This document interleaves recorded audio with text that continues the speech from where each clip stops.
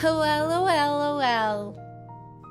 Oh well, oh well. 2 days in a row. I don't want to say that I'm the most consistent. Oh, what have I done? I don't want to say that I'm the most consistent streamer. But I could be starting today, actually. I know. Chat, I've had the best day. Something super major exciting happened. Something super major exciting happened.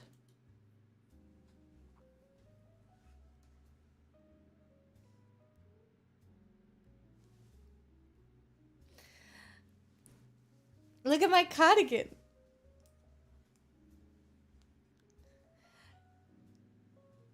Look at my cardigan. Isn't it cool?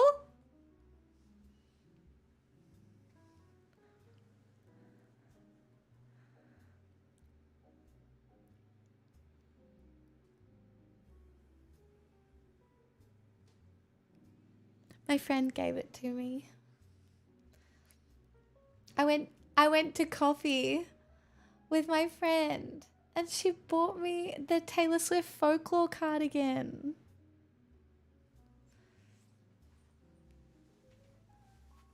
And I can't.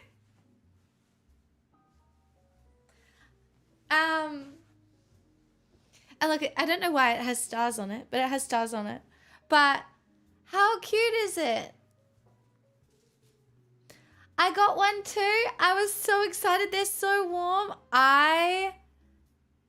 It was so thoughtful. I love it so much.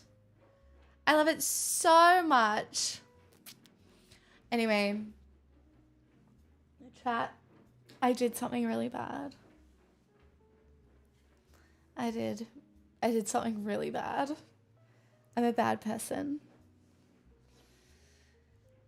I am. I'm a terrible person. I am terrible. But when we went out for coffee, there was a place near the coffee place.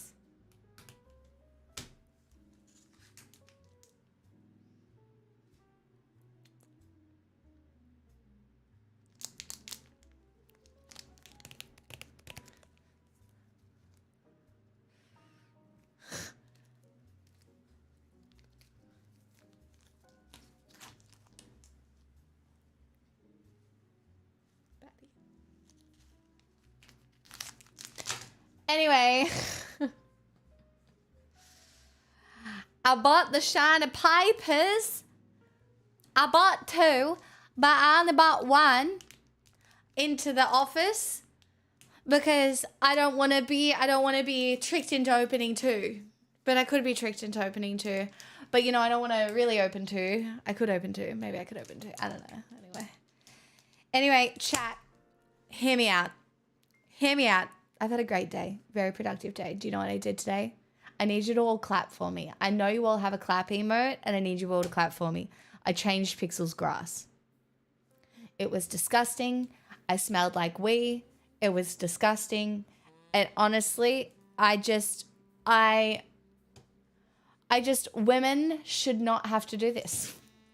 And again, I am no longer a feminist and I am going to consider a man for the simple reason of I physically should not and cannot. I hate it so much. I hate it. Smelling like wee is something to look forward to in old age. I just don't want to.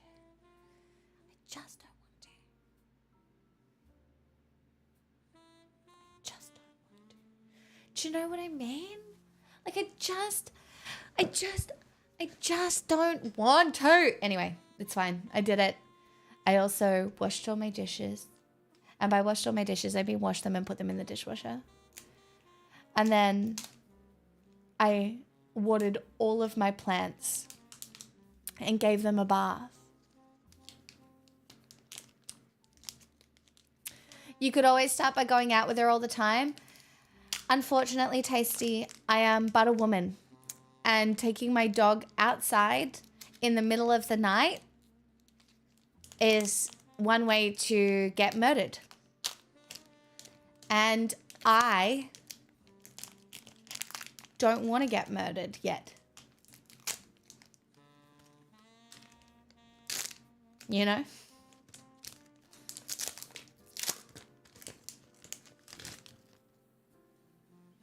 Voucher, a food token.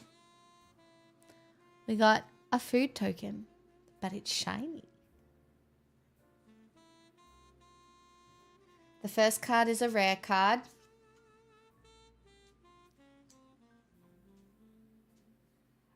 But it's so pretty and it's so cool. It's a mockingbird.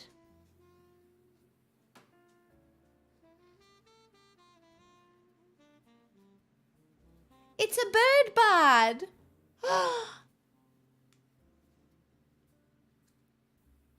Thorn Vault Forager.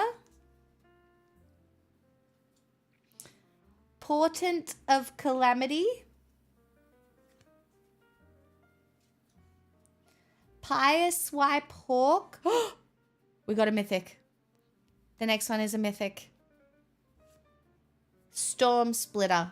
It's an auto wizard, but it's not that pretty. But it is a mythic. We got a shiny plains, which we do love a shiny plains. Peerless Recycling. Blacksmith's Talent. Shrike Force. That's very funny. Gossip's Talent. Bark Form Harvester. Nocturnal Hunger. Tempest Angler. Alania's Pathmaker. And Carrot Cake.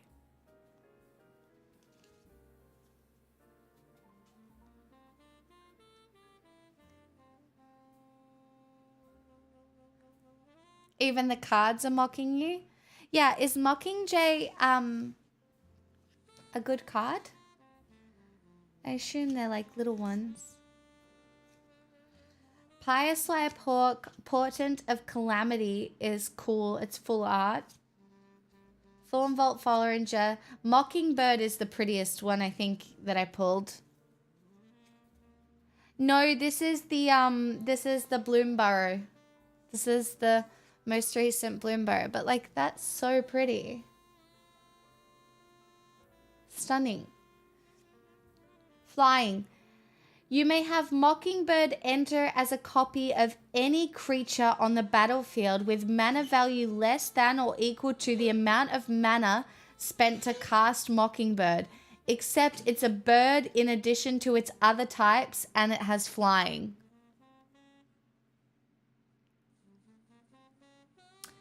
That's pretty cool. And then the mythic that I got is Storm Splitter.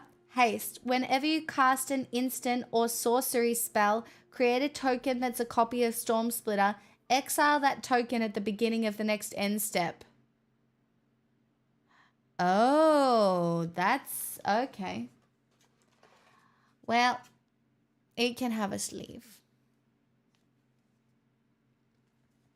Yeah, this one's a creature. Auto Wizard. It's not an instant. It's a creature.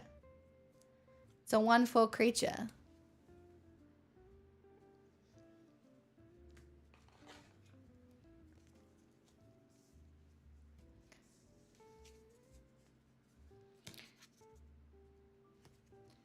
Chad, I really need a storage solution more than anything. Oh, Nerd Stream? No, not quite. I have one more packet to open. But I will not be opening that packet unless we hit both goals. Look at me doing capitalism so good. I'm joking. I'll probably succumb to my own wiles. I can't help myself. Get those boxes? Yeah, I do. I need to get a box. I do need to get a box. Real bad. Do you know the hardest thing for me to decide is to decide whether to sleeve the rares? Like, it's probably not worth sleeving the rares most of the time.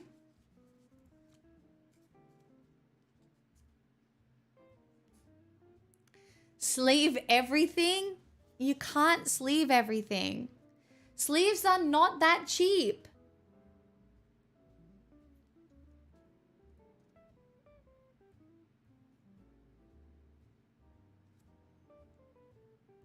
Sleeves are not cheap. Are you going to use it? Well, see, I don't know yet. I don't know yet. False! Kicking us off. Thank you very much for the gifted sub for Sleeves. They have given 12 gift subs in the channel.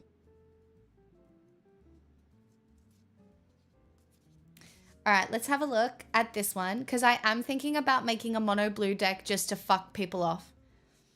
Reveal the top X cards of your library. For each card type, you may exile a card of that type from among them. Put the rest into your graveyard. You may cast a spell from among the exiled cards without paying its mana cost if you exiled 4 or more cards this way. Then put the rest of the exiled cards into your hand. Wait, that's a good card. Okay, that one can have a sleeve.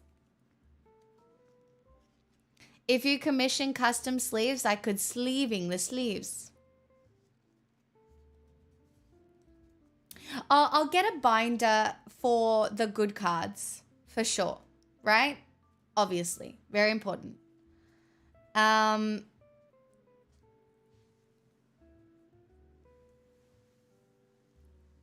Just be a cheap ass and wrap them in Glad Wrap. I don't think it works like that. Pixel Cult sleeves?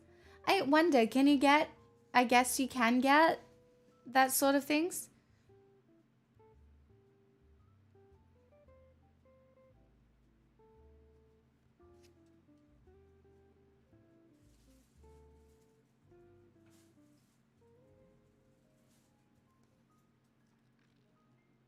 Pixel Smixel sleeves? What I need to do is I need to go through and like sort out all my lands. My trading cards live loose in my junk drawer where they belong. That's insane to me. Sleeve the pretty cards, the cards worth money, and the cards you play with. Besides that, they go in boxes. Yeah. What I need to go through and... I mean, I've got enough now to build a deck here. Like, there might be a few cards I need to find, but I just kind of have to think about what I'm building. I know, okay, so here are my 2 ideas so far. I want to build a mono blue deck just to be a cunt. Okay? No other reason other than on a day when I'm feeling particularly evil, I want to be able to pull out a mono blue deck and be an absolute bitch. Okay? That's what I want. I want to be like, actually.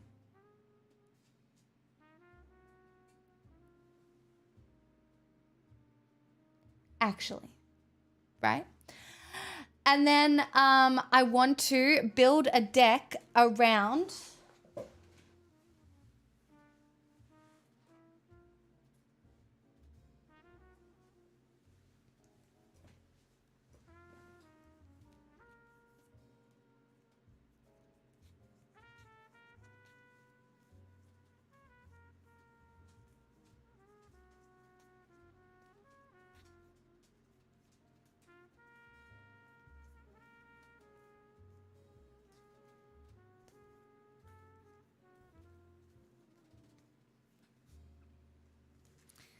it was on the bottom of the pile that I went looking for.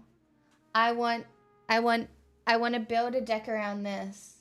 And I know it's only an artifact, right? So I know it's only an artifact, right? But it's Agatha's Soul Cauldron. And so I want to make a witch deck with like little creatures, like little rats. Maybe an owl. Maybe a familiar or 2. Do you know what I mean? The Taylor Swift deck will come, but like I want to build something around the cauldron because this was my first pull. I pulled it in front of my mother and I didn't even know it was good at the time. And like it's not even, I don't think it's worth that much. I think it's only worth like $40 or something. But basically, you may spend mana as though it were mana of any color to activate abilities or creatures you control. Creatures you control with +1/+1 counters on them have all activated abilities of all creature cards exiled with Agatha's Soul Cauldron.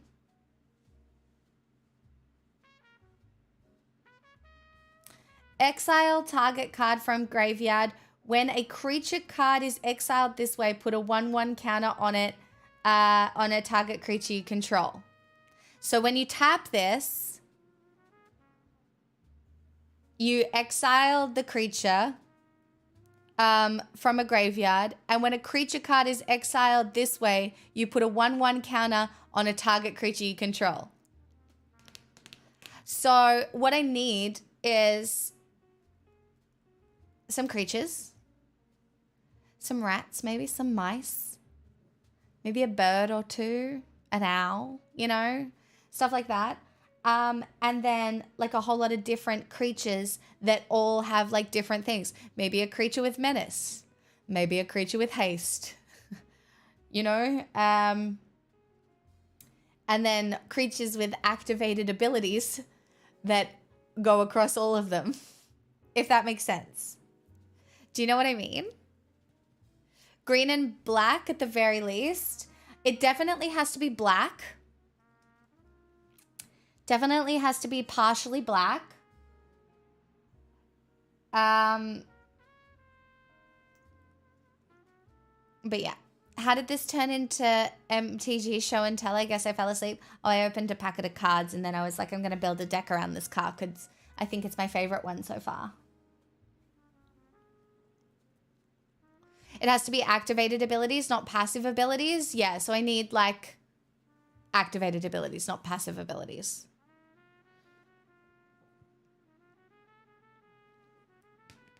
Anyway, I think you can make a disgusting deck around this card and other cards.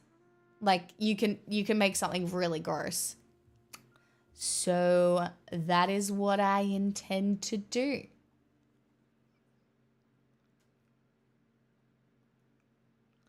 Well, yeah, kind of. Yeah. You need +1/+1 count. Pixel. Are you having a good lick, darling? Anyway. Yeah. I just think it could be like really cool to make a witch deck. And I'm sure I can find like other cards that I already have that would go well in a witch deck, and then I can kind of like go from there, you know?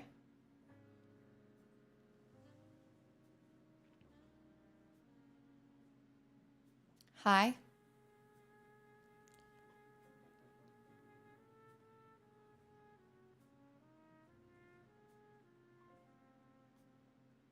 Chat, I'm just going to shut the door.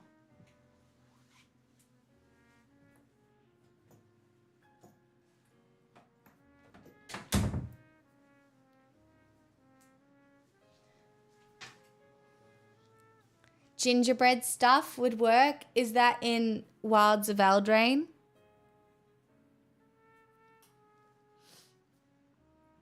It's freezing tonight. It is pretty cold. Yeah. I have a few Wilds of Eldraine cards, but I don't know where they are. I have to organize my cards once I've got somewhere to put them.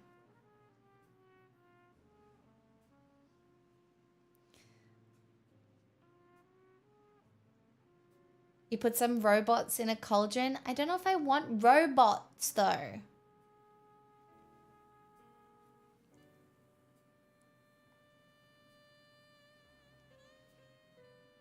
I don't know if I want robots. We'll see. But yeah, I think it could be really fun and cool and fun and cool and fun and cool. Anyway, it's, you know what's kind of fucked? Because like I haven't been able to play a game of Magic in like 2 weeks. So all this is theoretical. Where do you get other cards from? You have to buy them with your money. That's why I didn't play this game until now. Because like, if you look at that, like that's poverty. I am not like, I don't want to be a creator. Like it's poverty. This is a full-blown house deposit, so 42 of the best months. It's not, by the way. Sorry if that's a poor joke, but like, it's not. I mean, it's a hobby. It's a hobby. It's just not. It just can be an expensive hobby. 10 dogs. Speaking of expensive hobbies, thank you so much for the 42 months with your Prime. So grateful. Is there enough money in Magic streaming? I'm not going to be a Magic streamer. I don't want to be. I just want to play Magic with my friends.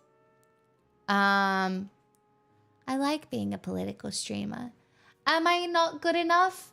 Am I not a good enough? Am I not a good enough political streamer? Am I not enough for you already? You know, like, I just want to play Magic with my friends, you know? That's all. It's just a nice social activity. I don't know. Everything turns into content.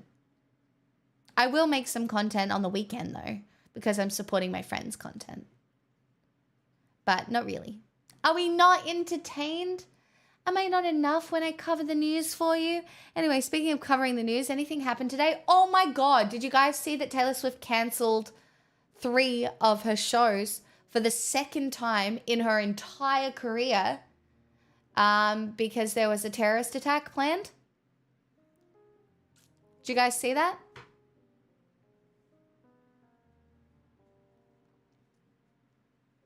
She had to cancel her 3 Austrian shows.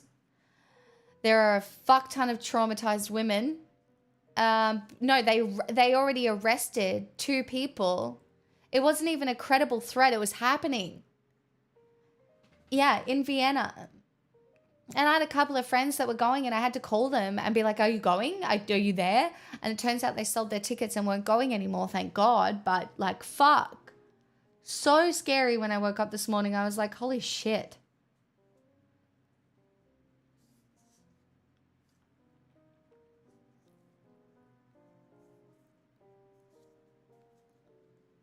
Yeah, 2 arrested. They're not even 20 years old, I don't think. Like, Andrew Tate and every fucking right-wing douchebag content creator who has stoked hatred towards women has so much to answer for. They have so much to answer for.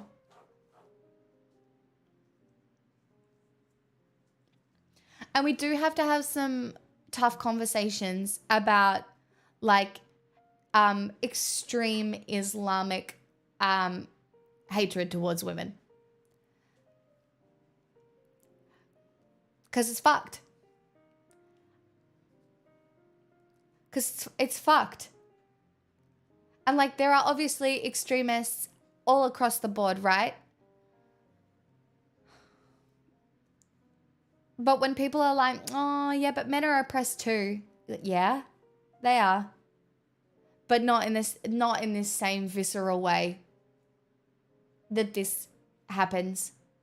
Like a woman has died in Australia by domestic violence this year. I think it's 1 every 4 days.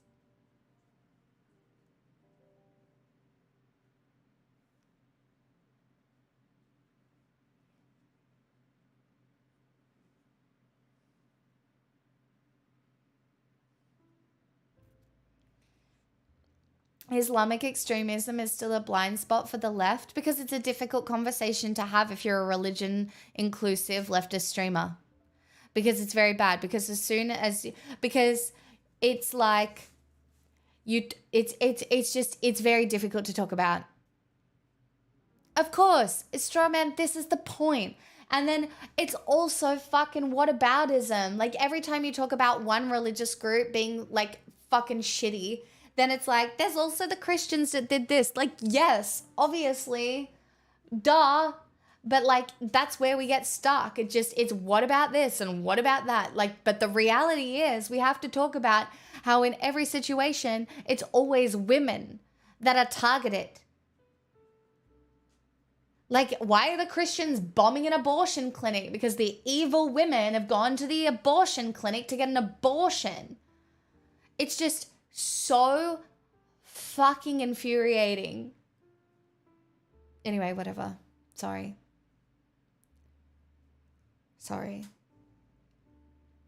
I just...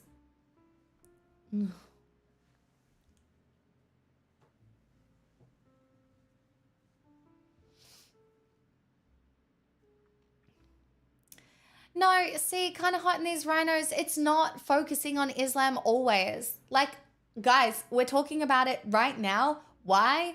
Because there was a fucking terrorist plot to bomb children at a Taylor Swift concert who would have been majority women.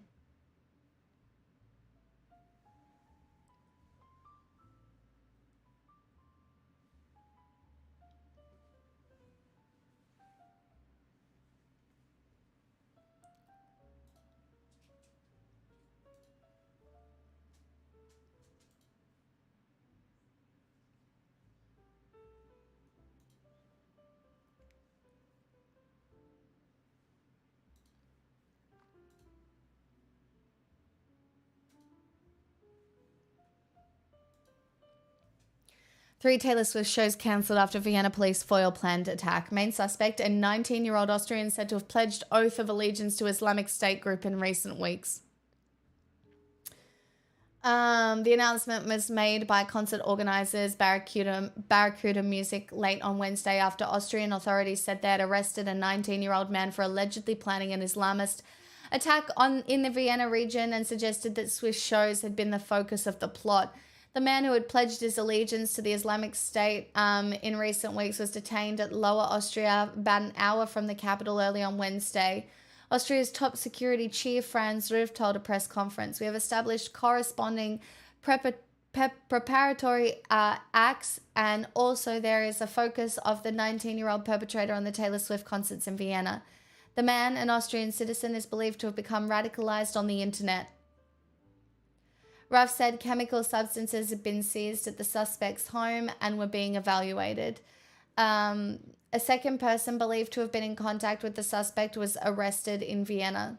Swift had been scheduled to play the Austrian capital's Ernst Happel Stadium on Thursday, Friday and Saturday. In an Instagram post late on Wednesday, Barracuda Music said, "With confirmation from government officials of a planned terrorist attack at Ernst Happel Stadium, we have no choice but to cancel the 3 scheduled shows for everyone's safety."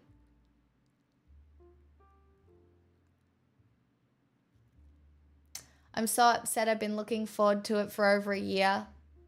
Taylor Swift in my hometown, and now it's not happening."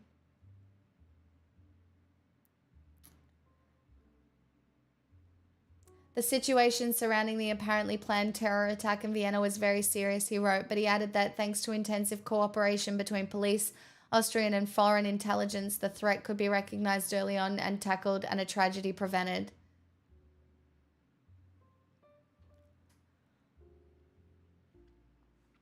This is what I mean, though. Radicalized on the internet. Do you know how many young men this is happening to right now?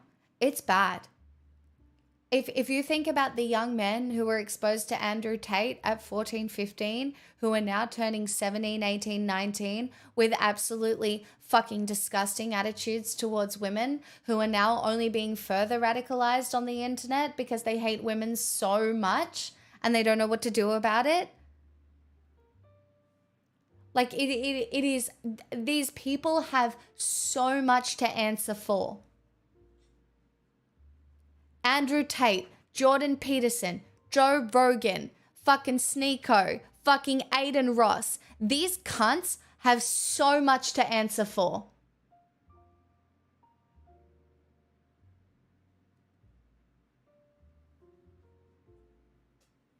It's just, it's infuriating. It's just so fucking infuriating. And everybody is like, "Oh, stop it. It's just a tee-hee ha-ha. It's a little meme." They're just memers. They're being so funny because it's so funny to like hate women. Sometimes, don't you know, it's just like ironically hating women. It's just a little troll. It's just a little troll, you guys. We don't actually hate women. Like, we just want men to feel empowered. That's all.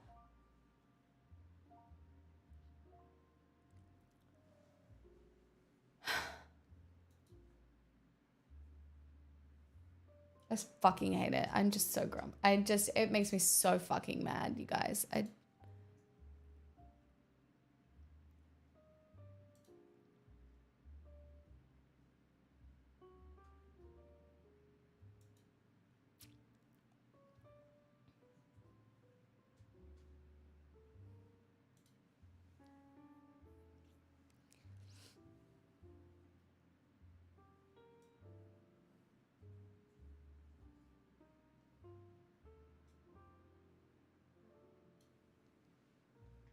What's wrong, baby?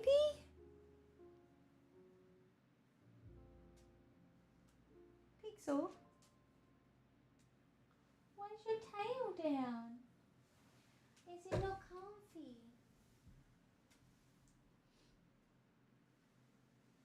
There you go. Try that.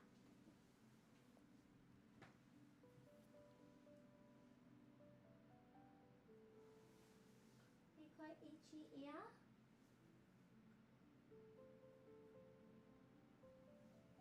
You're a bit itchy.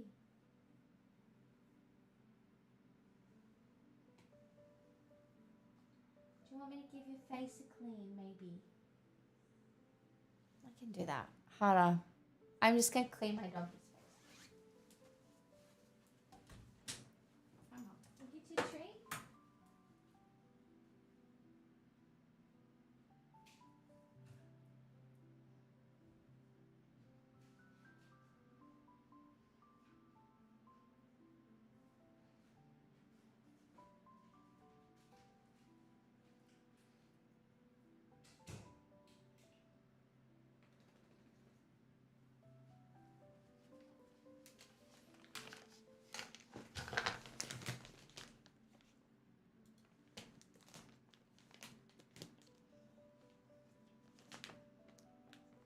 Yeah, the succulent Chinese meal guy did die.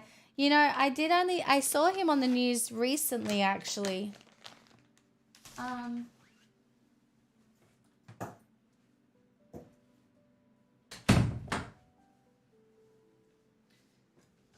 He was on one of the Australian news channels recently.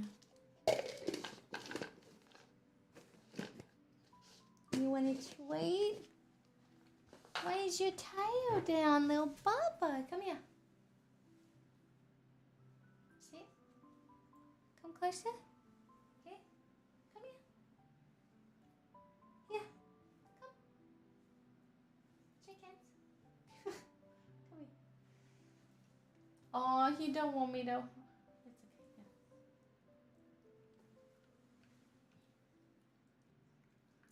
okay. Yeah. Was that yummy? That's a good girl. No. Oh, I should have done this the other way around.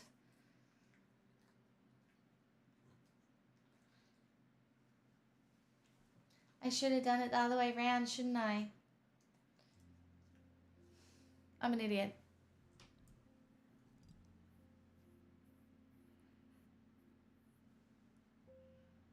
Democ.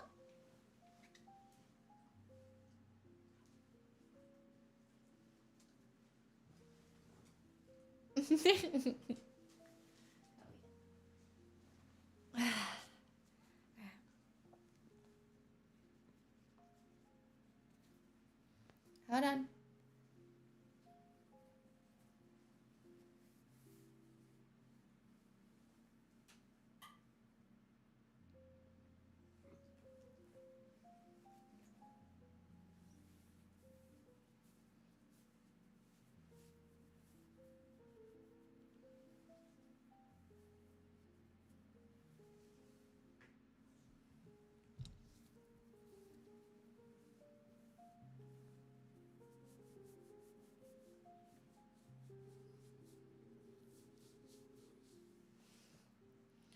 You've done well, Pixel. You just gotta let me do your other ear. Hold on, let me get in there. Let me get in. Oh, is that nice? Yeah. Mmm.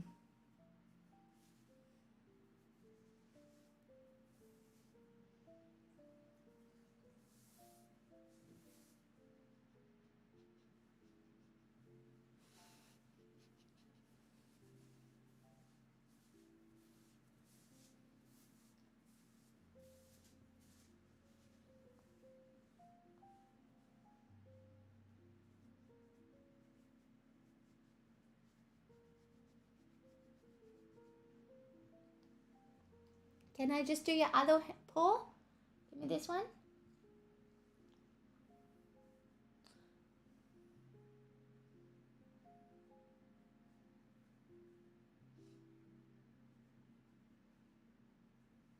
There you go.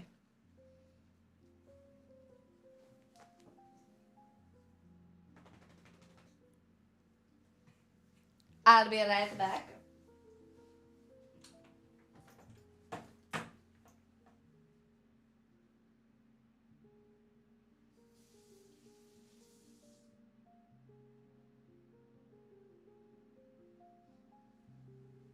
This is a full-blown house deposit. So Hey! Guppy! I can't believe you subscribed to the chair and not me. Come on. Come on. You coming in?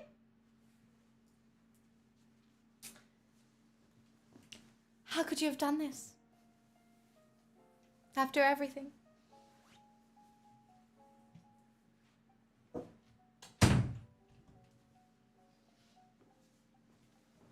Sorry, everybody. I think she was just not comfy. There you go. Should I get comfy? There you go. Recently, I went to a Coldplay concert in Germany, and if things are similar in Australia, there are much security checks when entering the venue. Oh, yeah. No, so in Australia, going to Taylor Swift felt really safe. Even in France, it felt less safe, but it still felt pretty safe. And like, yeah, but it must have been so bad for them to cancel 3 shows. Like, it must have been so bad for them to cancel 3 shows. That's just the reality. It's just so scary. What does it mean to be radicalized online? You get lost in echo chambers. Even I realize to an extent I'm lost in an echo chamber, right? A progressive one that isn't hate-fueled, but to a certain point, the topics that we talk about, like super progressive, like trans issues, only exist online. You think they exist in person? They don't. They really don't. Like when we're talking about like super progressive LGBTQIA+ issues, those conversations, they don't exist in the fucking real world. They just, I mean, this is the real world, but they don't exist outside of very specific online echo chamber areas. So you learn what exists in different spheres by interacting with different spheres. And one of the scariest ones is to be a young man on the internet. Especially a young, insecure man who feels powerless in society. There is not like, it's bad, especially if the outlet of that hatred is towards women. Like if it's like, if the hatred is towards the system, I feel like that's kind of based. But if your hatred is directed towards a minority, then you have a problem. You have a problem.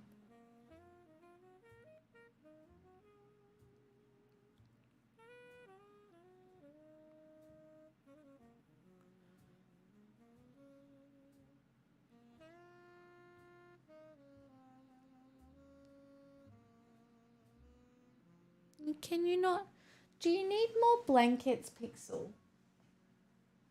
Is it not good enough, this one? It's just not comfortable enough, is it? I feel like you need more blankets. Let me see what I can do.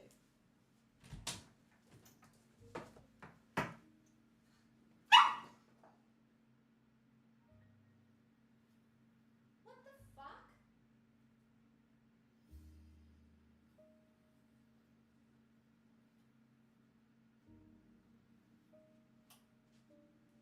Guys, the same thing happened as the other day. That was a weird random yelp. I didn't trip over her or anything. That was one of the weird random ones. I don't know. I don't know. She did that 3 times the other day when she wouldn't sit next to me. And that was another random one. But nothing unexpected happened then. I didn't trip on her or anything. Is it your leg? I'm so worried it's a leg. Oh, it is a leg. It's a leg again, you guys.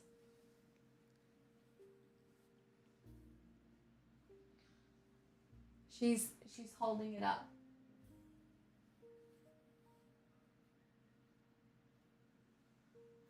Oh. Yeah, it's the missing hip leg. Sit down, darling. Here you go. I think she thinks like I do it. I don't know. She just looks at me like, how could you let this happen?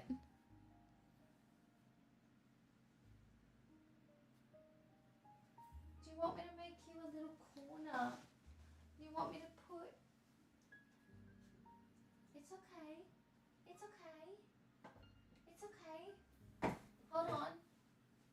Do you want to feel safer in a corner? Hold on. What if I put these over here? Like, would that be better? There you go.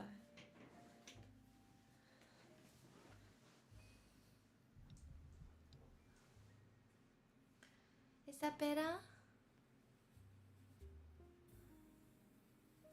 Maybe you could get comfy there.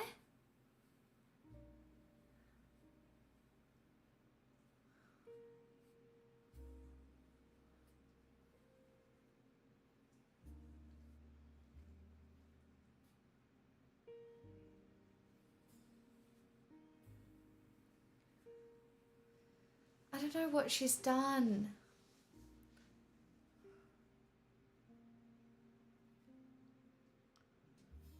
Oh, I'm in for another... Oh, no. And I'm looking after Loki. And he's going to try and chase her.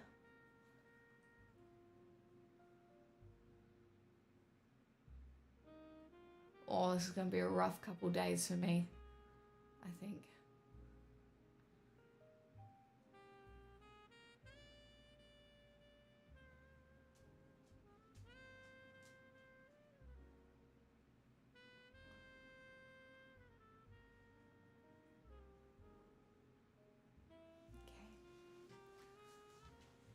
I think she's okay. I really do. Like, she's fine. Like, we went for a walk today. Absolutely fine.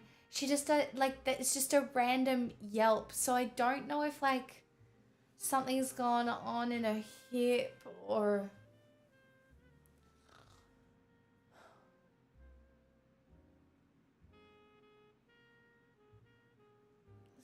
Oh, it's so annoying. Anyway. It'll be fine. It'll be fine. I'm not stressed. She'll be fine. She's just had one of these as well. Which is like, it contains L-tryptophan and thiamine to help maintain calmness. Oh, but she's not comfy. Could your vet prescribe anti-inflammatories? Probably, Brian, but that includes affording a trip to the vet. Look, you guys, I used to be a real helicopter parent to Pixel in that I took her to the vet every time. But the reality is, like, spending $200 minimum on a trip to the vet every time your dog yelps when she's a dog that coughs and yelps and whatever, it's just not particularly, like, it's not sustainable. I don't know what to tell, like, it's not a sustainable thing.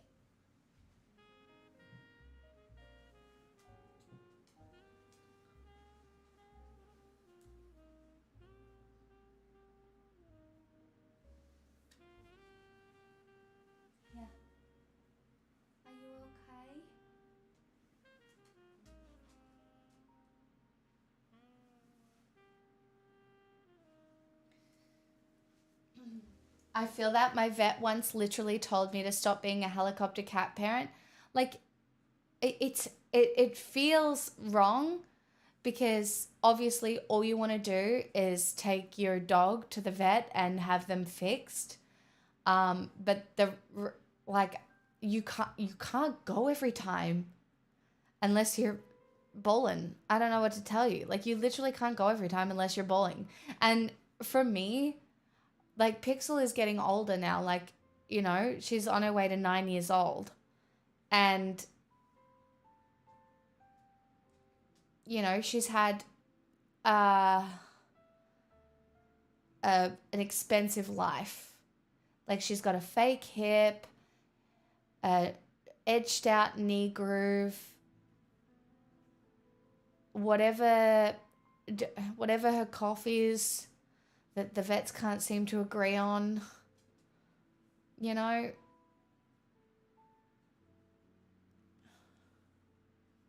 Are you all right?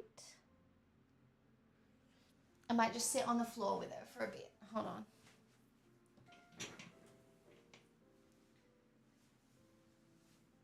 Does she have a private though? Come here. You want to sit? You sit with me?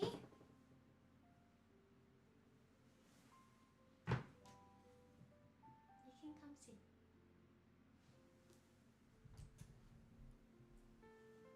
You come sit over here. Floor show.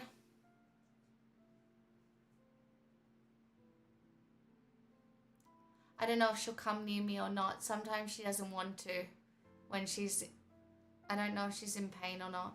I wish I could just have like some doggy painkillers, you know, just on hand for this sort of situation.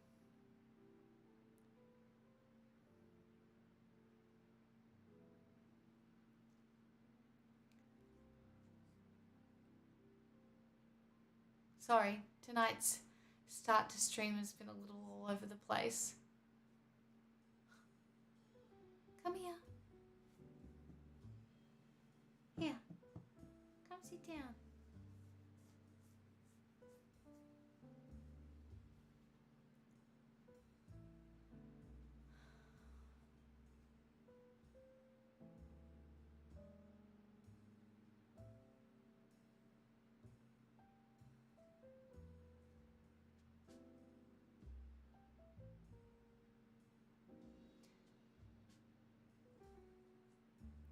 The Japanese mushroom supplement called AHDC gave my dog 2 extra years after a fatal diagnosis.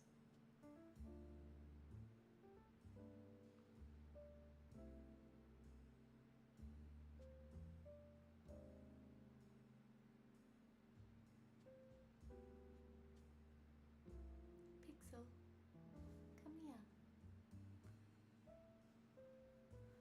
She was 12? That's pretty impressive. Lived to 14? Again, that's so good.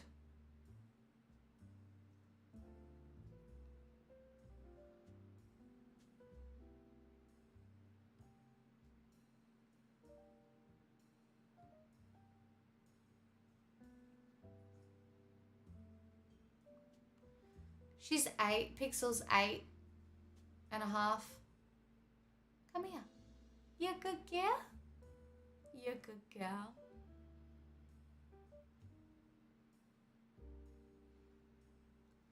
Medicare for pets would be nice.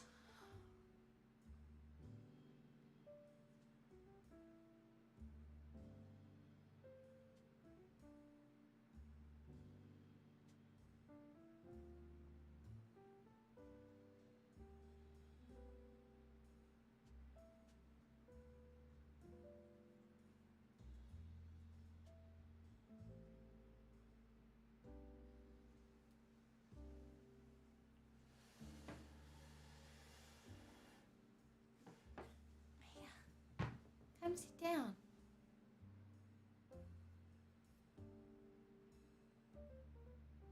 Come on. Hazel, come here. This is how I know she's probably in pain because she won't come near me. I don't know why. It's so it's so counterintuitive and I feel so bad.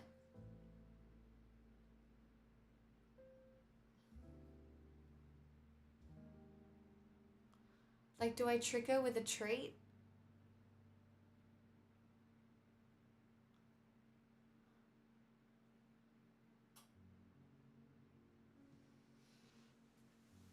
I can't give her any more of these, but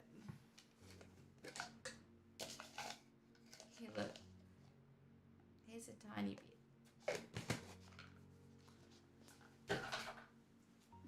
Yeah.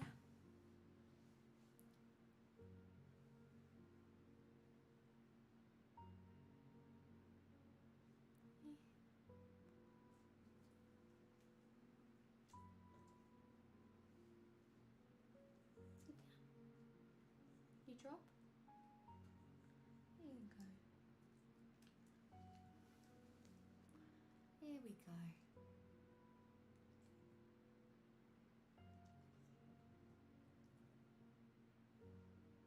Is that comfy?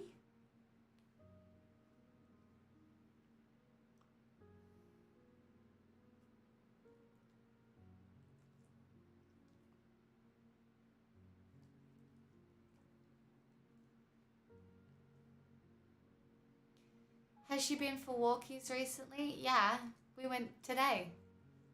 I take her for walks every day. Tell me, we go for walks every day. Yes, we do. We go for walks every day.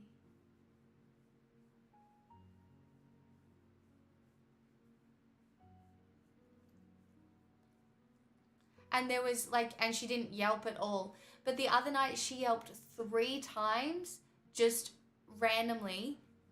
But like nothing happened. And then she woke up the next day completely fine. Which was the weird thing. So I don't know what to think of this one. Like I don't, yeah, I really don't know. Like, I'll show you. My very good girl. Yes. Yes, you're a very good girl. Oh, is that nice? Some ear scratches. Some head pads, maybe. Some chest scratches. Some chest scratches. What about some chin? Oh. Some ear. Oh, some ear scratches. What about some ear scratches on this side?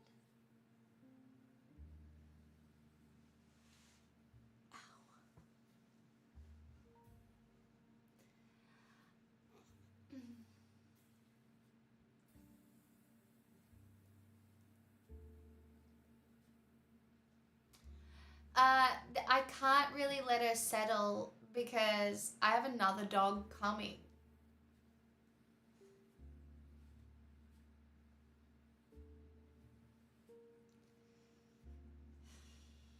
Fuck. I'm just gonna hope that she wakes up in the morning like she did the other time, absolutely fine. And it turns out she just got a fright and was a little dramatic. That's all.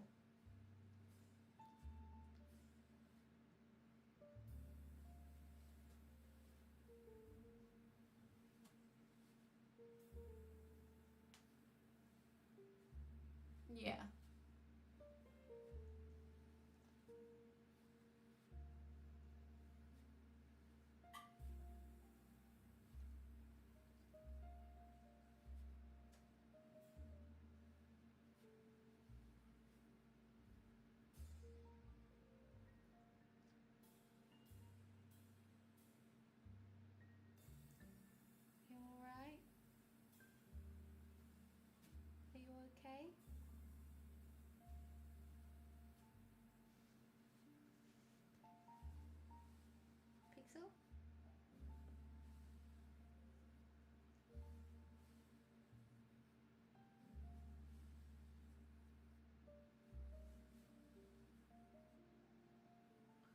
She's got the shakes.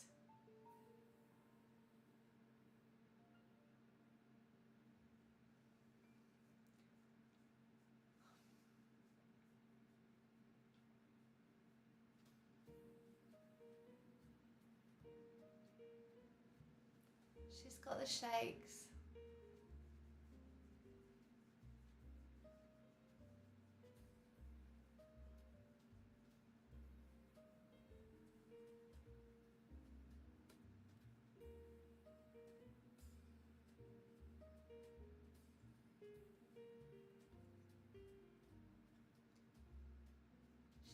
She's got the shakes. I don't like that at all.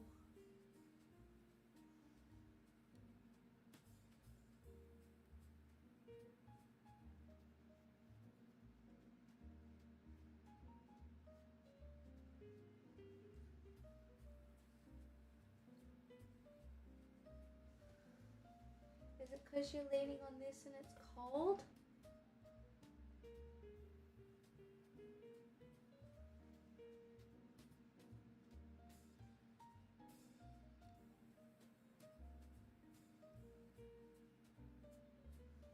Darling, you can't shake like that.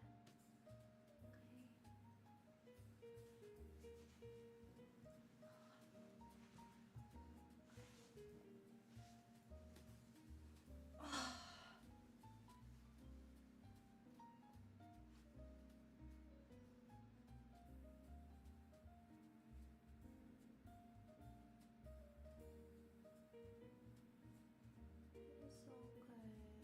It's okay.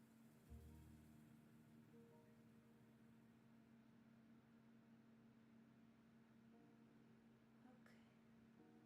Alright.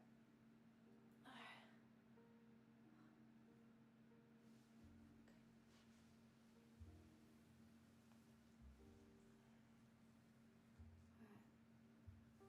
Okay, so I'm just gonna test, alright? Are you ready? I just need to check. Yes. Okay, that bends. That's good. It bends. Hold on. Okay, I just want to see.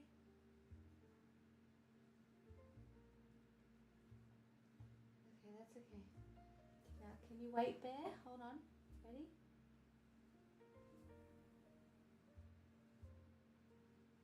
Let's see, you can.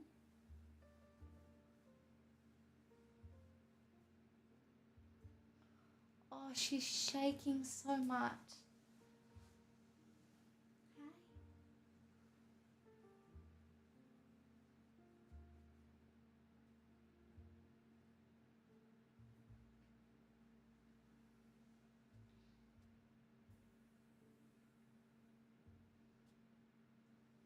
Hold on.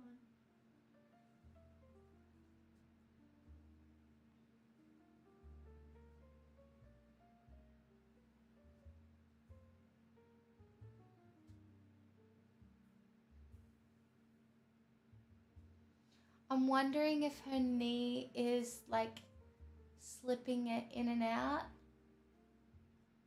Maybe.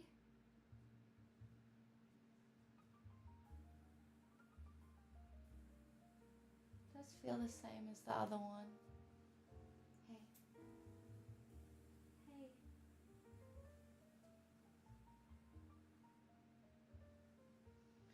Oh.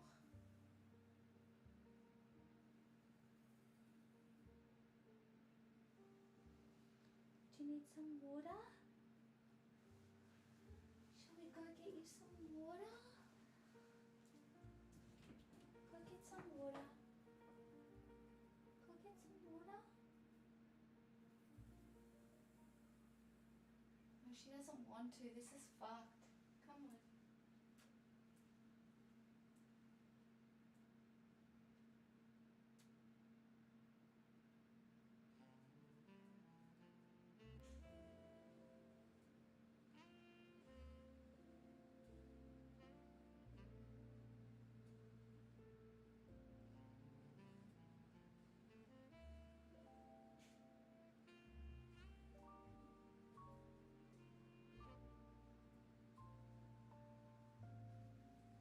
Oh, she's just following me.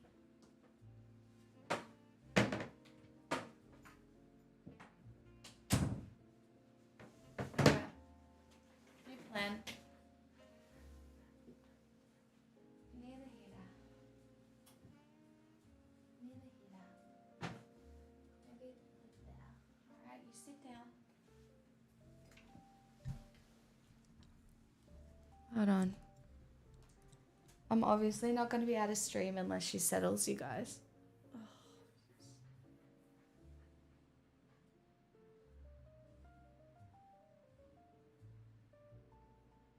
Sit down.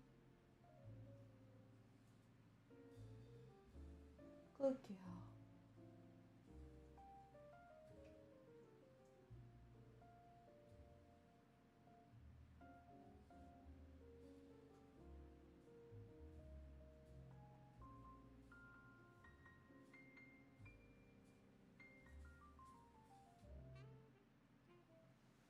Okay, she's sat down. Let's just give her a minute or two to get comfy. This is a full-blown house deposit, so...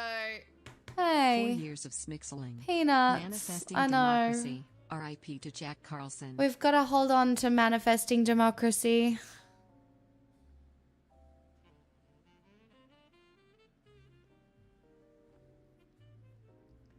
It looks like she's relaxed a little bit now. I don't know if you can see.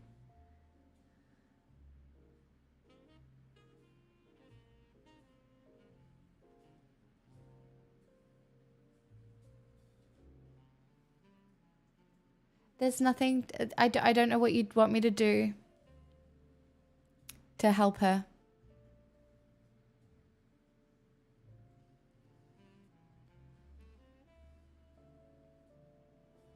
This is the thing. I know by now, at this time of night, you call the emergency vet. Right? There's a 4-hour wait minimum at the emergency vet. So there is literally nothing I can do. The earliest I can do anything is the morning and calling my proper vet. Right?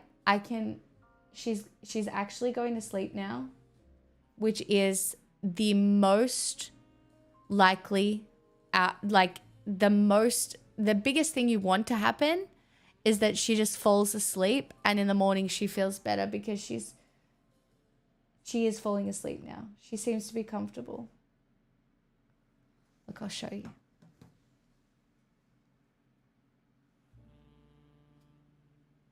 Well, she woke up because I picked up my phone. I don't have any painkillers. I can encourage her to drink water. I've given her a little calming treat. Like you just have to wait. There's nothing you can do.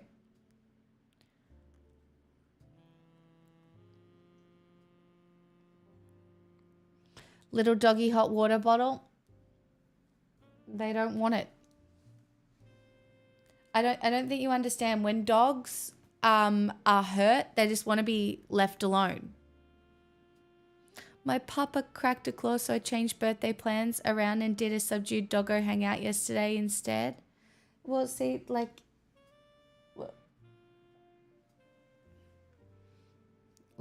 I took a photo, but you don't even need to see it.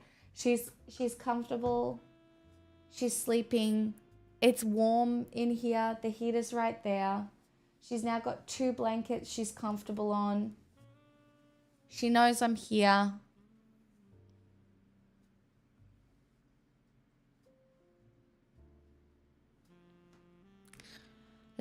Like, I know this is so fucked, but I've literally had to train myself to be like this.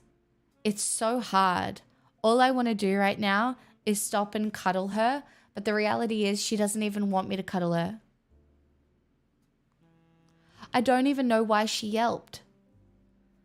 I didn't trip over her. It would have been something so random. I swear to God, when she yelped 3 times the other day and then was fully better the next day, I literally was convinced she was faking it.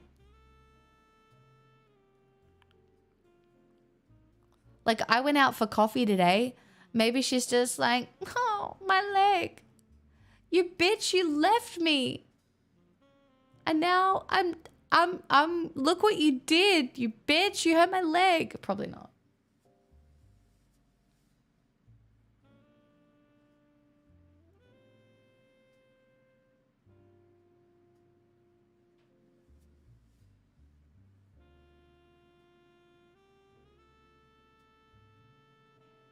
She does look relatively relaxed.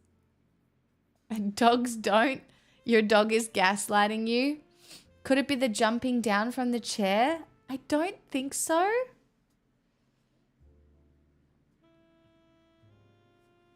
Like the other day when this happened, she was shaking her head a little bit.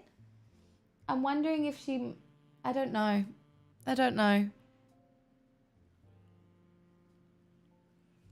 Like she could honestly, it just could be her arthritis.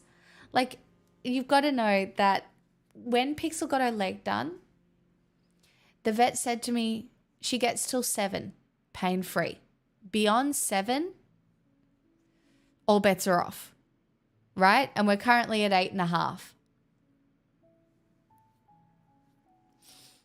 So, yeah.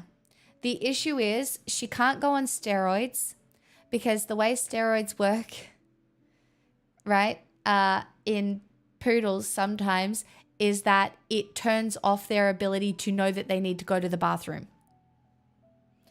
So Pixel becomes incontinent, entirely incontinent. Yeah. So remember the first time, do you guys remember I moved in here? And I had to get a dryer straight away. Why did I have to get a dryer straight away? Because Pixel was on fucking steroids when I moved in here. And I was literally, she was on towel after towel. I had to make sure whenever she fell asleep, she had like a nappy on and then a towel. It was fucked.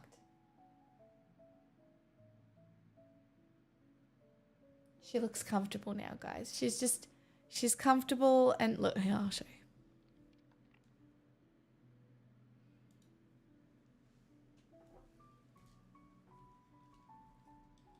Come for the ride. Hold on. Sorry. Hold on. Hold on. I'm doing the thing. Hold on.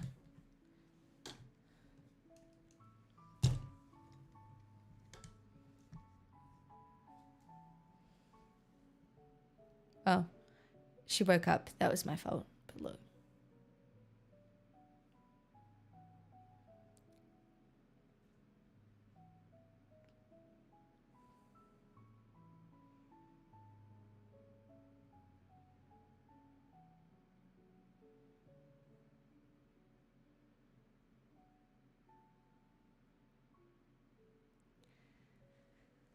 Okay.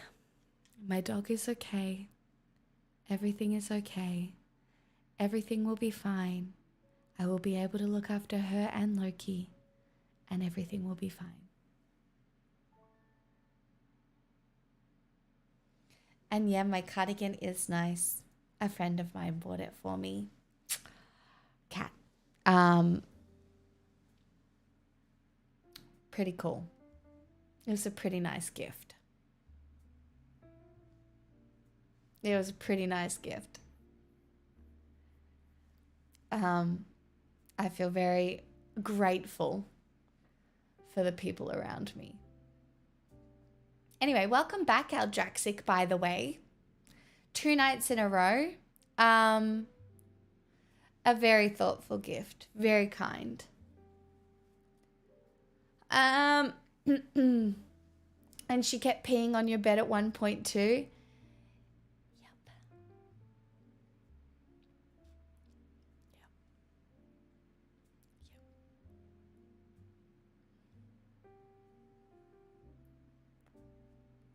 Gotta go to work. Have a good one, Vizarak. Sorry that my entire content while you were here was me just worrying about my doggy.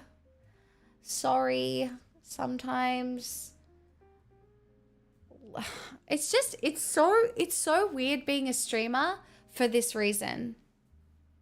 Right? Like sometimes it just like there's just random shit that happens and you can't control it and it just happens. Like it's so weird. Anyway.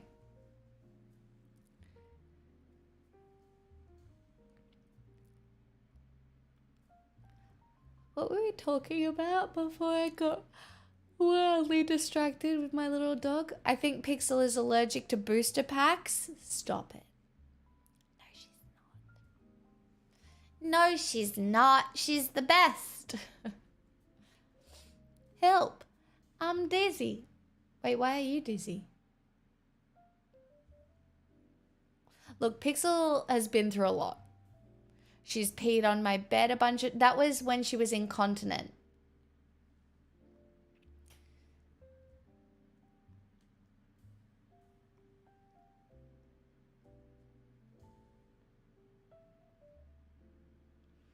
One Yelp per good card.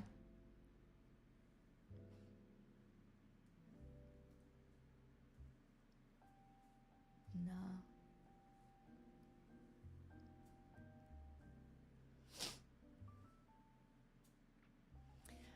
Topic was Taylor Swift concert and internet radicalization.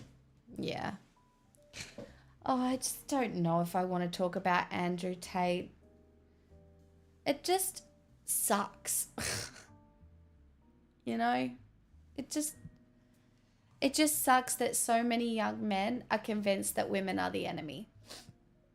Or that women's rights are the enemy because who are women to be human beings?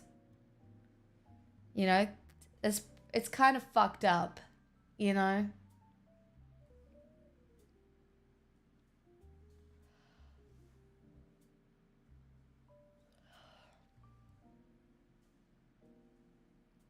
Did you see the transphobes are transvestigating Tate? Oh my God, no. What?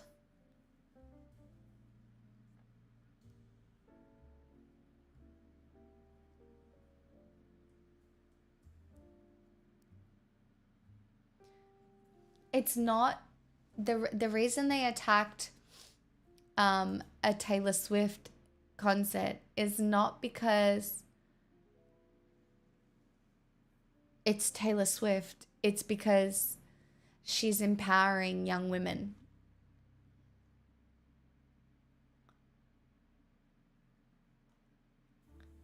Stop it.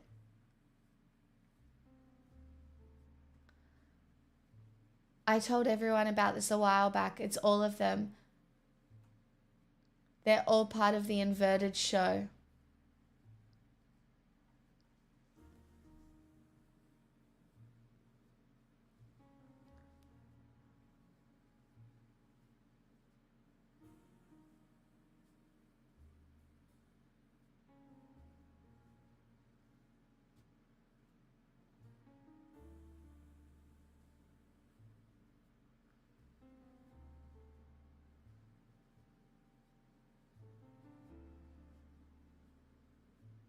This is so bad. Dylan Mulvaney was apparently female at birth, forced to transition to male and is now transitioning back. Who cares? Who fucking cares? Why is it such a big deal? This is my like, why is it such a big deal? Why the fuck does anyone care? Do you know what I mean? I saw this. Why does anybody care? You can mutilate your genitals if you want to. Like, honestly. Why does anybody care? Do what you want. Like, you can be who, like, gender-wise, you can be anything. You have bodily autonomy to do whatever you want if you're 18. If you're an adult and you're of sound mind to make your own decisions for your own fucking body. That's it. That's all you have to do. They're obsessed with the way things should be. Okay, well, should we go back to monkey? Shall we return to monkey? Shall we do that? Because the way things are supposed to be is so stupid. Shall we just reject modern medicine and go back to dying of preventable disease? Shall we do that? Shall we stop using tools? Because humans aren't supposed to use tools. It's unnatural. Shall we shun the internet? Because that's not the way things are supposed to be. So fucking dumb. This is so fucking dumb. What is the way things are supposed to be?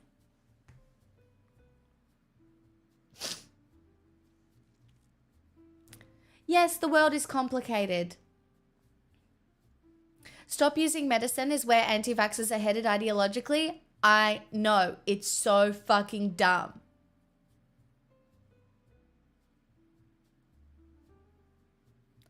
It's so fucking dumb.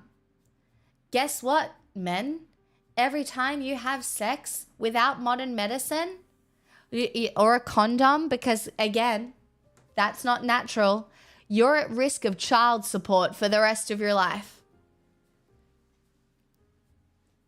That's right. That's right. No more testing for STIs or anything like that because it's not natural. So everybody gets chlamydia too. Because there's no protected sex because that's not natural. That's not the way things are supposed to be.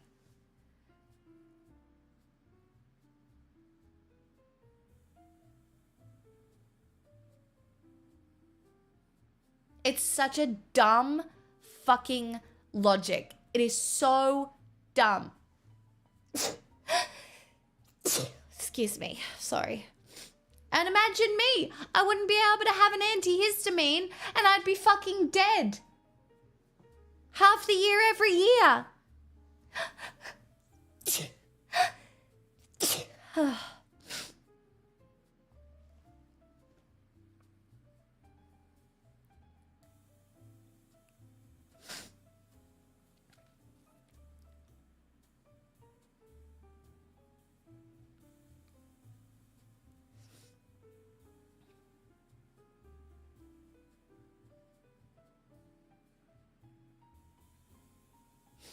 Isn't that called hibernation? I would be so fucked without an antihistamine. I also would have been pregnant 50 times by now because I've had so much sex.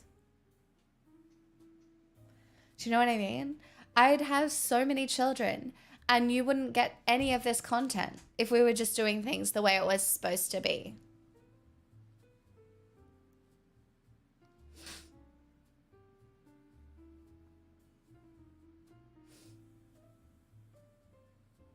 You don't know. Maybe I had octuplets every time.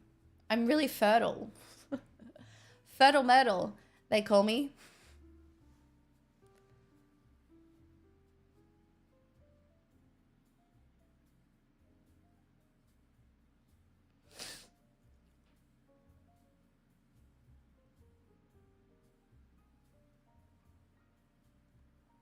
Pixel is snoring.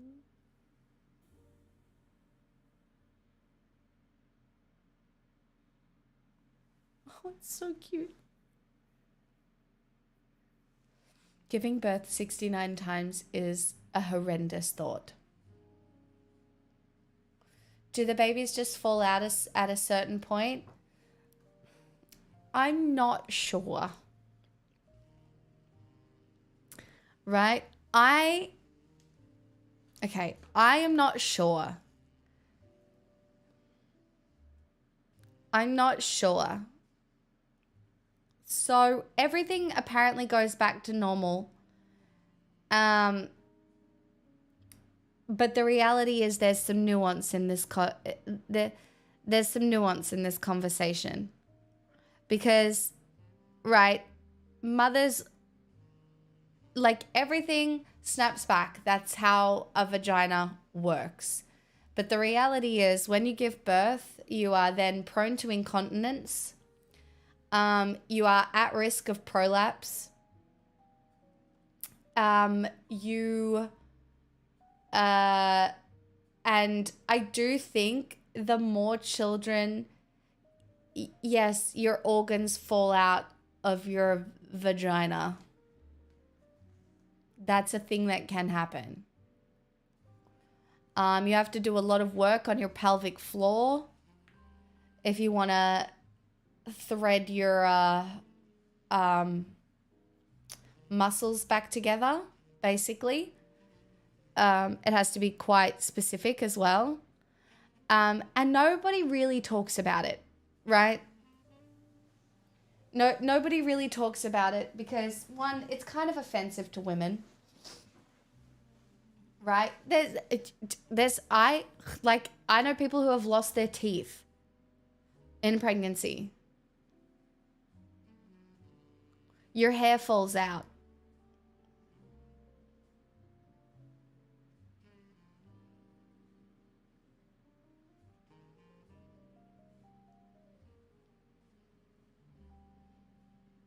It's a lot on your body.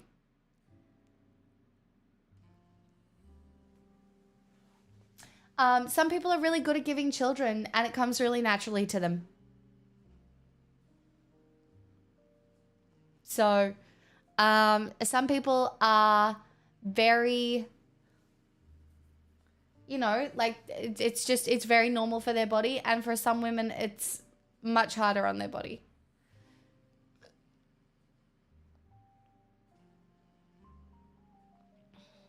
A C-section is intensive surgery. They say it's much easier to recover from a natural birth, well, most natural births, than a C-section. That is a lot of babies. What the fuck?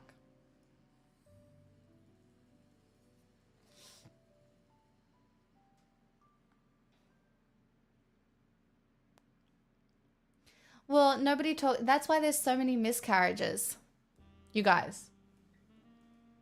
Oftentimes, a woman will get pregnant and a woman's body will be like, absolutely fucking not, queen. We are not compatible. This is a different blood type. I don't like it. And then you will have a miscarriage. And it's not your fault. It's no one's fault. It just happens. And it happens often.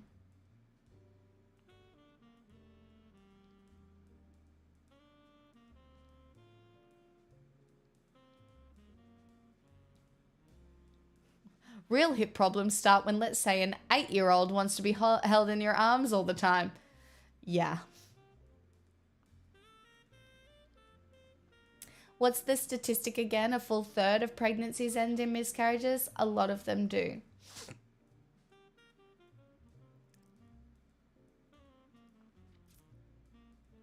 Anyway, do you know who I'm thinking of today?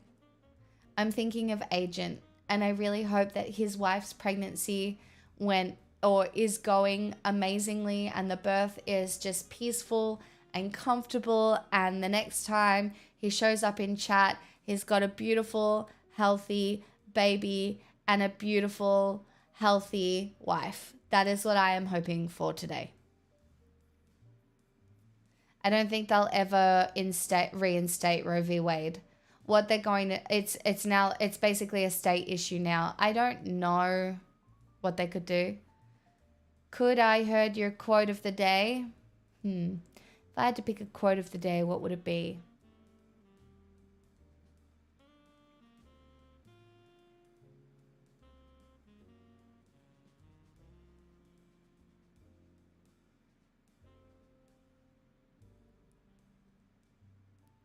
Fuck you, don't touch my chicken. Perfect. That's ideal.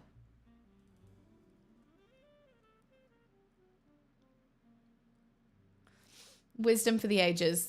Deep. Interesting. Perfect.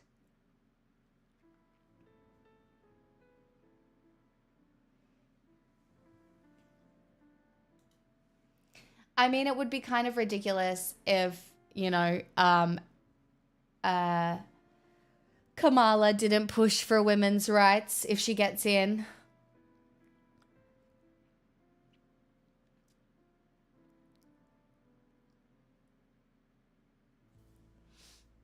We did, Sam.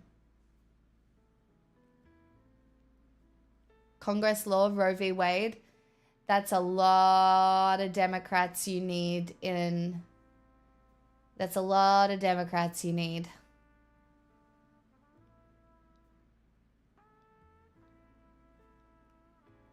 What rights would you like to be put in place? I would love to see some gun legislation. I don't think guns are ever going to get banned, but I think the idea that in America you have to do school shooting drills is pretty fucked up.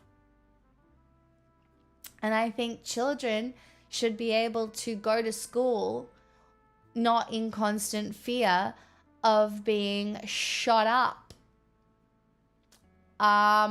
So I'm pretty pro that. I'm pretty pro the legalization of drugs. A lot of drugs. I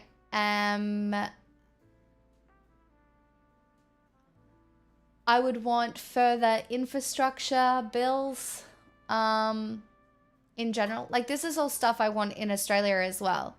In Australia, the gun thing is not really relevant, but I want governments to commit to long-term infrastructure projects. I want trains. I want healthcare. I want aged care. I want incentives for people to study teaching, and I want incentives for people to study nursing, and I want those roles in society to be treated like we would treat a doctor or a lawyer or some fucking loser, cockhead face fucker, mother cunt, entrepreneur. I want a school teacher to be treated in society like we would some fuckface who got rich off crypto.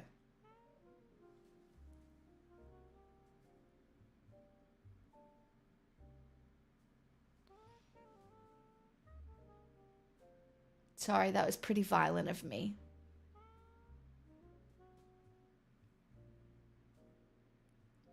I didn't mean to be so violent.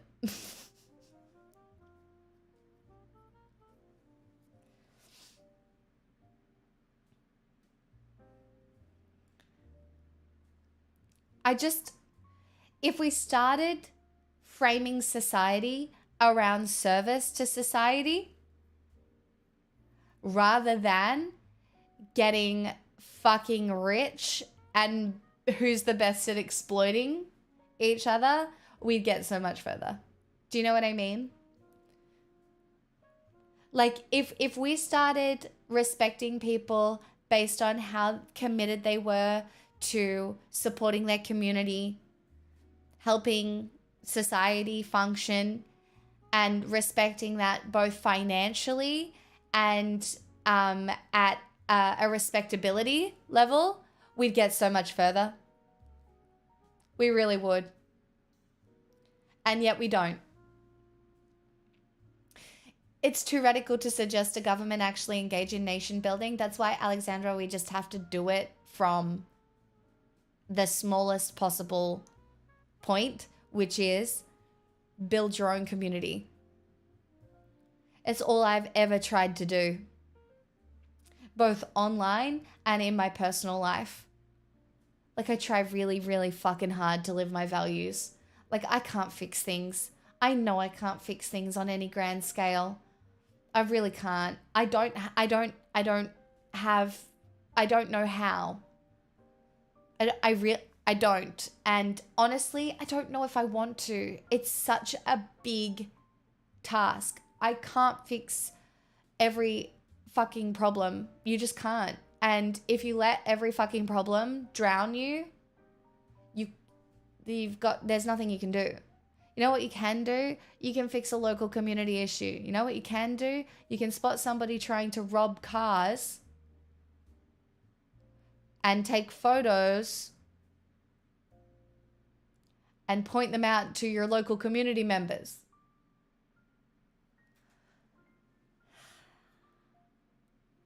But what if, hear me out? I mean, I tweet really hard too, but also, by the way, local community can be whatever you want it to be. To me, local community is when my friends need help moving, I'll help them move. When my friends are suffering, I will cook them food. If somebody needs a hug, I will go over it and I will sit them. If somebody needs help cleaning their house, I will help them clean their house. I just attempt to offer things to people in my community. It's not big. It's not big. Me supporting my community is me visiting my mother once a week. Me supporting my community is the phone call I make to my sister every morning. Me supporting my community is singing at my grandma's funeral because I know that's something that she would have liked. It is all of those little choices that are not for you, but they are for you because building community is for you.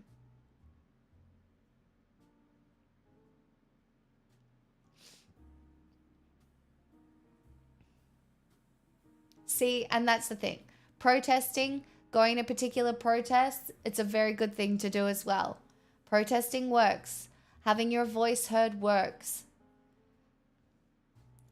Having the conversations with your friends works.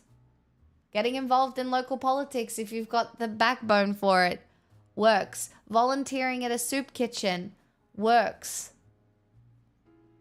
Working in an industry that is community-based works.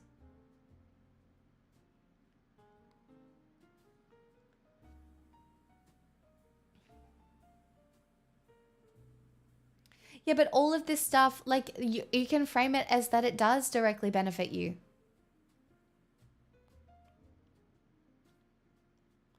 Just building community directly benefits you. Just be the narcissist you always wanted to be. All right? It does. But yeah, it doesn't feel like it for, you know.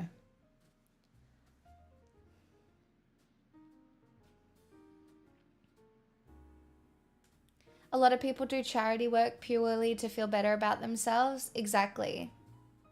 What's history night? Oh, we're gonna watch a video in a little bit. That's look, I'm a bit of a one-trick pony at the moment. Actually, that's a lie. So we've done lots of different history nights. We've done lots of different topics, but my favorite topic is the history of food with a particular creator called Max Miller. Is it Max Miller? No. It's Max. His name is Max. And he's great. Max Miller was Ariana's, what do you call it? Anyway, not the point. But I also do news and politics and I sing afterwards. But every Thursday, it's history night. And so we find some video to do about history, both, basically.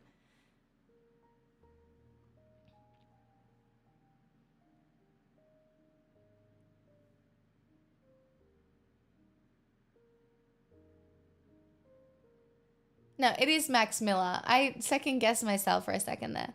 Interesting. Well, where did you come from? How'd you find me? What are you doing here? Fill me in.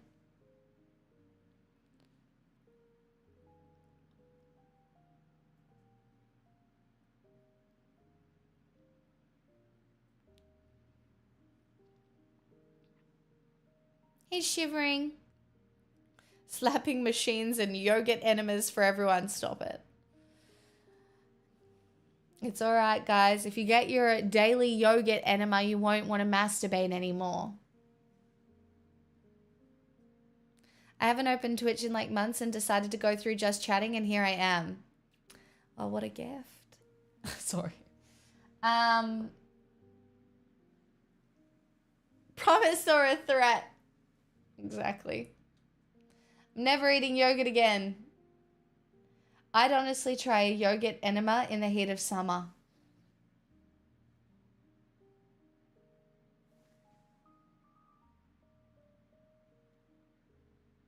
My apartment is flooded. Fire sprinklers above, they reckon. No power except for the TV. Oh, no. That's fucked. Champagne, I'm so sorry. Wow, I love the stars on your sweater. It's a Taylor Swift sweater. So thank you. My friend gave it to me today as a gift. I love it so much. I actually feel very pretty.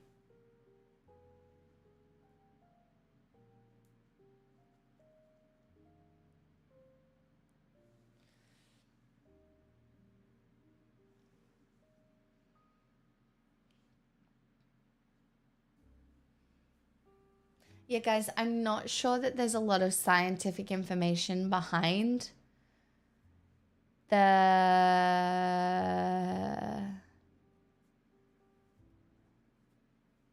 yogurt enemas.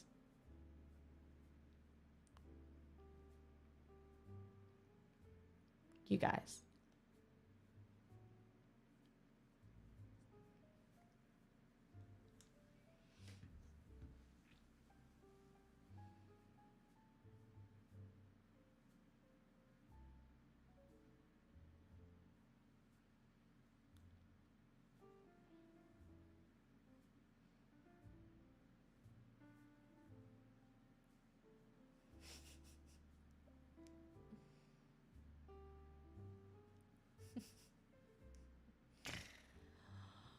I swear to fucking God. What am I doing with my life? I love that I sit here and I'm like, it's okay, Queen, you're doing something important. You make people's days better. You're valuable. And then mostly you're talking about a yogurt enema.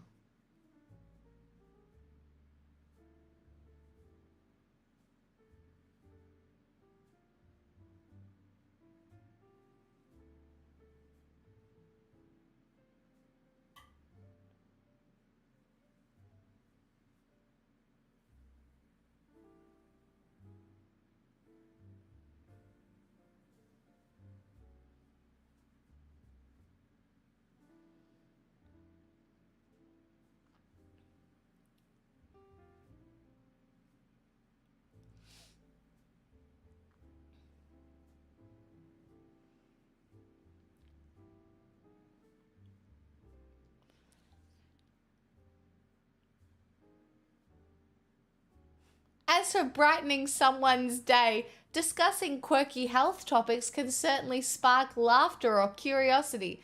Just ensure your audience is receptive. Yogurt enemas are now mandatory. Who is this? Who donates his evil pics? I would never say yogurt enemas are now mandatory. I'm for bodily autonomy. I'll never be mandatory about anything bodily. That's weird. That's weird. Yogurt enema discourse is actually a step up from some Tuesdays. Succulent, stop it, Atari.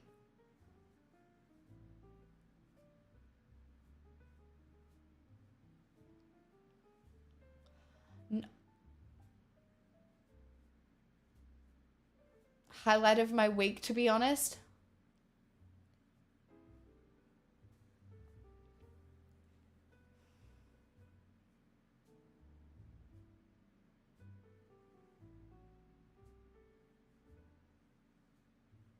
Bros before hoes.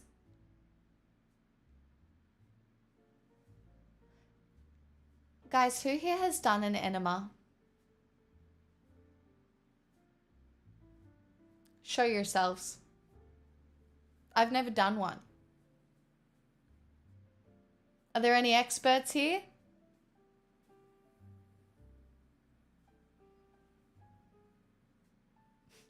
Kind of. Louis, what you're talking about doesn't count. That's different. That's different. That doesn't, that's not.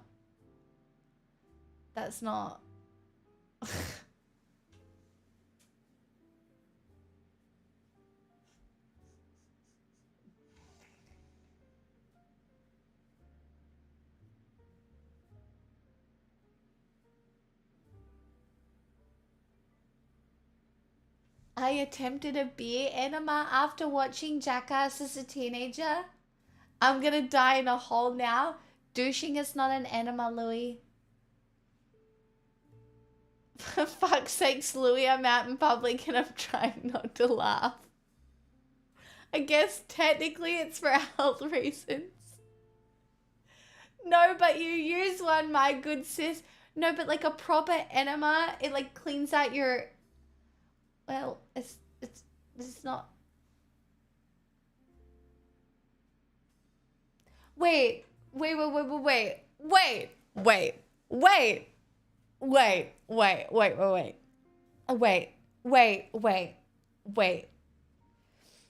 You're telling me that the gays are out here doing full-blown enemas.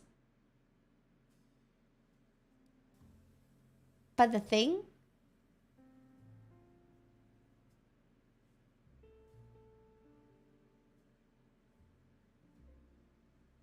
Really?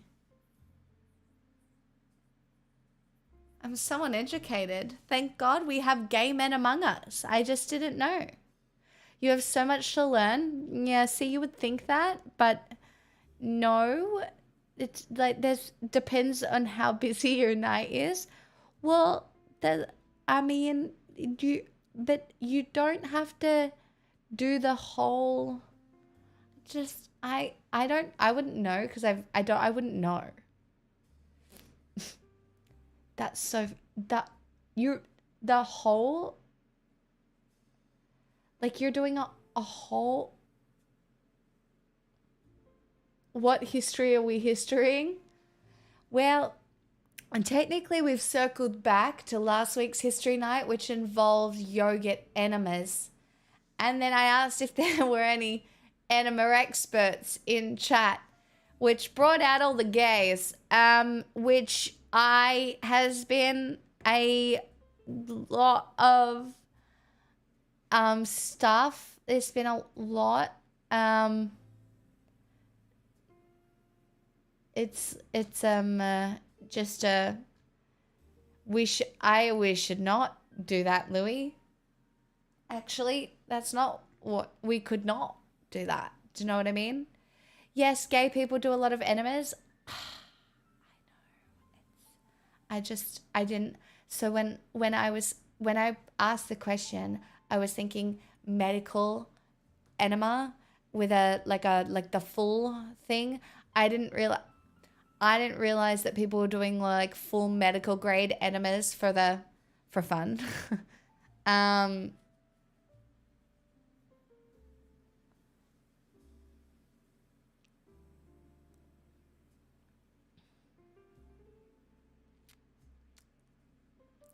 Shelving does not count as an enema.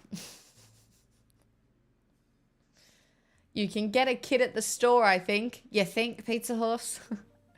Or do you know?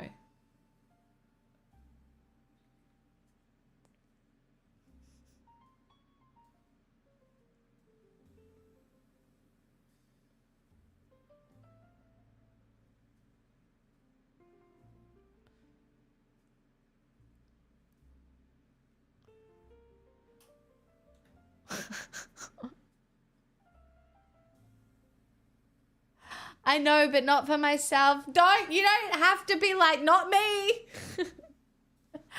I would never.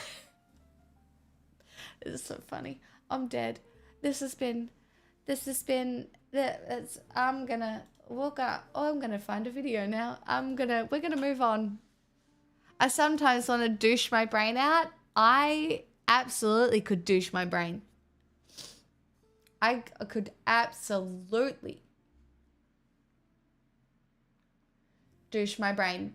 Anyway, we get to cook on the American home front during World War II. And considering we're so close to World War III,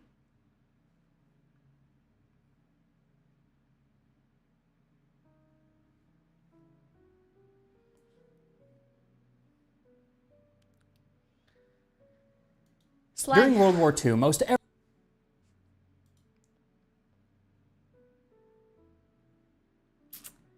You do that, Louis. You go make your little YouTube channel, Douching History. In fact, it might blow up. You know, everybody needs a niche, and maybe that's yours.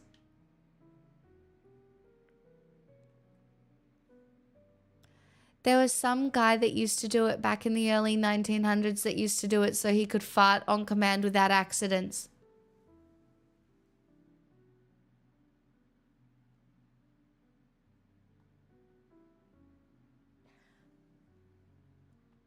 I'm gonna need a glass of water and a handful of candy to get through this. I will be back momentarily. I just don't want to startle my dog. So we're gonna go slowly. Stay.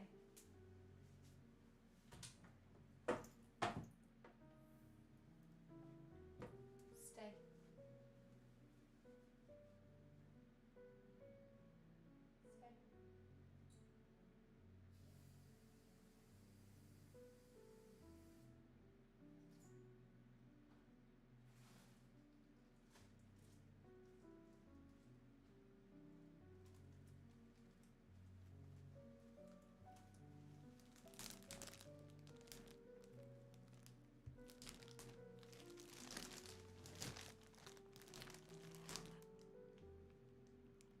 I will not be taking questions at this time.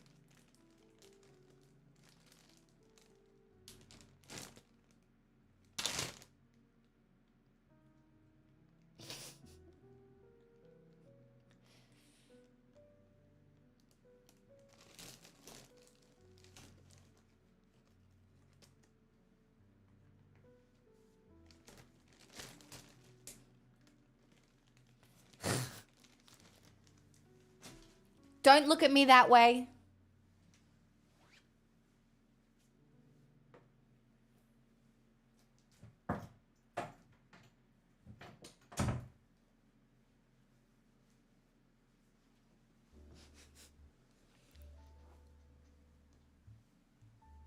As I said, I will not be taking questions at this time.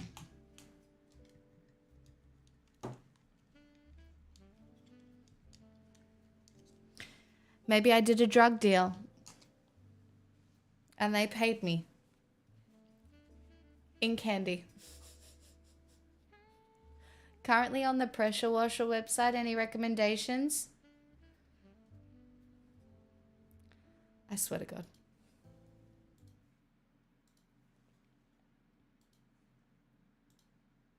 Every country involved, Axis or allies, faced some sort of food rationing for its citizens on the home front. And this led to the advent of numerous interesting dishes, like this American recipe for emergency steak made with ground meat, milk, and Wheaties cereal. So thank Oh.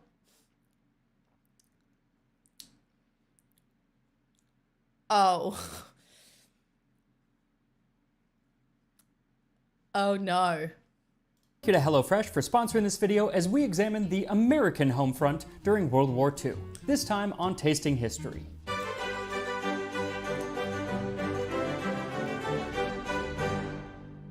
So this is going to be the first in a series of videos that I release over the next few months about the home front during World War II for various countries, and not just the Allied powers like the US, the UK, the Soviet Union, but also the Axis powers like Japan and Germany. But since I am from the US, I figured I would start at home and have the first video be from America's point of view. That's so patriotic of you, King. Even though we were kind of Johnny-come-latelys when it came to World War II. We didn't even enter the war until a few years after it started, and even then we didn't start rationing food until mid-1942. It was in May of 1942 that the first ration card was distributed to all Americans, and this was focused on rationing sugar. This was followed by coffee rationing later that year, which... You know what's wild? That if we have another world war now, one, we're probably all dead because of nuclear weapons. But two, one of the first rationing things is going to be fucking toilet paper. Did you not see during the pandemic? Fuck food. Bitch, I need toilet paper. which led people to brew Roosevelt coffee, which was just weak coffee made from reused grounds. And then came the rationing of meat, dairy, cooking oils, and a whole host of canned and processed foods. And as ingredients became more and more difficult to find, publishers put out recipes designed to make rationing more bearable. And one of the most iconic of these books was Betty Crocker's Your Share: How to Prepare Appetizing, Healthful Meals with Foods Available Today. The book, published in What unique language. 1943, starts off with a section on stretching meat and cautions consumers to watch your P's and Q's. My grandmother drew a line up her leg to pretend she was wearing pantyhose. Oh my god, Cosmic. Points and quantities. The points being a method of buying food. Different foods required different ration points, and we'll talk more about it later, but you had to spend these points in addition to spending money to get food. So it was all about conserving your points. The cookbook gives an example of 1 pound of ground meat, which serves 4 or 5 people and costs 7 points, while the same weight of a porterhouse steak, which could only serve 2 or 3 people, would cost 12 points. So if you're running low on points, but you have a hankering for a steak, you're kind of out of luck unless you follow Betty Crocker's recipe for emergency steak. It calls for 1 pound of ground beef or hamburger, a half cup of milk, 1 cup Wheaties, 1 teaspoon salt, 1/2 teaspoon pepper, 1 tablespoon chopped onion. Place on pan, pat into T-bone steak shape 1 inch thick, broil 8 to 15 minutes at... This is literally a meatball. But milk? What's the half cup of milk? Like if I was making a meatball, it would probably have an egg in it. 500 degrees, very hot. Turn once. Now, I have yet to try this emergency steak, and I kind of think that it's not going to actually taste like a real steak, but at least it only costs 7 ration points instead of 12, which a regular steak would cost. Though if you have no ration points, you can always make a ration point free meal from today's sponsor, HelloFresh. HelloFresh delivers farm-fresh ingredients right to your door, and to cut down on prep time, all of the ingredients are pre-portioned so you can get right to cooking. They have an ever-changing menu of 50 recipes to choose from every week, so there's something for everyone, whether you're vegetarian, pescatarian, or just looking for something quick and easy.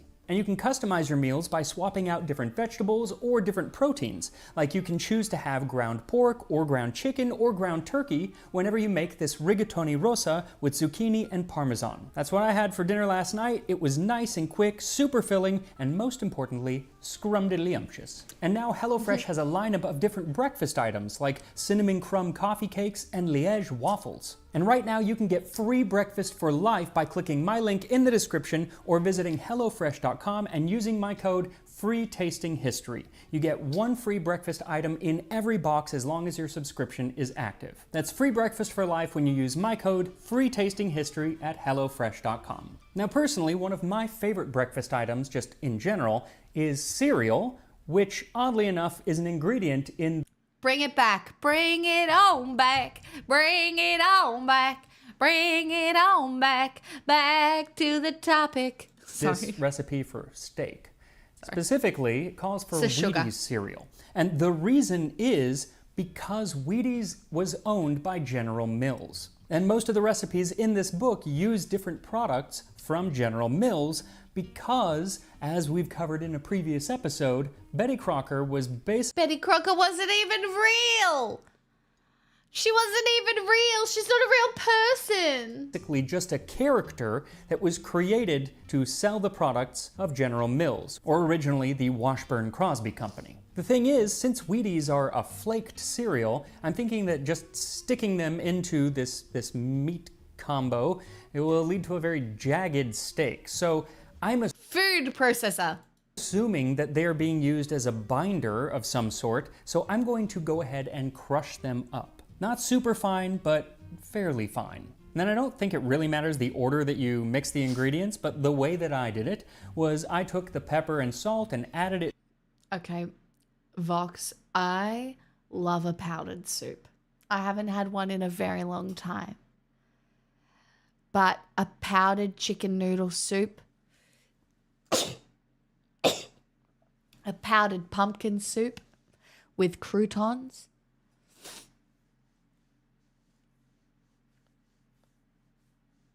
like a powdered pumpkin soup with croutons. I would drink that right now. It to the meat, and then I added the chopped onion and mixed all of that in, and then added the Wheaties. Once everything was combined, I added the milk, and it took a minute or so of mixing, but eventually everything came together. And then once Right. everything is together, you come to the hard part, and that is Make a steak. sculpting this meat into the shape of a T-bone steak. So put the meat onto a baking sheet lined with foil. And you don't have to use aluminum foil. They wouldn't have used foil at that I just don't understand the milk. I've never used milk like that. I'm just a bad cook though. time because aluminum was scarce and there's a war on, don't you know? But I'm using foil because it's going to make it a lot easier later on. Then start Yeah, to mold the just like meat that, into the tasty. shape of a T-bone steak. I think I got pretty close, though I kind of wish I had had like a real T-bone steak nearby to use as a model, but I think I did fine. What is most important is that you don't make it much thicker than 1 inch. He says 1 inch, because if it is much thicker, Oh my god. This could be so funny to make an actual dick. And serve it. Like that would be so funny. Here's your steak. And it's a dick. That would be very funny. That would actually be so funny. then the ground meat on the inside is not going to cook all the way, and that would be bad. But once your T-bone steak is ready, set it in the oven under the broiler at 500 degrees Fahrenheit, 260 Celsius, and let it broil for about 8 minutes. Then remove it from the oven and It's a bit girthy, that one. It doesn't look, yeah. flip it. The issue here is this is not a real steak, so if you try to flip it like with a flipper of some sort or tongs, it will disintegrate. So the best way that I found to do it was to take another pan that was clean with foil, set it on top, and then flip both of Child. Hey!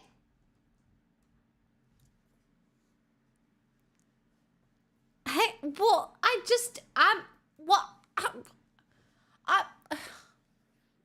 I'm on the internet, and you expect me to not make a dick joke? Come on now.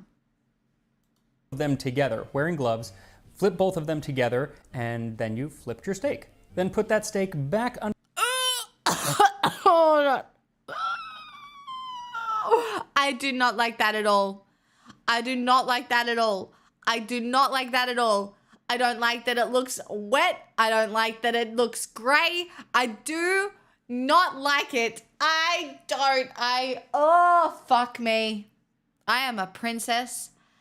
I am a princess because oh, I don't like it. under the broiler for another 8 minutes or so, or until the internal temperature reaches 160 degrees I mean, Fahrenheit. Now, it's as a we little- finish browning our emergency steak in the oven, let's take a closer look at what rationing I don't. in the U.S. was like Boy! Live Laugh Louis gifted a tier 1 sub to Raw Meepy. I'm sorry. That's so funny, the way that she said that. Raw meat pea. It's just a little raw meat pea. It's a little raw meat pea. Yeah, good little raw meat pea. New name for a dick just dropped. I'm so sorry. Do I get another $5 for a bad joke?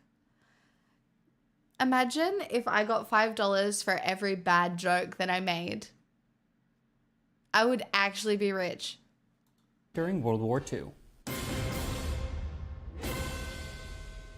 On December 7th, 1941, the Empire of Japan launched a surprise attack on the American naval fleet at Pearl Harbor.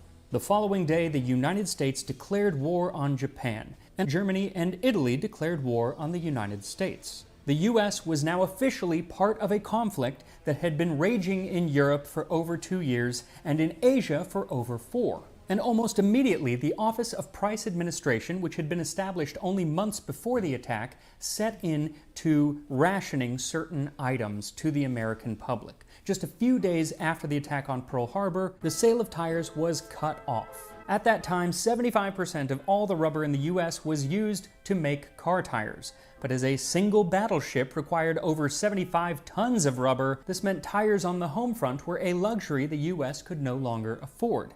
You were actually encouraged/ordered to save your 5 best tires and sell others to Uncle Sam. But should you really need a tire, you could get one, but you had to apply and go through a long process just to be able to possibly purchase one. So it was all about conserving the tires that you did have. And this led to something known as the Victory Speed, or So what I'm hearing is that in my preparation, in my doomsday prepping, I'm supposed to have like a little stash of tires? Is that what I'm hearing? I've never considered tires in my doomsday stash before. Did you know this?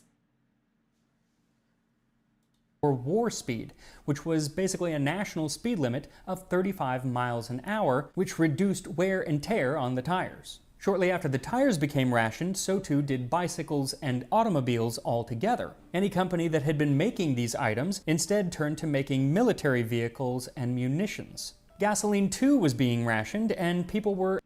You won't be driving anyway? How do you know? I might be a really good driver. I might be one of the drivers. How do you know I won't be driving? Huh? Encouraged to join car sharing. Rubber has so many uses. Like what?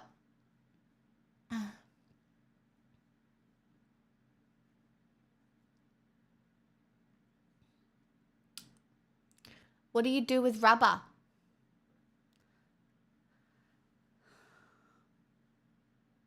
Condoms. I don't know if I can turn a tire into a condom, you guys. Footwear. Hoses. Belts. Seals and gaskets. Medical supplies. Yeah, but I don't think I can turn a tire into a pair of gloves. Or can you melt tires down and turn them into something new?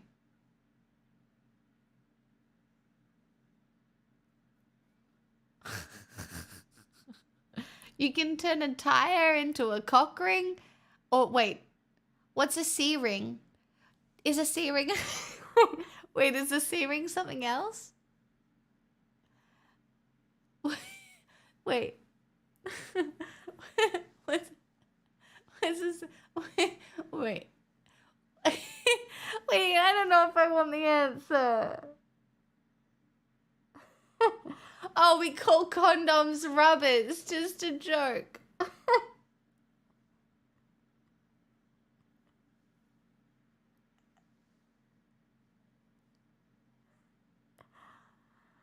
Oh.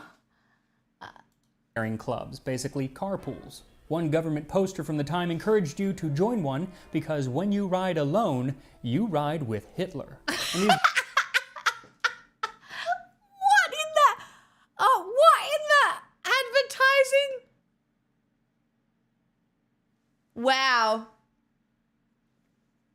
Wow. weren't really optional restrictions. Today, if you are caught speeding, you'll get a ticket. But then, if you're caught speeding, you could have your gasoline ration taken away entirely, so you can't drive at all. What's interesting is that the gasoline and other fuels like coal, while very important for the war effort, were not as precious as some other items because America produced plenty of oil and coal, so they could always just make more.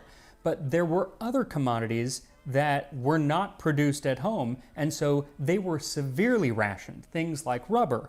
Most of the rubber at the time came from Southeast Asia, and as soon as the war set in, the Japanese cut off that supply completely. Another ingredient that was like that was sugar, and that's why it was the... Okay. The only good thing, there are a few good things about being Australian, and that is that if all else fails, we still at least produce enough food to feed everybody in the country. So that is a slight positive of being an Australian. There are a lot of countries where that is not the case. Sorry if that's your country. Chat, I'm not doing well today. I'm a bad streamer. Why are any of you here? I'm so sorry. The first to be rationed because most of the sugar that the US was eating came from the Philippines. And so the only sugar that was grown at home was from places like Hawaii and Puerto Rico, and that was nowhere near enough to satisfy. The full-blown house deposit, so... I've seen things you people wouldn't believe. Attack ships on fire off the shoulder of Orion. I watched sea rings glitter in the dark near the Tannhäuser Gate. All those moments will be lost in time, like tears in rain. Time to sub. 64 months of watching me. That really does seem like the kind of sub message I expect after 64 months. You've studied well. You've grown. You've learned. You get it. We're on the same level after 64 months. And the rest of you, you know, you've got some work to do. But you will get there. Tasty, you did not just add that. That's so out of context. That's so out of context. What the fuck?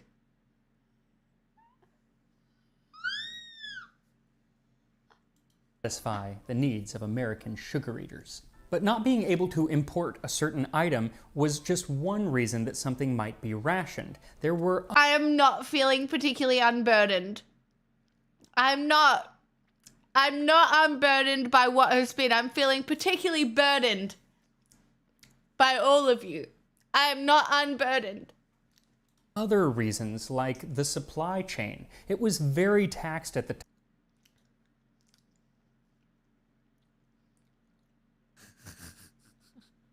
You can turn a tire into a cock ring. Or wait, what's a C ring? Is a C ring... Wait, is a C ring something else? Wait, is a C ring something else? Wait, I still don't know. Wait. Wait, I don't know if I want the answer. Wait, is a C ring actually something else, you guys? Time, and things like trucks and railroads were completely overrun transporting troops and war supplies from coast to coast. In addition, those troops being transported were usually young men who had been taken out of the workforce, so there was a huge labor shortage. I know what a D-ring is. What's a D-ring? Like, I feel like all of these things sound like mechanical parts. Do you know what I mean? Alexandra, stop. Do you know what I mean? Like, I feel like all of these things sound like mechanical parts. So I am actually confused, but rightly so. you know? Because I'm not really mechanical. I'm philosophical. I leave the mechanics to the people who are good with mechanics.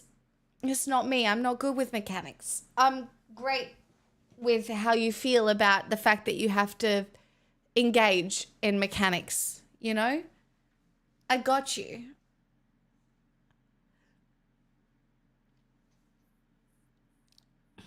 See, it is a mechanical part. What is like the purpose of a cock ring? It's history night, not sex education night. This is not in my job description. It's just not. But I will tell you, because my friend told me once, and I'm willing to pass along the information. Vox, it can make you last longer, and sometimes they vibrate. And if you think about where it would be vibrating, for both the giver, perhaps, and the receiver.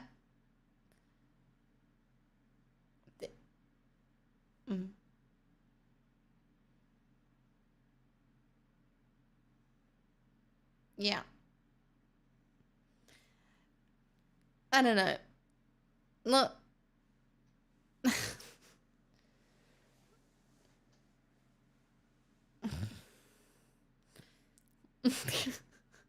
And very quickly, many women stepped in to take those jobs, but it wasn't immediate, and it was kind of a game of catch-up for quite some time. Then there was the issue of feeding those... Wait. Guys, I don't often use a wrench or a spanner, but when I do, that's not how I would use it. Is it? Wouldn't you use it to the side?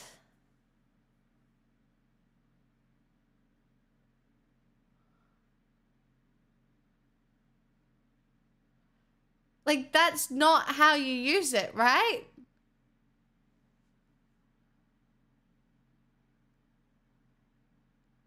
She's holding the nut. Oh, because the other girl is twisting it on at the back? The other woman is doing the turning. Okay, just checking. Game of catch-up for quite some time. Then there was the issue of feeding those troops who were no longer producing food.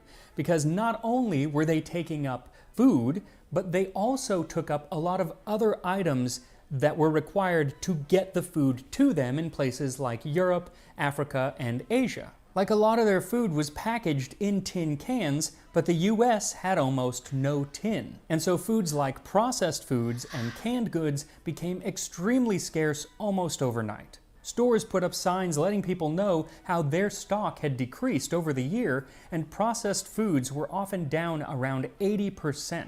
So to stop people from buying up all the canned goods and hoarding them, they too became rationed. Now, rationing something like sugar is very easy. You get 4.5 ounces per week. Simple as that. But rationing something like canned food is a little bit more difficult. First of all, it's all different sizes, and does a can of tomato soup equal the same as a can of green beans? What if you don't like tomato soup? It just became much more complicated. Luckily, Britain, who had been rationing for several years at this point, already had a system that the US could look at as a model, and that was the points system. Every person in the US, regardless of age, received an allotment of red and blue points. Red were used for meat, dairy, and fats, and blue were used for canned and bottled goods as well as baby food. Each week you had a certain amount of points that you could use, and you had to use those in conjunction with money to actually buy the product itself, so they also started putting price caps on pretty much every item in the country. The system was clunky and complex and confusing for many people, So the government started putting out these newsreels to kind of try to explain it. And one of my favorites has a narrator who sounds like a cartoon gangster from the 1940s. And it's funny because he even kind of admits that it's a terribly confusing system. And he says that in comparison, this makes filling out income taxes strictly for amateurs. And there were lots of people who now wish they hadn't played hooky when the teacher was giving out with addition and subtraction. But of course, What a good accent. if you don't figure right, you have nothing to chew on but fresh vegetables, which is hay strictly for citizens who chew their cuds, or maybe rabbits. And this is just one reason why people did not like Louis! I can't.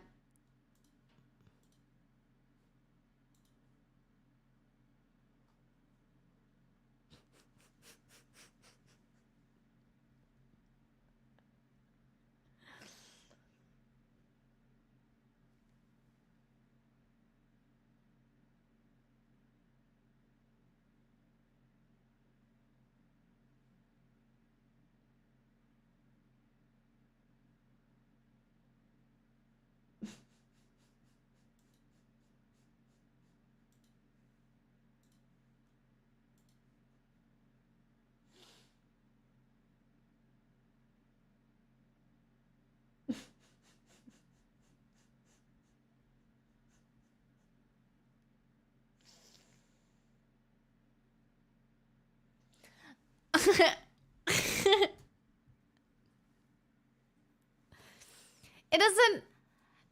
There's lots of different ones, Fox. Just Google them. How bad can your internet search history be? Just have a little googly. Just treat yourself. Treat yourself to a little googly wiggly. Explore the range of options that exist in theory. Like the rationing system. But most people realized there is a war on and I gotta do my part, and so they accepted rationing even though they were always kind of grumbling about it.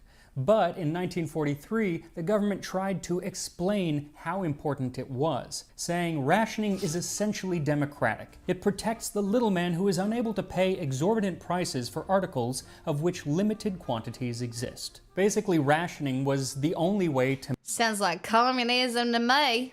make it fair for everyone and to keep down what could be rampant inflation. There were ways, though, to kind of get around some of the rationing rules, and that was simply to eat more foods that didn't require ration points, because not everything required points. Pretty much all fresh vegetables and fruits were never rationed. The canned versions were, because those were being sent overseas, but you can't really send like a fresh zucchini to Germany. It's just not gonna last. So fresh vegetables, have as many as you want. And that kind of went for most fresh foods. Fresh milk was never rationed, though processed milk products like cheese or evaporated milk or butter, those were rationed. We need to learn to make our own cheese. That's what I'm learning. So far from this video, I have figured out for my prepping journey for when the world eventually goes to shit, I need some ties and I need to learn how to make cheese. Because if the milk gets imagine living without cheese. That could be very difficult. So we need tires and we need cheese. Though if you did ever want your cheese fix, you could eat Boy! Live Laugh Louis gifted a tier 1 sub to Corkring.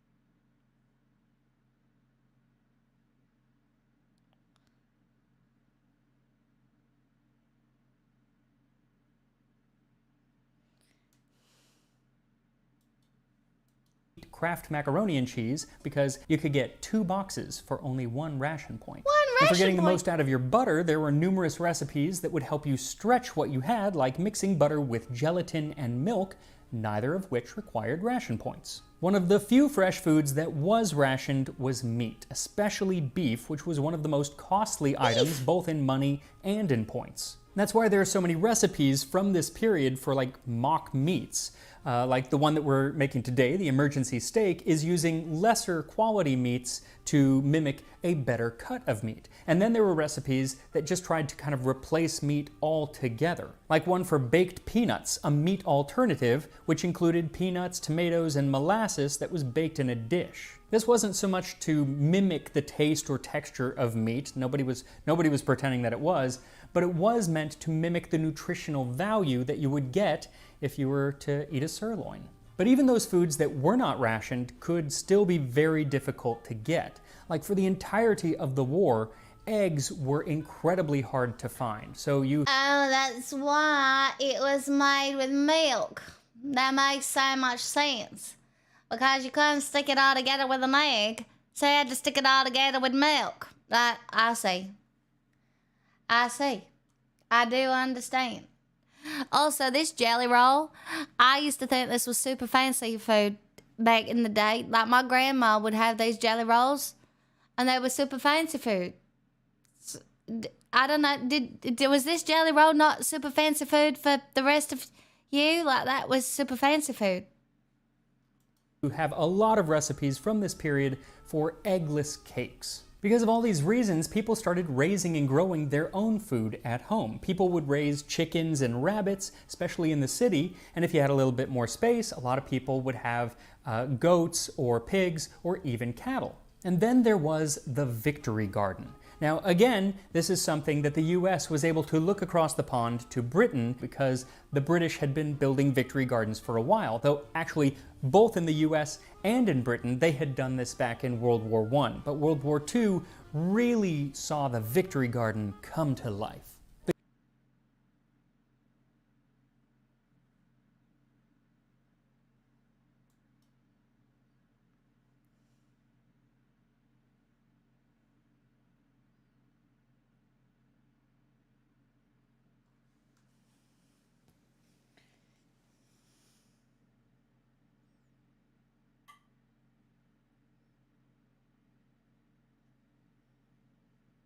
You're telling me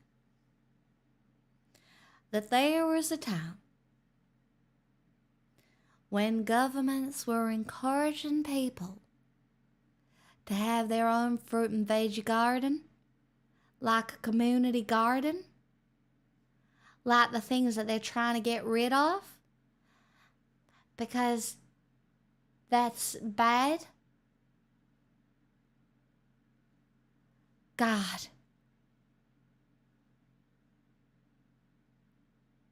I fucking hate everything. I'm a grumpy bitch today. Everybody leave me alone. I don't want to hear it. I hate everything. The government put out calls for everyone who had a patch of dirt or even available space on their roof to begin gardening their own fruits and vegetables at home. And by May 1943, there were 12 million Victory Gardens growing in America's cities and another 6 million on I swear to fucking God what went wrong. unused farmland. Eleanor Roosevelt even planted one on the White House lawn. Cities converted parks to be community-run Victory Gardens, like the lawns of Riverside Park in New York City, the Boston Common, and portions of Golden Gate Park in San Francisco. And in an era before you could just watch a YouTube video if you wanted to learn how to grow a green bean, they would put out books like the ABC of Victory Gardens to teach us city dwellers how best to turn your backyard into an instrument of war. And I say that because that is how the government sold these gardens, as an instrument of war. A Victory Garden is like a share in an airplane factory. It helps win the war and it pays dividends too. By 1944, Victory Gardens were producing about as many fruits and vegetables as the commercial farms of... You know, sometimes it crosses my mind, like, would I help Australia win a war? Does this cross your mind, chat, to do with your country? And I think I would. Like, Australia's got its long list of problems. But I think at its core, I would probably like attempt. Yeah, I know, probably not frontline. I doubt anybody would want me on the front line, you guys. Let's be honest here. Guys, I'm not the kind of bitch that belongs on a front line, but would I do something? I would probably do something. Of the country, which is pretty darn impressive. What I found interesting is that there wouldn't have actually been such a need for these victory gardens had the government not kind of shot themselves in the foot right from the get-go. Tiny. See, the vast majority of certain fruits and vegetables were being grown in California, Oregon, and Washington state, and many of the farms were owned by Japanese Americans. For instance, a full half of the tomatoes and 95% of snap peas were grown just by Japanese American farms. And so when FDR signed Executive Order 9066 and sent many of those same growers to inland internment camps, over 6,100 farms were taken, but many lay fallow due to a lack of labor. But since those who had been sent to those camps knew so much about farming, the victory gardens that they set up at these Japanese internment camps turned out to be some of the most productive in the entire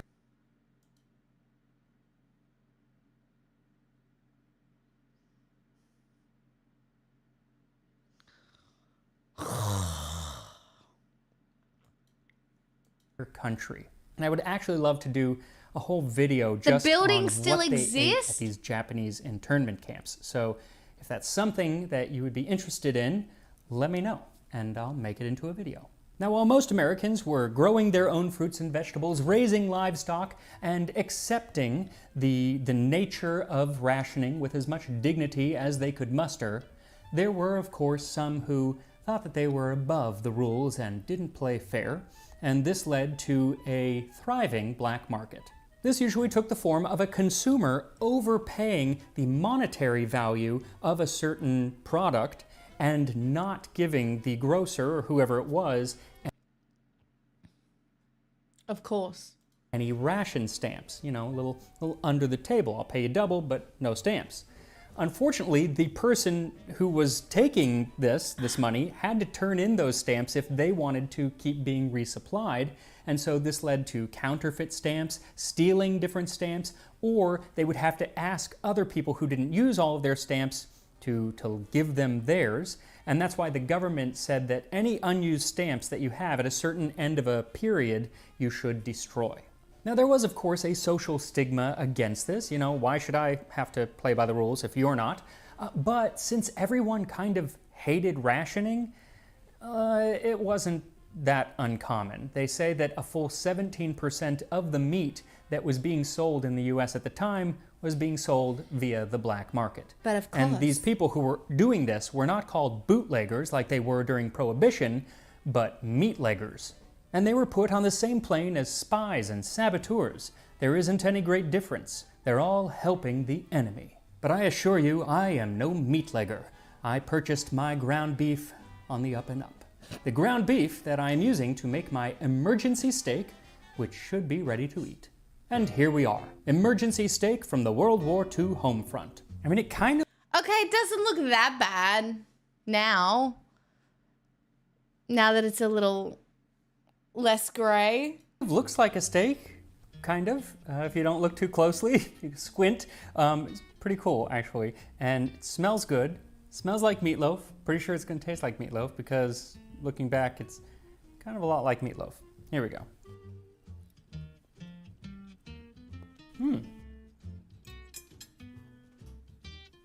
It's meatloaf, isn't it? That is pleasantly delightful. It does kind of taste like meatloaf, but a little bit different. I was thinking that it wasn't going to have a lot of flavor because there isn't a lot of spice or anything in there, but it actually has a really good amount of flavor. Maybe the Wheaties really add something. I mean, I think you could put like a sauce with it, but I don't I don't know if I've ever had meatloaf either, Tiny. think you really need it. it's really good as is. Emergency steak. Very nice. Now, the rationing of meat pretty much ended with the end of the war. I've had meatballs. I've had rissoles. Just in case you didn't know, Chad, in Australia, we have rissoles. I don't know what to tell you. We have rissoles. Yeah. Or I think shortly thereafter. And most of the rationing ended at the end of the war or shortly thereafter. But there was one... I've had a hamburger. Is a hamburger like meatloaf? Is a hamburger like meatloaf? Is that the same? No? Oh. Why? Oh. Why? Oh. No? What? Meatloaf is looser? Oh, I don't like that. Oh, Bradley. Oh, don't say that. Don't call meatloaf loose. Why is that? Oh, why does that give me the ick? What the fuck? Oh. Chat, I don't think I've ever had meatloaf. Ingredient that was rationed all the way until 1947. And it was the ingredient that had been the very first to be rationed, and that is sugar. So yeah, well, that's what I thought, Daddy. Like, I thought a rissole would be like a mini meatloaf. Crazy that it was still being rationed 2 years after the end of the war. But that is nothing in comparison with what Great Britain had to go through. They were still rationing certain ingredients, meat being one of them, until Meatloaf is like a less sloppy Joe. Okay, we don't have sloppy Joes here either, really. Solitary Jordan. I've never had a sloppy Joe in my life. I don't know what a sloppy Joe is. I don't like the fact that it's even called a sloppy Joe. Why does it have to have the word sloppy in it? Do you know what I mean? That's not sexy. That's not sexy food. It's sloppy food. It's not sexy food. 1954, 9 years after the end of the war. So America had it pretty good in comparison. But I will touch on England or Great Britain and how they dealt with the home front and rationing and living on the home front, because they were actually part of the war. Battle of Britain, all that rot. So probably won't be the next one that I do in this series, or it might. Okay. Look, Max, you've been great. Meatloaf recipe. Guys, this is just a rissole. It's just a bigger rissole.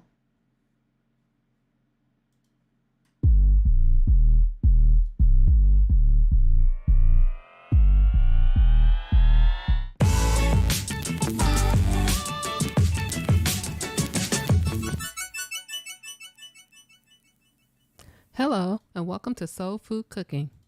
Today I'm going to be sharing with you 3 secrets to making the perfect meatloaf. Thank you. Preheat your oven to 360 degrees.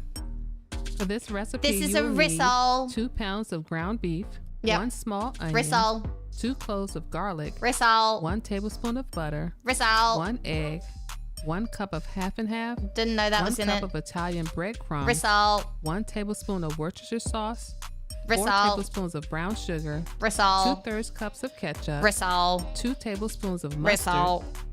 1/2 tablespoon Rissole. of parsley flakes, Oh, 1 teaspoon of paprika, it's 2 giving. teaspoons of garlic powder, 2 Rissole. teaspoons of black pepper, and 2 teaspoons of salt. Using medium Rissole. heat, bring your pan to It's a temperature, rissole. then add your butter. Rissole. Oh, rissole. Yeah, they did not pronounce Worcestershire sauce right. Worcestershire. Worcestershire. The first secret to making the perfect meatloaf Is is butter. sauteing your onions and garlic for 2 minutes before adding them to your ground beef. Gotta saute your onion.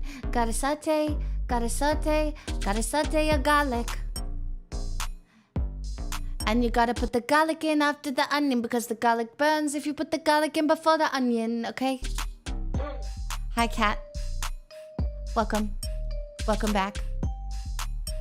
After 2 minutes, remove your onion and garlic from the pan and set them aside until later. Okay. In a small bowl, combine your brown sugar, mustard, and ketchup.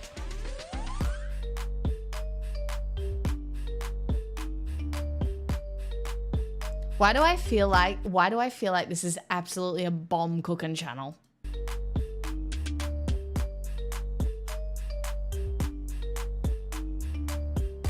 Whisk until well combined and set it aside until later. The second secret to making the perfect meatloaf is using extra lean ground beef. Extra lean. To your beef, add your paprika, parsley, and garlic powder. I swear to God, every other country other than Australia is obsessed with paprika. It's weird. I get it, but it's weird. It's like...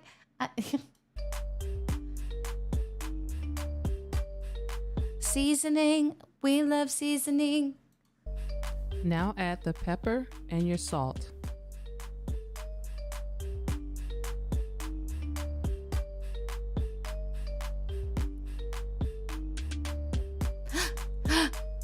Add the Worcestershire sauce, the onion and garlic mixture, then mix until well combined. Worcestershire. Worcestershire? Worcestershire. Guys, I don't know what to tell you. This is definitely rissoles. Now smush it. Smush, smush, smush. Smushy, smush, smush, smush. Everybody smush, smush, smush, smush. The third secret is using half and half instead of milk.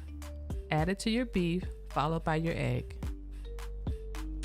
There's one more secret that I want to share, and I'll get to that in a minute. Now add your breadcrumbs and mix well. If you like this recipe, please give it a thumbs up and comment in the comment section below. The final secret to making the perfect meatloaf is allowing your mixture to sit in the refrigerator for 30 minutes before forming your loaf. Gotta After give it a 30 rest. minutes, remove it from the refrigerator, then form your loaf. Oh. Why does it? Oh, I don't like that at all. I don't know why I don't like that. It looks like she's touching brain. I don't know. I don't like it. I do not like it. I want to squish it into little balls. That should not remain a loaf. Why are we making it a loaf? It should be balls. Transfer your loaf to a wire rack, then top with the sauce, then See? transfer it to the preheated oven and allow it to cook for 1 hour. Why is the slow motion sauce? Why are we doing this? Queen, For 1 hour. why? Why are we patting the loaf? Stop. Oh, a little tappy tappy.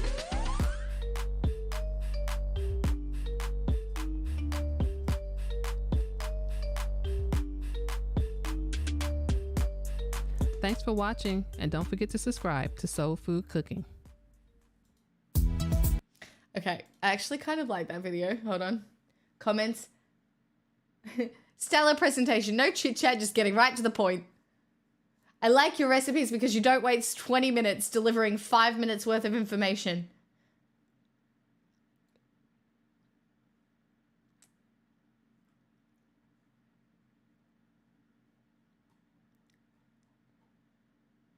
Chat, this has 1.4 million views.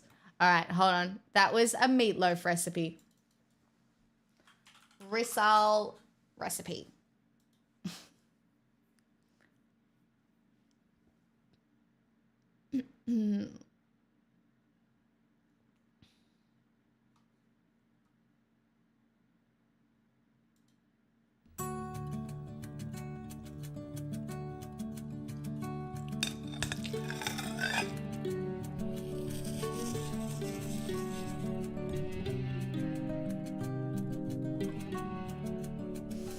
I don't know why the music has changed so differently.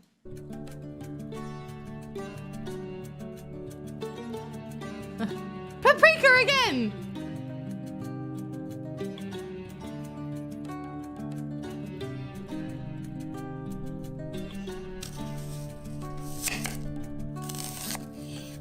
Guys, is this a really little onion or a very big hand?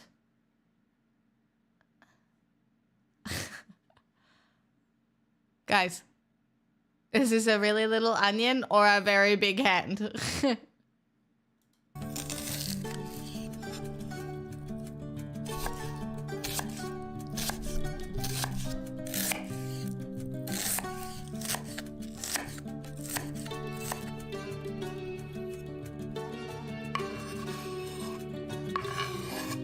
Well, this won't be the best risol ever because we didn't cook the onion for 2 minutes. We learnt that off the previous video, didn't we? Parsley, this was in the other video.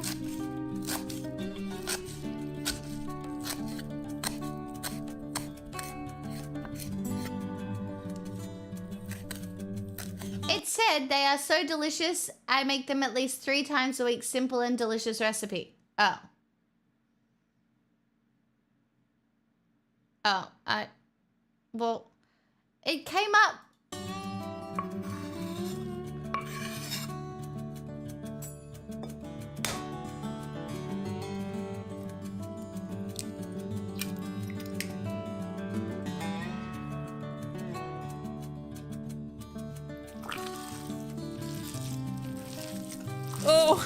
Oh, I don't like that. Oh, I don't like that. I don't like it. I don't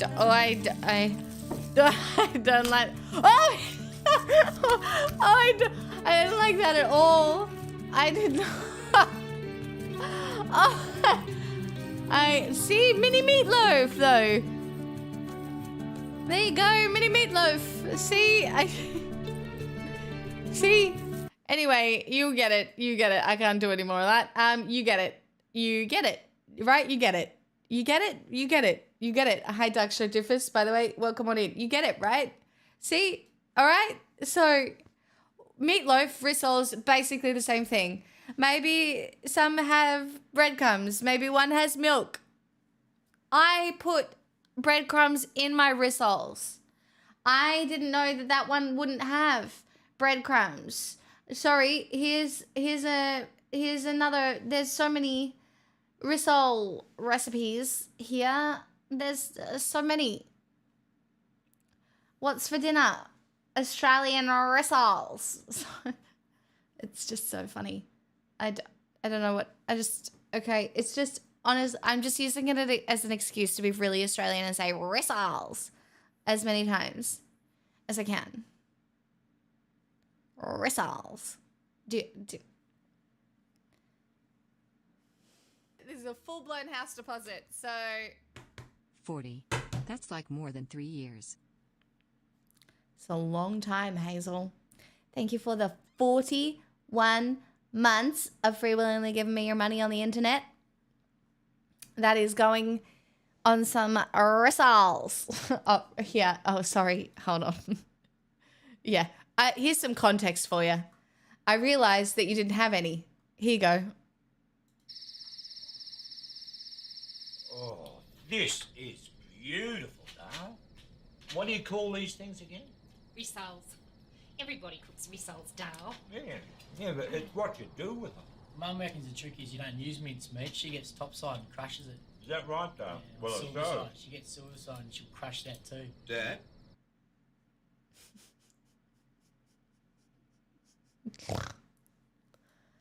Anyway, yeah, that was a thing. Rissoles. Do you remember when I made you watch Kath and Kim? Chat? You remember when I made you do that? Do you know what we haven't watched in a while?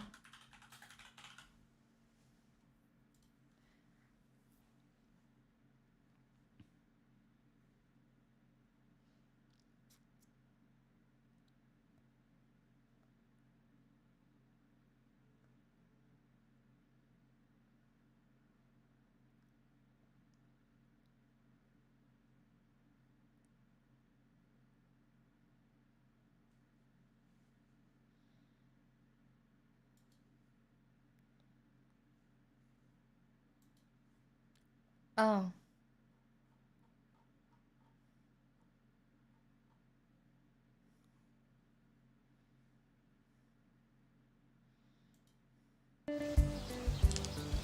Hi, I'm Kate McLennan.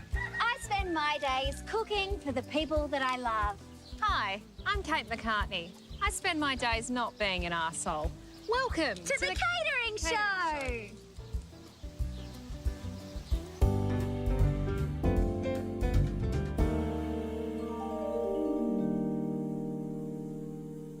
Back when I first met McCartney, she didn't care about food and we had hardly anything to talk about. But all that changed when McCartney was diagnosed with a terminal illness. Food intolerances. I have food intolerances. Whatever. We used to think that food intolerances were the purview of attention seekers. Or people who just wanted to jazz up their eating disorders. But we were wrong. It turns out I too am intolerant to many foods. Bread, garlic, onion. Cream, cheese, cream cheese. Doctors told me if I didn't give up these foods, I'd probably keep shitting my pants. Keep? What do you mean keep? So I eliminated all the foods I couldn't eat, which was everything I normally ate except vodka. My dear, dear friend was dying of malnutrition. And I had a pretty bad drinking problem. And even worse, she was missing out on the food culture revolution that was happening all around her. Street food, raw food, cooked food, food porn, regular porn. She was missing out on all of it. So I've decided if McCartney can't join the revolution, then I'm going to bring the revolution to her. That's right. McLennan's going to teach me how to cook food that caters to my needs, which is a very funny play on words. It is. It really is. Caters, of course, starts with a K. Order for George. That's us. Here we are in the catering show kitchen. Our inbox is chock-a-block full of emails from viewers. Is it? Yes, already. Yes. Anne Edmonds writes, "Hi, Kate. Love the show." Oh, thanks, Anne. Lovely. Just wondering, what can't you eat exactly? Well, Anne, rather than spend the next half an hour saying them, here's a list of the foods I can't eat.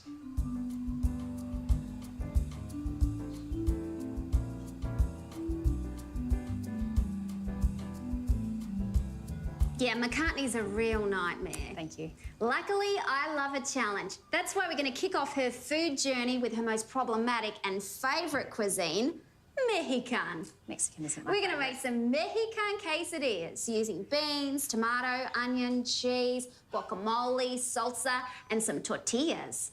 According to the internet, the only two ingredients I can have from a quesadilla are these two things.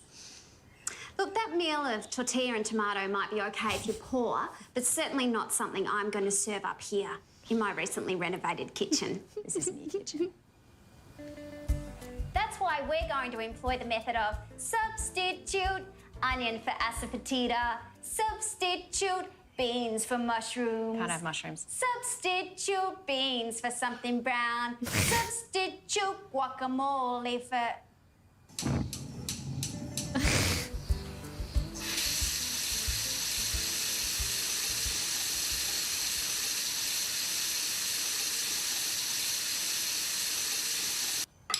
So I picked up this quesadilla recipe on my recent travels to Mexico. And a lot of people are really afraid to go to Mexico because of the drug cartels and the abductions. But I lived there for 9 days and I can tell you for a fact that stuff just does not even happen.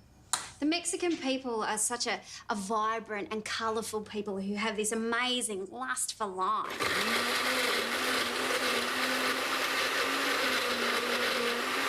Siesta, which sounds lazy.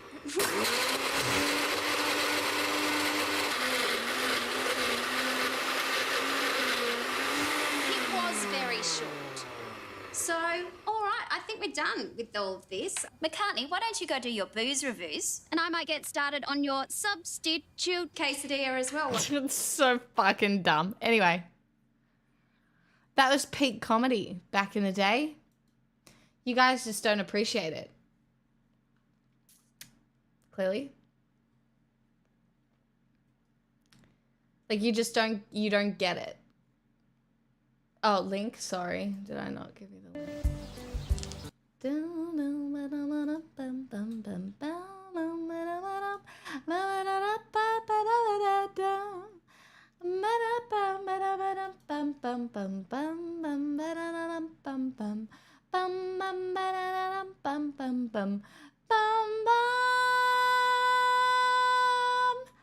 Ba-dum-ba-dum-ba. Oh my God, there's a new 50-minute Mr. Beast video. That's insane. It has 3.4 million views in 10 hours. Tasty Velociraptor gifted 6 months of Tier 1 to uplink it. They've gifted 1,581 months in the channel.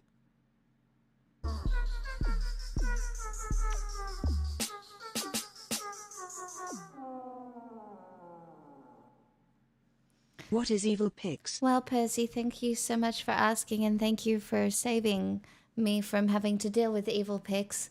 Evil Pix is, I don't know who it is, but it's somebody donating me money. With all of the evil things I would do if I were evil.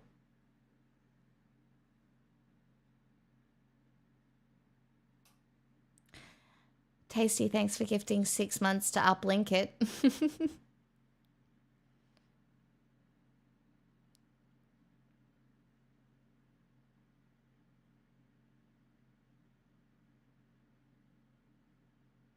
No, it's a Mr. Beast takedown.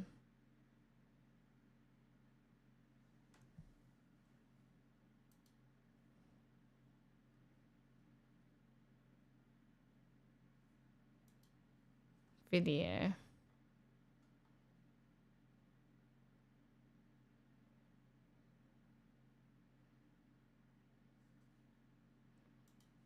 You just have backing tracks, Cat. No, Good Pixel is streaming. Are we gonna watch it? It's 50 minutes long, so probably not tonight. But we might. There's so many videos.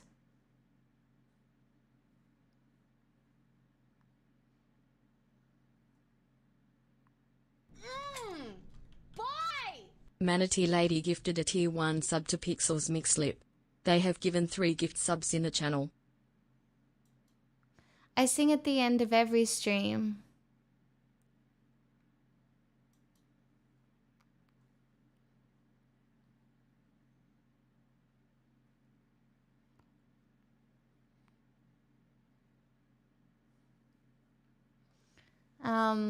But not every Sunday because I'm not doing this Sunday. And I didn't do last Sunday because my grandma died.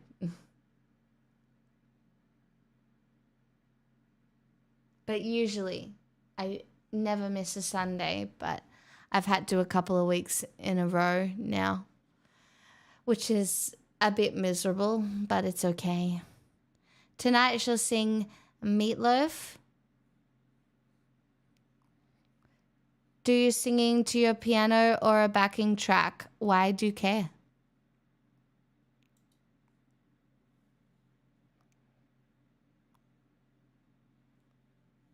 I sing to a mix of things.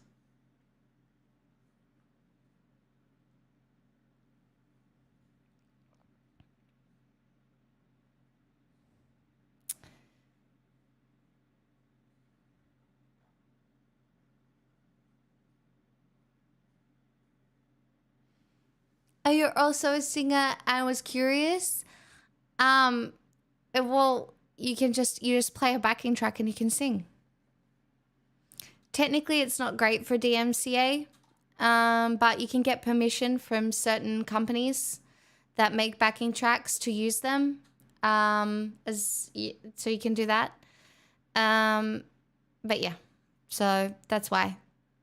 But technically, you can get DMCA'd by the artists, but most artists don't mind if you cover their songs. It's pretty rare that someone singing karaoke would get DMCA'd. In that way. So, yeah.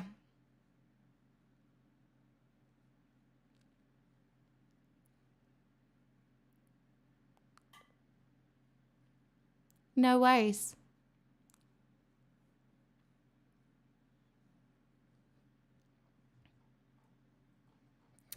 I have no strikes on my account, so seems unlikely.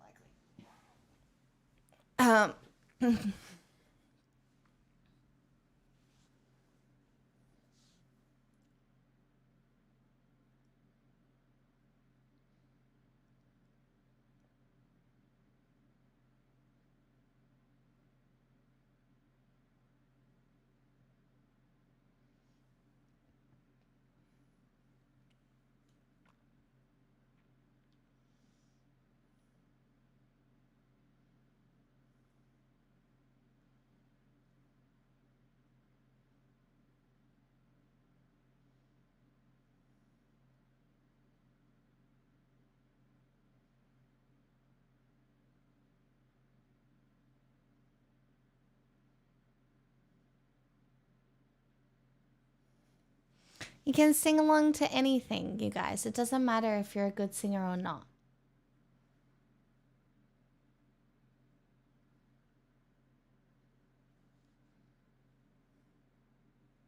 I don't know. I would encourage anybody to sing when you're in the car. Like, if you're somewhere where you can sing, I would encourage you to sing. It's good for you.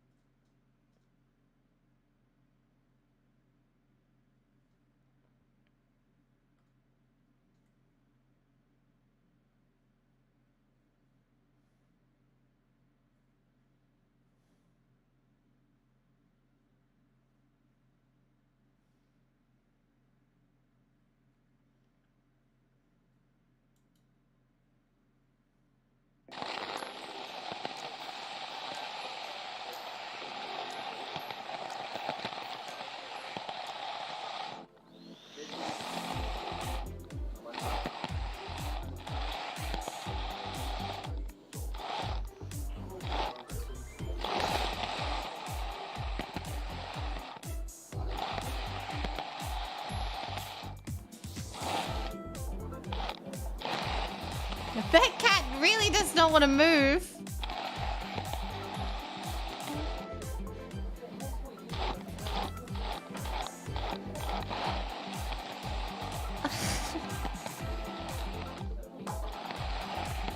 Move, cat.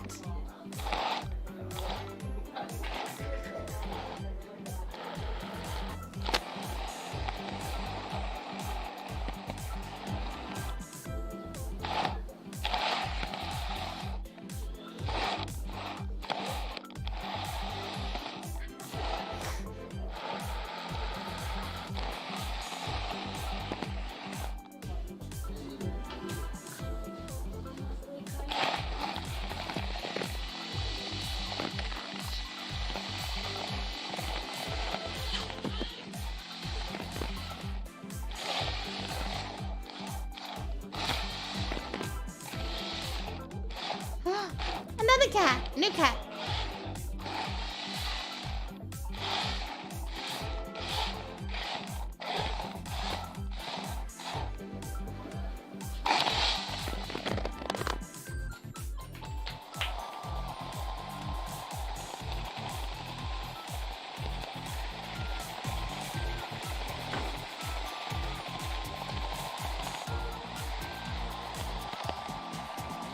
It's quite fun. I like this now. Oh, this is better. I feel like I'm playing Mario Kart. Oh, that's nice.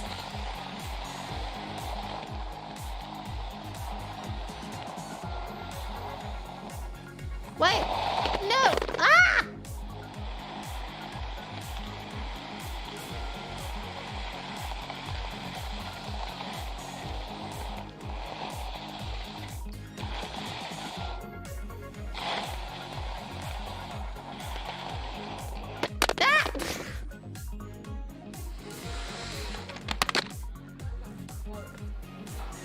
I get it.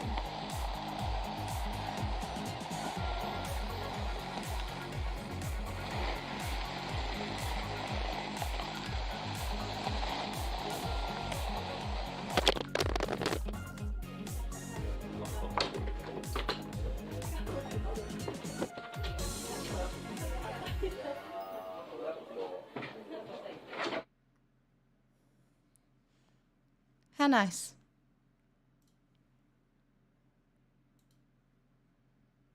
Tasty did post it. I can also link it.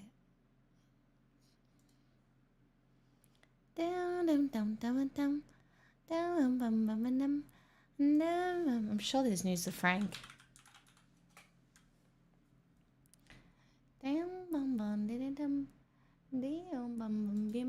This episode is sponsored by... Brilliant.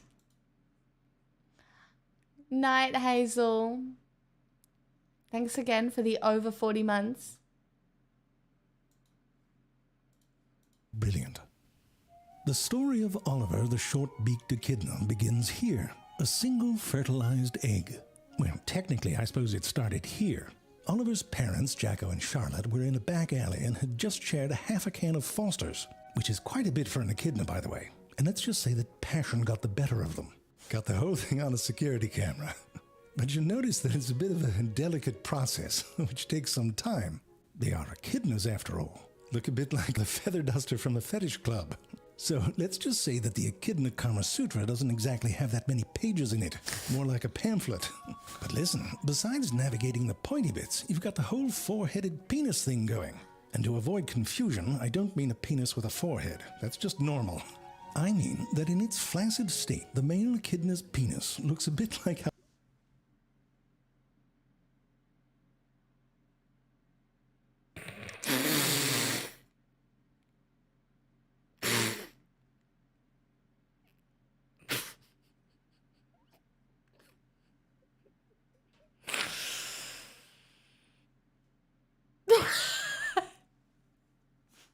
how they might grow craisins. It looks like what happens when you ask a witch to bring a fart to life.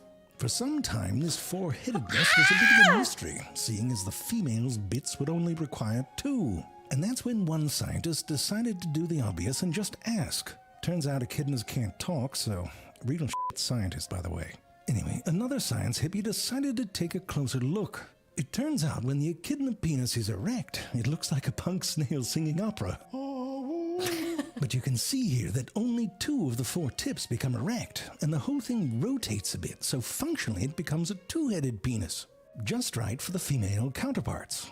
And these alternate. One pair becomes erect and ejaculates, and then the other. It's sort of like... It'll come to me. Kill me. Now, this double-barrel shot dong seems to be controlled by blood flow from a single vein that splits into 2 right before the tips. Anyway.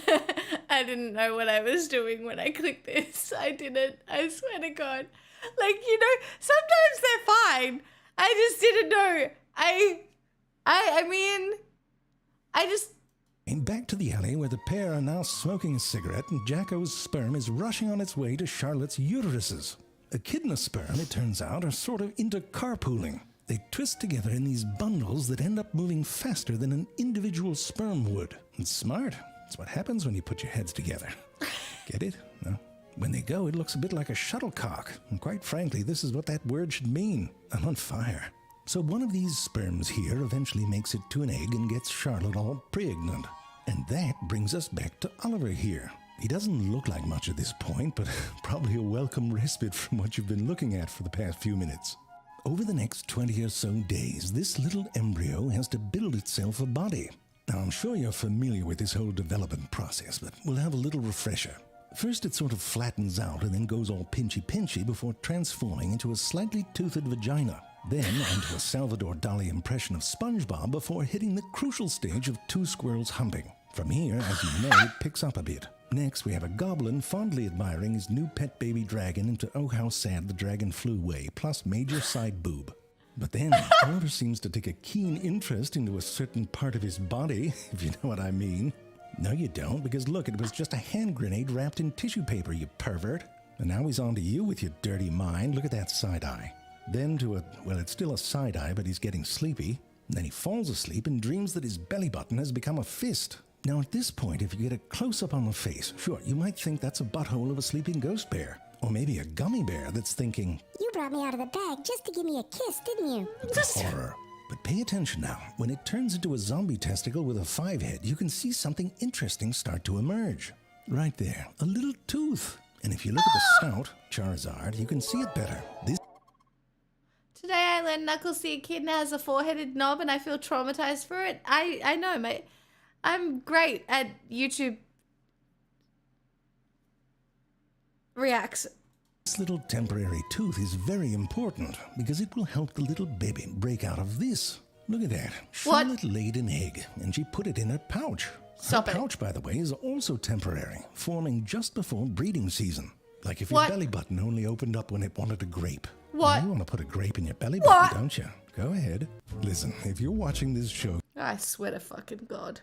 you're obviously into learning, but you also want to have a bit of fun while you're doing it. And that pretty much sums up Brilliant's approach. Brilliant is where you learn by doing, with thousands of interactive lessons in math, data analysis, programming, and AI. And those are some of the most important skills to have right now if you're looking for a job or even if you're trying to follow what's happening in the news these days. And the lessons don't just jabber at you. You get to play with concepts and solve problems. An approach, by the way, it's been shown to be 6 times more effective than watching video lectures. Present get a company lobotomy. excluded. It's an election year, and there's a lot of Maybe talk about I data being can thrown take around. a long But nap help you sort and through it, never Brilliant recently launched have oodles to of lessons that learn use real-world data to help you anything see else. trends and spot ways that data can be That would manipulated. be so, And so you don't have to be an nice. expert. Brilliant meets you at your level and your No pace. sugar, Whether no you're just starting spice. out and want to brush up on your Bayes theorem, No get nasty with knowledge multiple linear regression, that's hard. Because it feels good to learn. You can pat yourself on the butt, back, wherever you want to pat. To try everything Brilliant has to offer for free hate for a full 30 everything days, I've visit ever brilliant.org/ZayFrank or click on the link in the description. You'll also And get 20% off I an annual don't premium subscription. wanna Give it a look know today. Brilliant has been a long-time sponsor of this show, and I'm a fan. else. Where were we? Oh, right. This egg is not hard like the egg of a bird. No. Instead, it's made of a tapestry of keratin-like fibers and is soft and leathery, which is more like I don't like it. I don't like it. I don't want the leather egg. the eggs of some reptiles. And when it's time to bust out, it's handy to have that little tooth. And there he is, for the first time in the open air, little baby Oliver. Now, not all echidnas are born into the smooth, outstretched fingers of a man's hand. We should all be so lucky. No, most of them hatch into what looks like the unkempt navel of a construction worker during a midsummer.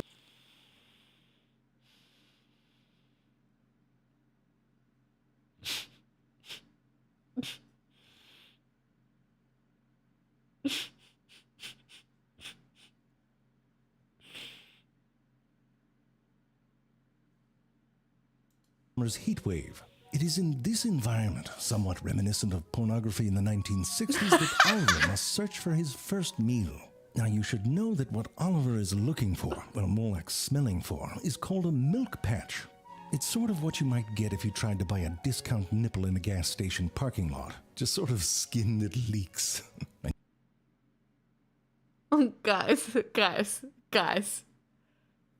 Guys. You can't return it. Oh, sorry, didn't know you wanted a fancy nipple with a tip on it. It costs extra. So whatever childhood you had, I bet you weren't desperately holding on to pubic hair the diameter of your thumb, lapping at whatever oozed out some proto-nipple. God forbid you let go. Let's just say that pouch doesn't exactly have a ziplock on it. You know what you need right there is a good sphincter. Keep the baby in. You can find those in the plumbing aisle of Home Depot. Soon, Oliver's head is reduced to a point with a single eye. Oh, what is he throwing up? Oh, that's the back end. All right. And so, I see, this part's the front. I mean, it's not that different. Anyway, not knowing much else, Oliver stays in that pouch for quite some time. Maybe too long. It's just my opinion, but by the end he sticks out like when... An anonymous user gifted a tier 1 sub to me _and_who. No.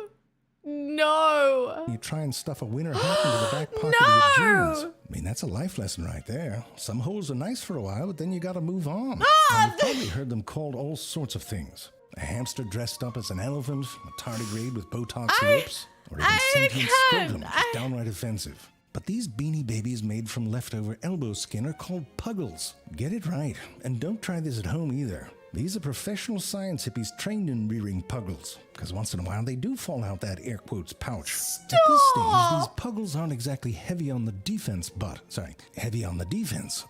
you can start to see a 5 o'clock shadow form on their bodies. At this stage, these puggles are basically dumplings of the meadow and spend most of their time hiding out in burrows with their mummy. Before they venture out into the world, they need to grow a spine. Well, a whole bunch of them, really. Get it? And that's what they do. The spines first come in as little bitty things, but before long they look like a field of number 2 pencils right before the harvest. Only after the spines have started to come in, I can't listen. I'm cute. Them. Hairs with an inferiority complex. No, your job is just as important. Oh boy. By adolescence, echidnas look a bit like a militarized whoopee cushion. When they walk around, the spines can lay flat-ish, but if they get their curve on, it gets all pointy-pointy. Much of the body of the echidna has this sheath of muscle just under the skin called the panniculus carnosus. Flexing this muscle can move the spines and even point them in a particular direction.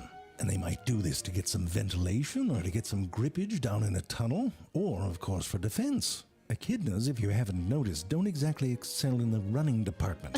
So under threat, what they'll often do It's okay, echidnas. Neither do I. is wedge themselves into a tight space or dig down a little and ball up, like Oliver here. I didn't forget. Now, you might be a bit sour on that bird there, picking on poor Oliver, but this is one of those don't judge a book by its cover situations. You know why? Because Oliver decided to hunker down right next to a nest. And I get it, you don't want a pincushion next to the crib, not to mention the aesthetics. You got a Southwest cactus thing going on right in the middle of a grassy front lawn. No wonder they're pissed. But it doesn't matter. Look at the 2 That eggs little over bird here. can't do shit against Spiky. And you know Mommy Bird's giving him the what for? No, sure, don't get worked up, honey, he says. I'll get rid of it. Bullshit. I swear, if I have to pee in the middle of the night and come back and sit on that thing by accident, you can't do anything right. Now with we're just coexisting though. Stop. This bird is just like, well, fuck, I'll sit on them over here. What the fuck? a fence like that, you might expect that echidnas would be pretty good at digging, and you wouldn't be wrong. They've got some good equipment too. Curved claws on their front feet and some excellent technique. More of an off-to-the-side scoop. You don't get dirt on your nethers like a dog do. In fact, their whole body plan is a bit splayed out to the sides, like an alligator, for example. And their pelvic girdle, which is what connects your top half to your bottom half, is more similar to a reptile than to other mammals. And this arrangement can make it look like the echidna's feet are put on backwards. They Lots of really weird stuff. They do. also Oh have my a god, low they're so body weird. temperature. And these sorts of oddities and reptilian similarities lead some people to call echidnas primitive. Echidnas are monotremes, a group of mammals that took a different turn from the rest of us about 160 Yeah, because they're Australian. million years ago. You know how like rock, hip-hop, soul, and jazz all split off from the blues? Well, monotremes are like the jazz of mammalian evolution. Look at the echidna's closest living relative, the platypus. It's like Coltrane playing the song Rubber Ducky. But they've been evolving just as long as the rest of us, just doing it different. Sure, the backward feet can look a bit strange until you have to scratch your ass. They're perfect for it. Now who's primitive? Echidnas can also use those snouts to dig, and that's because that thing is solid, made out of their face bones. I mean, from the top, the skull looks like a bicycle seat just right for a naked man. Now you're thinking about it, aren't you? From the side, you can see it has a subtle curve to it. Well, they can use that thing like it's a pointy plow, but not like some ordinary gardening tool. It's fancy. The thing's like a metal detector, but for ants and termites. They've got these receptors on their snouts that can sense small changes in electrical fields. And listen, if you're an ant or a termite and get found out, you're going to get the tongue. A long one, too. Chase you right down a hole. Your French kiss an echidna, you don't need a bidet. The tongue is covered in a sticky mucus that holds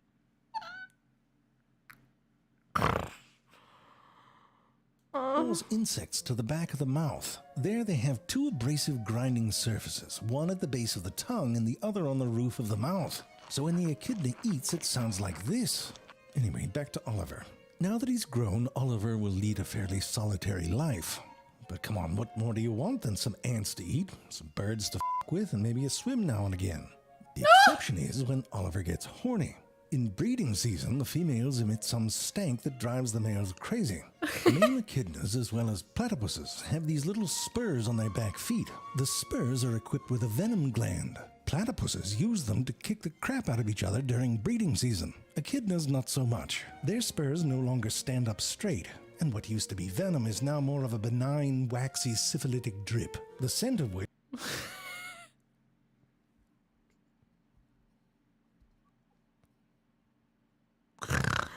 Not the benign,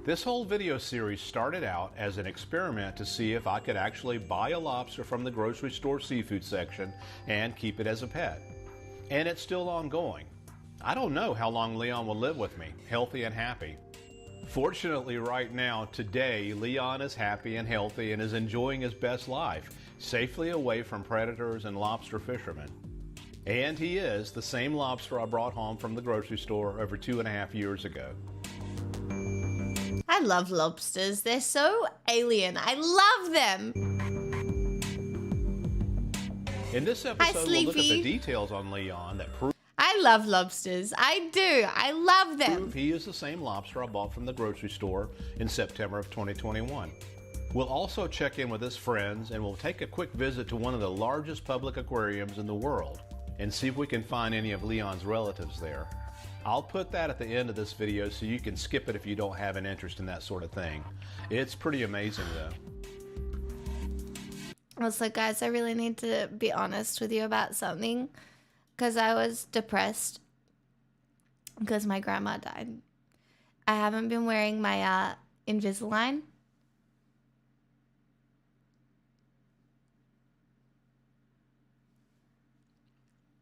To sleep.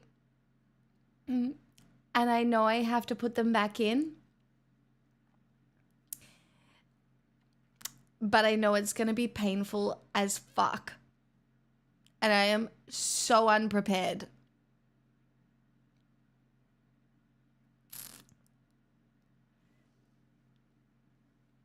It's been 5 days and you can already see. Like I'm... No. Mine are already fucked. You can even see. Like, I might need more sets. I don't know. Anyway.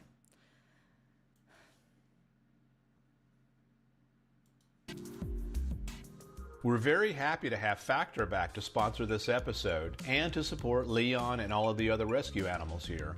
Factor is a part of the HelloFresh family.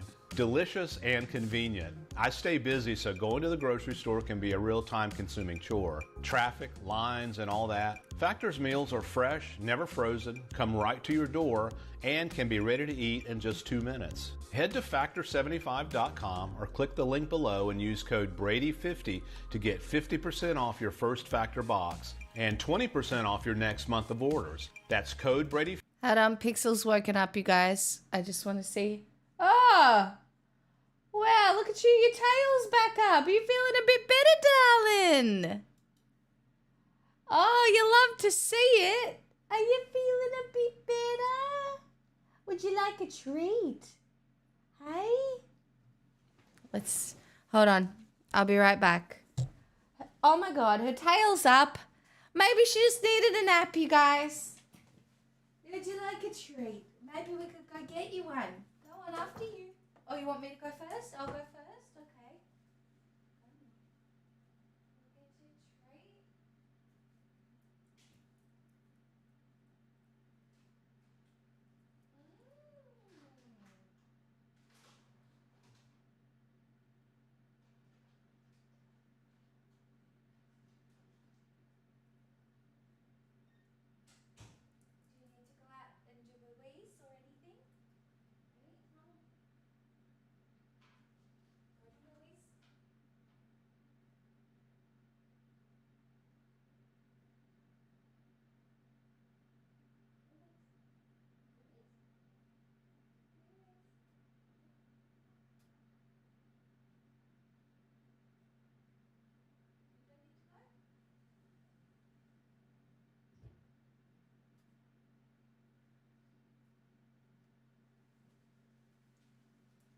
Look at this.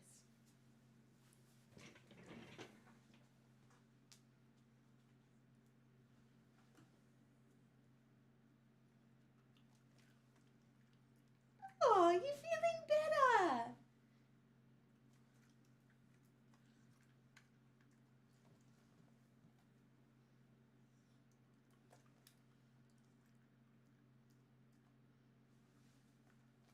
This my good girl.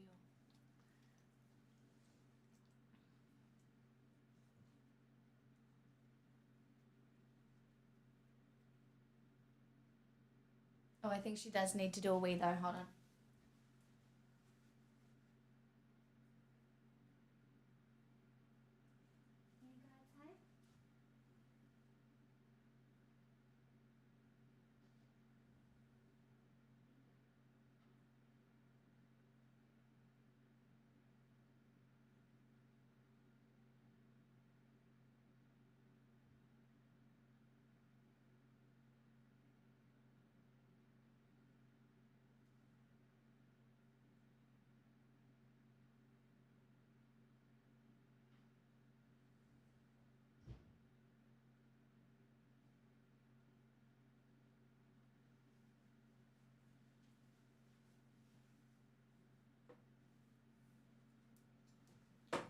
See, you guys, so weird, right? Like, a yelp, probably some pain, and then a nap, and she's back to normal.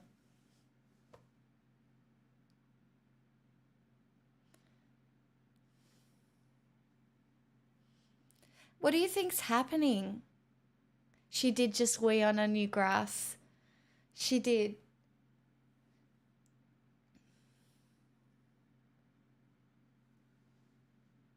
Like she's feeling so much. She's back to normal. Tails up. Happy dog. Yeah, happy dog. You're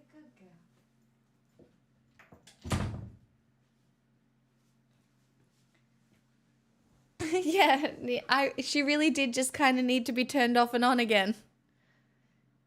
She's getting older. More naps is a normal progression. Yeah, no, I know. Maybe she smacked her paw on something. Yeah, but no, she didn't. I swear to God, it was just like a random yelp. Look, now her tail's going down again.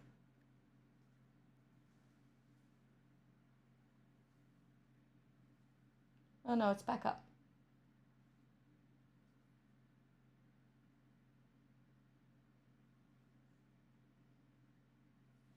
I don't know.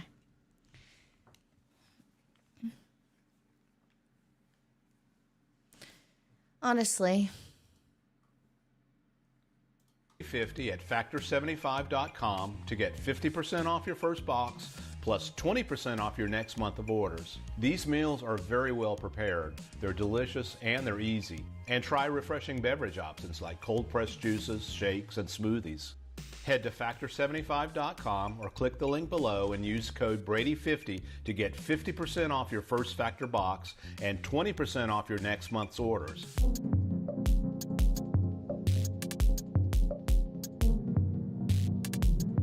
Way to love juice. And she's back to sitting. What a good girl. Hey, Leon. Lobby. We have missed you. Why did you go blue? Here are a few clues that Leon is the same Leon. The original Leon the lobster. I mean, obviously his cute face is still the same. It's true. He does still have a very cute face. Oh my God, look at him cleaning his ear. His little tentacle thing. Here are his claws from his last two molds. These claws are from March 18th of 2022. And these claws... Look at him. He's molted twice. Look at, you can see the one where his claws were band together. And he's molted again since. And look, he even got bigger. Claws are from his molt on April 13th of 2023. Notice the teeth are in the very same place. Here on his pincher claw, the teeth aren't very defined yet, but notice the large tooth in the center, in the very same place. It's weird to think that this claw is the very claw Leon was wearing here in the first Leon video.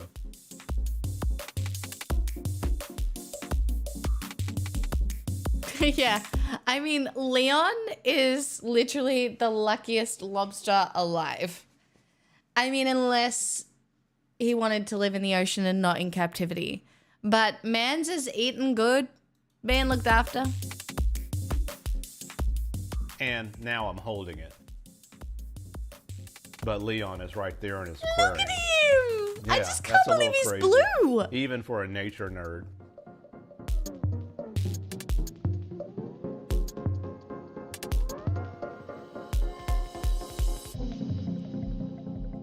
Another consideration is Leon's size.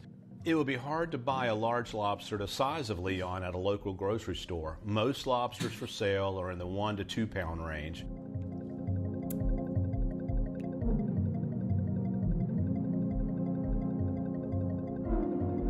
But he got bigger because he was looked after. Leon is now over 4 pounds.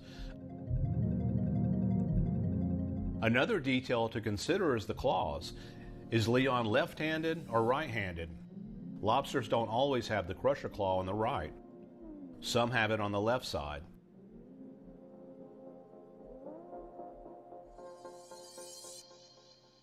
Leon's crusher claw is on the right side and his pincher claw is on the left side. A right-handed lobster has always been in my Leon videos.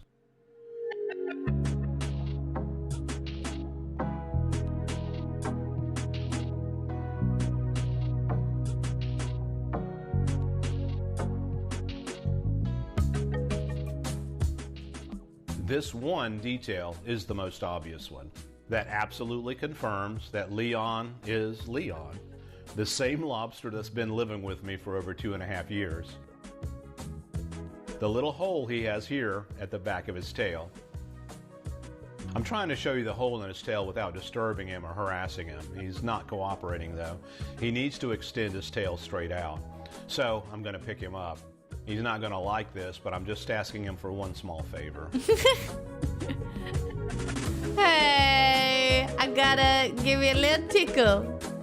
Just a little tickle. It's for good reason.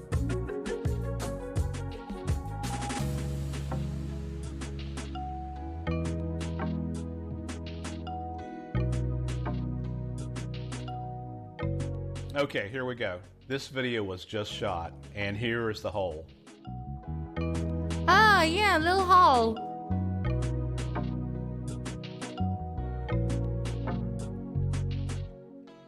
Now, this is the very first Leon video, right when I brought him home from the grocery store 2.5 years ago.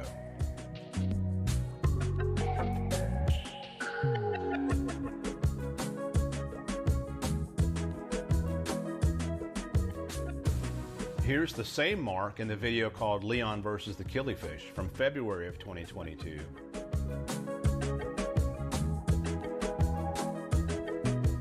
Imagine having to go through all of your footage to be like, guys, I'm not faking my lobster. And also the filter current is high and it pulls anything tiny in. Also, I really don't have a good source of tiny food for them. I do enjoy watching these little adult glass shrimp cruise around the aquarium though. And I bet Leon does too. Jack has discovered there are sometimes tiny pieces of food on top of the 125-gallon aquarium. He and his brother were trapped and taken in and domesticated from a restaurant in Brazelton, Georgia. So I suspect Jack is pretty much a food connoisseur.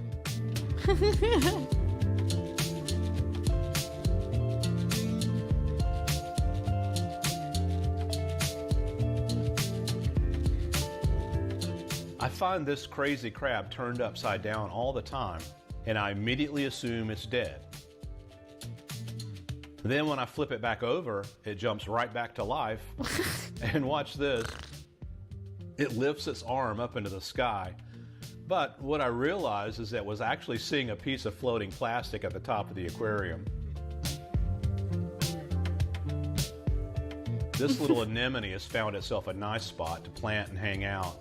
And so far hasn't been bothered by the So, Nevax, 30 months, thanks for your prime. crabs.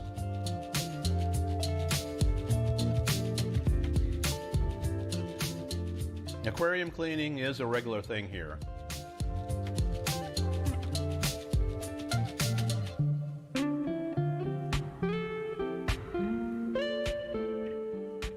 The hermit crab and clams get a scrub down too. Aww, that's so nice. Even the clam gets a little wash.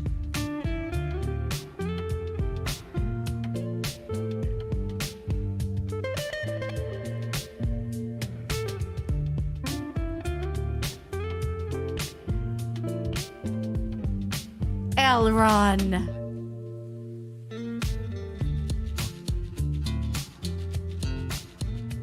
One of the sea squirts covered in algae and looking very different. What do you mean? I watched Leon videos since the start. We've had a bit of a break because they got kind of boring. It's history night. We're checking up for the sake of history. Right now.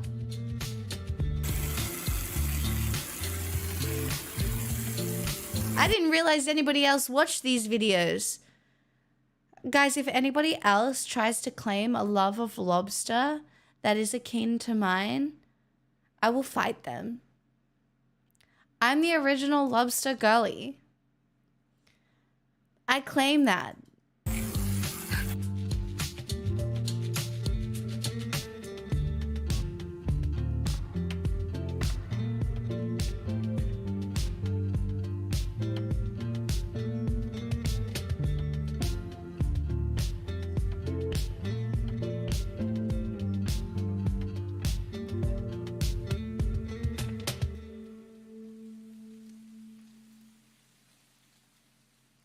You can just tell he looks after him so good.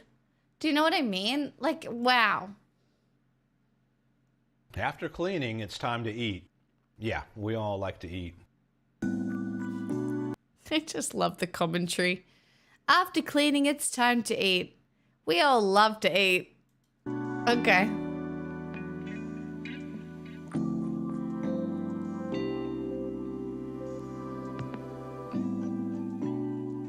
This little anemone has snagged a huge meal. The crabs will spend hours sifting through the crushed coral for leftover food. When I clean the filter sponges for this aquarium, there really isn't much debris in them at all.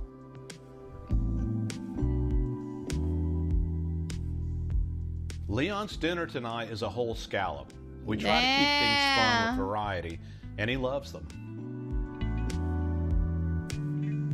Oh, look at him. Yum, yum, yum, yum, yum, yum, yum, yum, yum, yum, yum, yum, yum, yum, yum, yum, yum.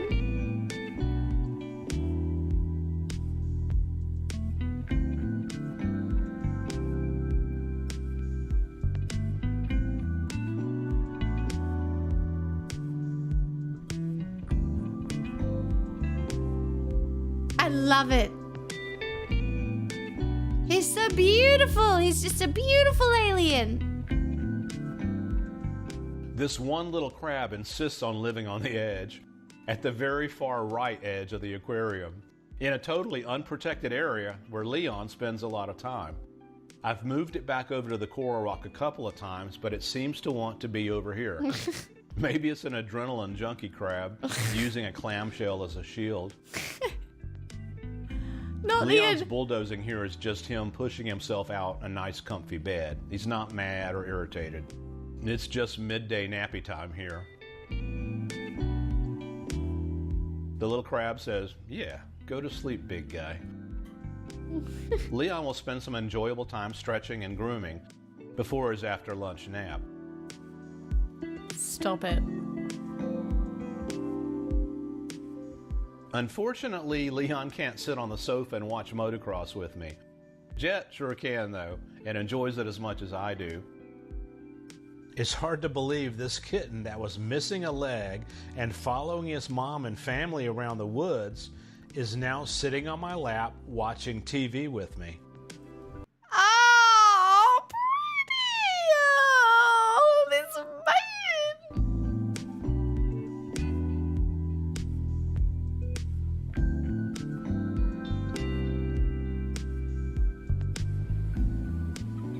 The little chicks keep growing and are all over the place now.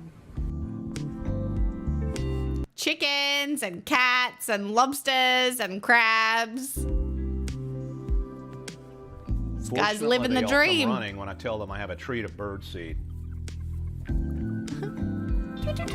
Oh, the little noises. Stop. Oh.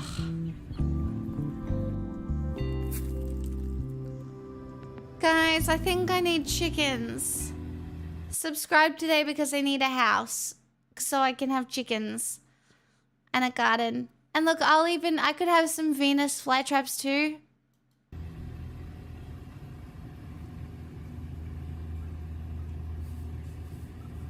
The Venus flytraps are in their element now. Hot, bright sun and lots of rain and lots of bugs. Look at them! Though the only place Venus flytraps exist naturally in the world is just a few hours from here on the North Carolina coast, their soil here and care have to be specifically prepped and managed for them to thrive. I really enjoy these plants.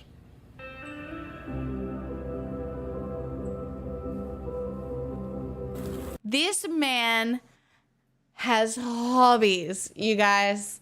You know, when you're like, do you have hobbies?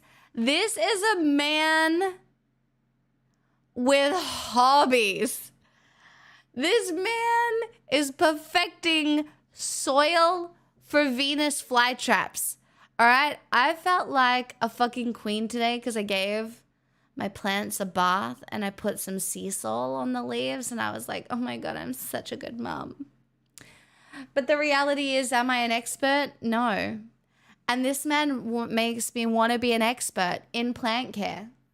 I feel like I should get the app. I should get like the plant care app and become an expert. Because why not? I've got time.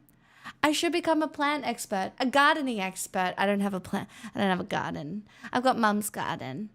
I should get better with Mum's. I can use Mum's garden to practice so that by the time I get my own garden, I'm an expert. Anyway, I better start singing. Hello, Rocket Sage. Hello. Welcome. Hi. A horticulturalist? No. I mean, no. No. Just watch Garden Australia. I used to watch Burke's Backyard. And don't worry, that's all definitely still in my brain. So, oh no. What's happened? Why is your tail down?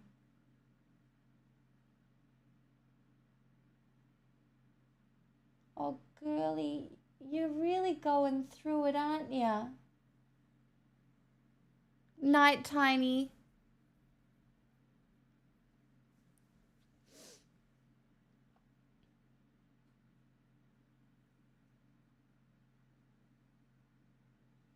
What happened?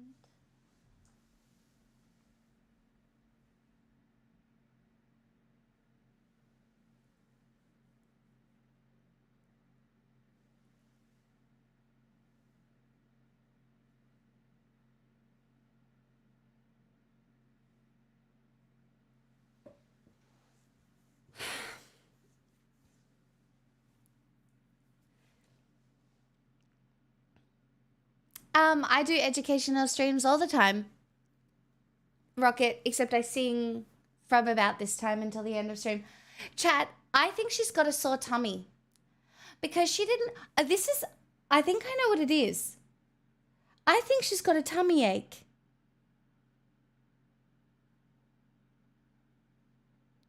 Do you have a tummy ache? I feel like she's got a tummy ache. Do you want to know why? Because when she didn't eat all the kangaroo last night, I gave her a little bit of kibble. And I think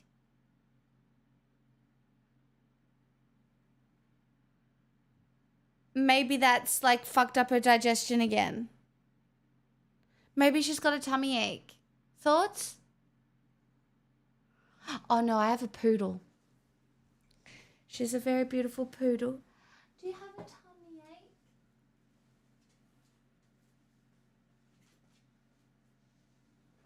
Yeah, come here. Yeah. Do you have a tummy ache? Is that what it is? My little munchkin. Oh, my little munchkin. I'm sorry. See, because I think her leg's fine. I think she's got a tummy ache. She had her bowel movement today. She did all her poos. And they did look a bit funny. But I'm sure that's because she didn't want to eat the kangaroo. But I gave her chicken tonight. So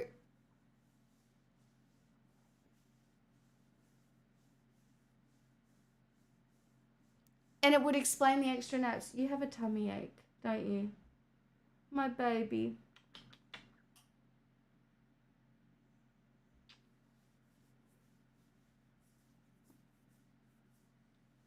And you know how when you get sharp tummy pain, that's awful.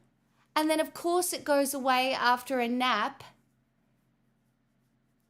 Of course it goes away after a nap because, you know, you're relaxed and you have a nap and then your tummy doesn't hurt anymore.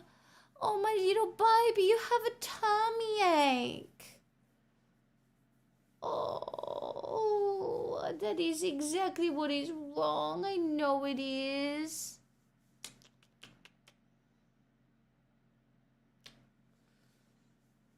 You got a tummy ache? It's okay. But I don't want to give her any more kibble tonight. I'm thinking about upping her food. So she's currently on 300 grams of lightly cooked food, like either turkey and vegetables, chicken and vegetables, or lamb and vegetables. And I'm thinking about maybe upping it and buying 400 grams. Because maybe she's hungry. Maybe you need more food. Maybe that's what it is. Is that, maybe you need some more? Maybe I have been starving you? I haven't, obviously. Do you want something to chew on? Should we get you a chew? Would you like something to chew on? I don't know if she'll like it, but I can try. Hold on. Yeah, I know. Digestive health is important. Let me see if I can get her. Oh. Let's see if you would like a chew. Oh, her tail's back up. She's got a tummy ache.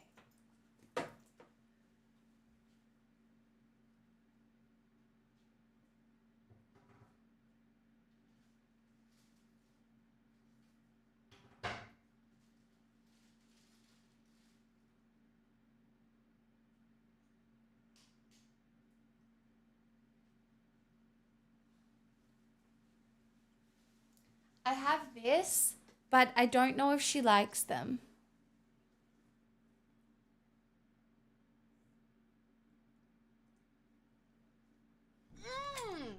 Boy! Reminder to take your yogurt enemas chat. Digestive health is important. I swear to God. No, she doesn't like the yak chews, Mamiro. I have a whole yak chew. She won't eat it.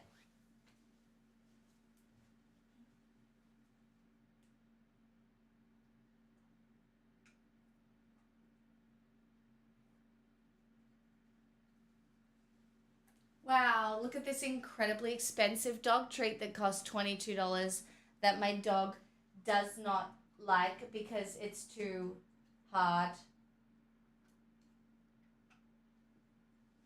She's eating that one though.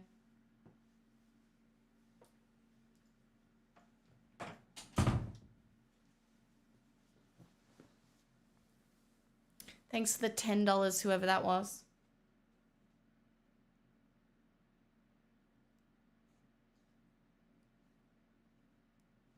So many options.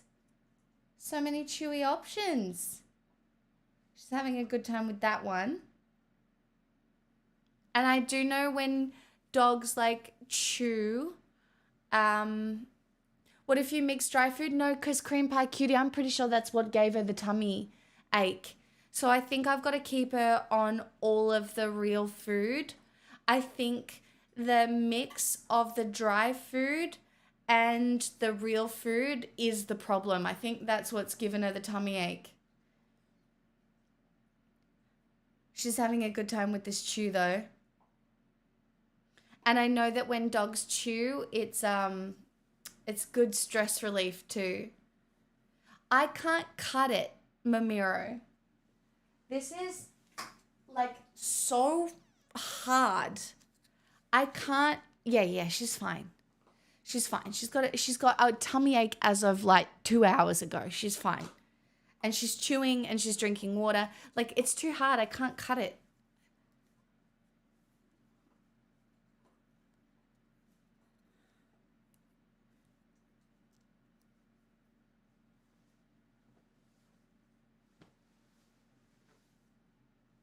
Nothing I can do. Oh, she's having a good time though now. It's such a good chew. Yeah, get it. You. Oh, licky licky. Choo choo. Use an axe. Lol.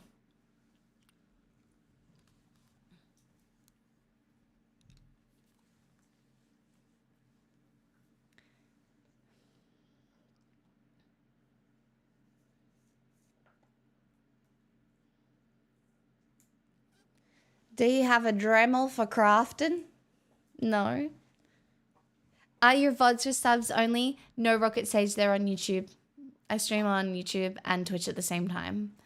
So my VODs are over there. If you want to have a little look-see. They're off here because then do stuff like this.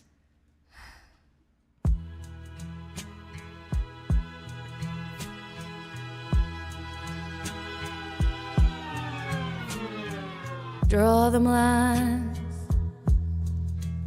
light every candle, slip off my pretty dress, down my chest when I think of you. Every night, both lips on the mirror, it's ritualistic. Counting lipstick stains where you should be. Oh, I need you around.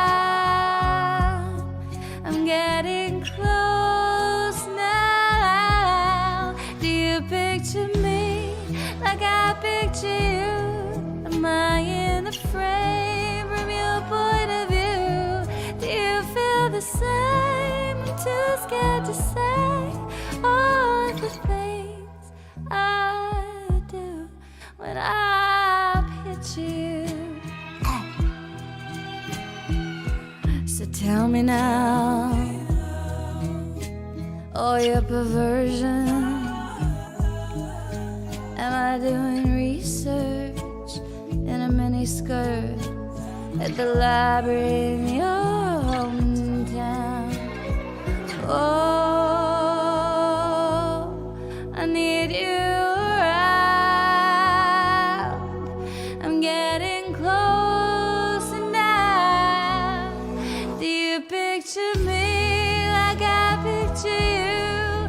Am I in the frame from your point of view? Do you feel the same? I'm too scared to say half of the things I do when I picture you, when I picture you.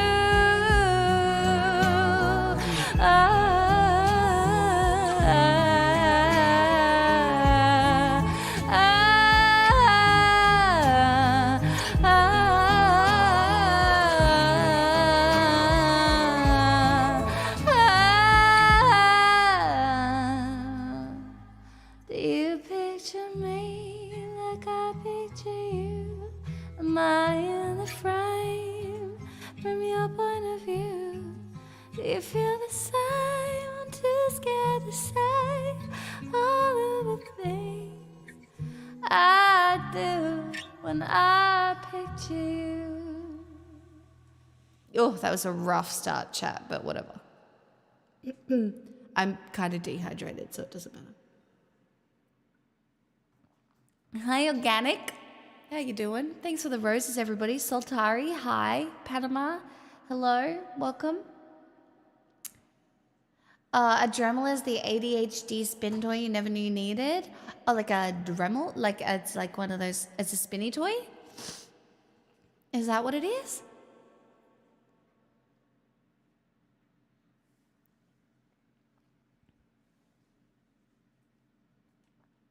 Oh, I am not that talented, but I sing because sometimes covering politics makes me want to... What the fuck?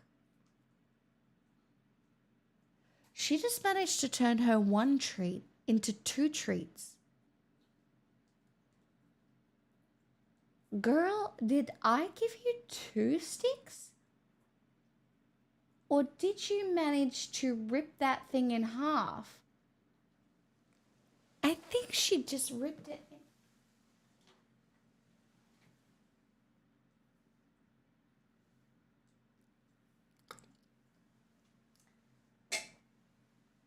They can both stay on the ground. You get both. You know what? If you can get through both, you can have both. You get it. Chompy chompy. Chompy chompy. It's dog stuff. Doesn't concern you.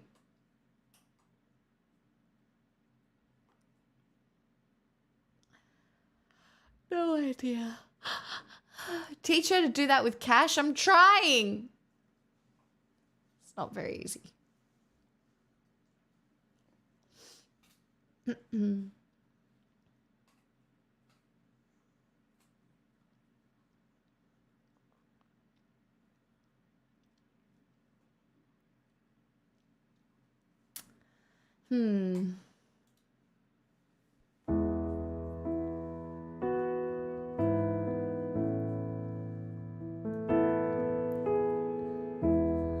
Once upon a time, the planets and the fates and all the stars aligned.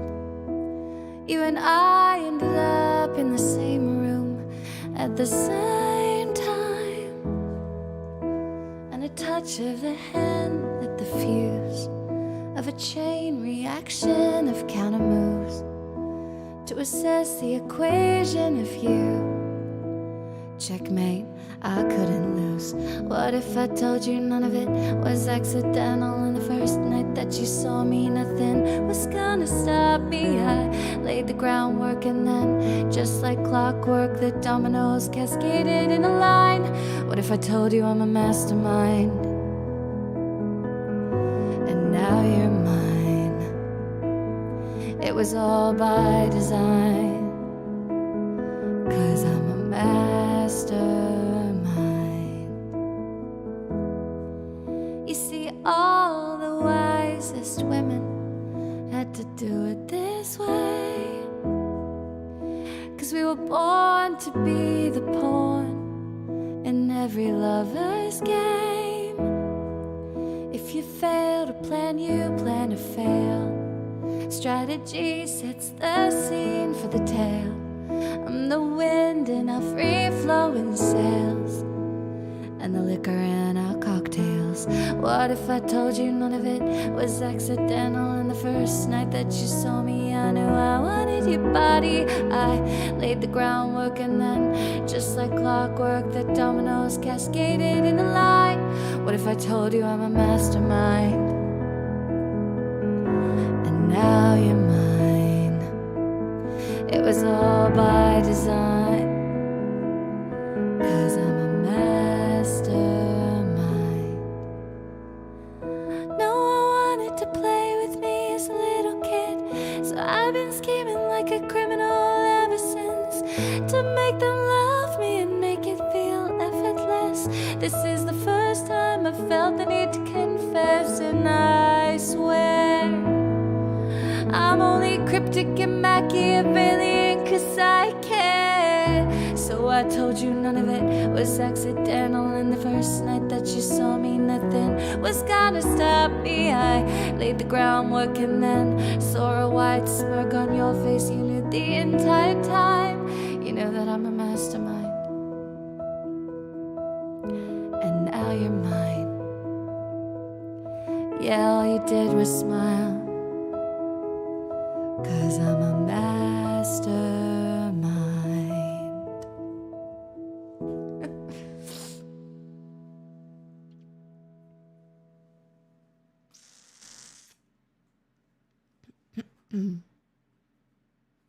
My voice feels weird. And by weird, probably just dehydrated.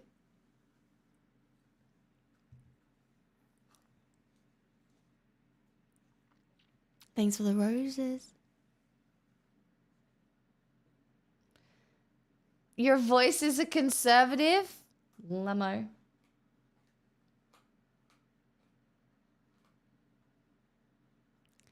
Very funny.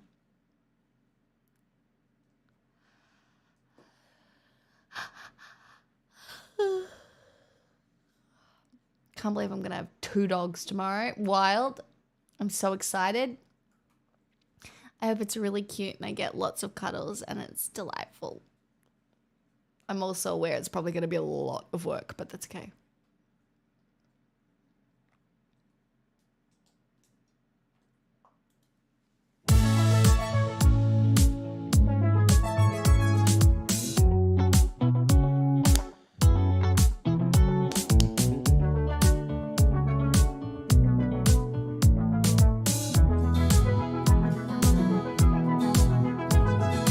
I know I have good judgment.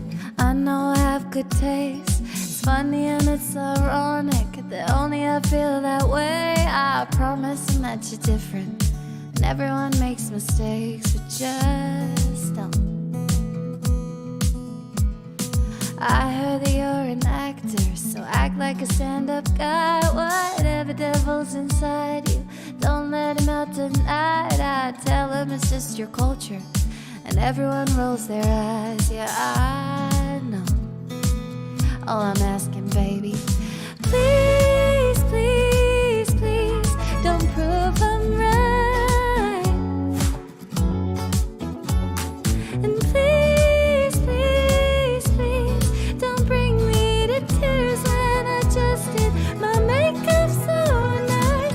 Heartbreak is one thing, my ego's another. I beg you, don't embarrass me, motherfucker. Please, please, please. Well, I have a fun, my dear babe.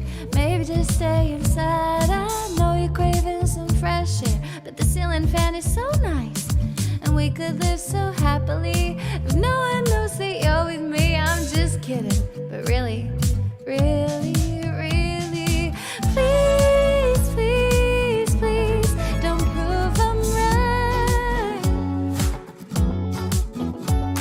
And please, please, please, don't bring me to tears when I just did my makeup so nice. Heartbreak is one thing, my ego's another. I beg you, don't embarrass me, motherfucker. Please, please, please. If you wanna go and be stupid, don't do it in front of me. If you don't wanna cry to my music, don't make me hate you prolifically. Please, please, please, please, please, please, please, please, please, please.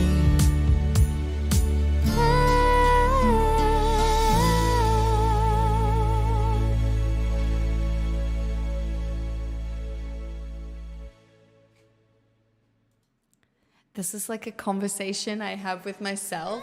Lol.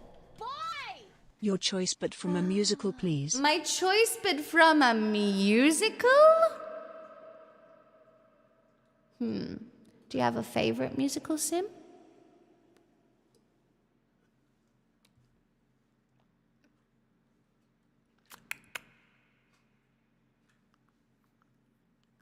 Like, would you like upbeat or miserable?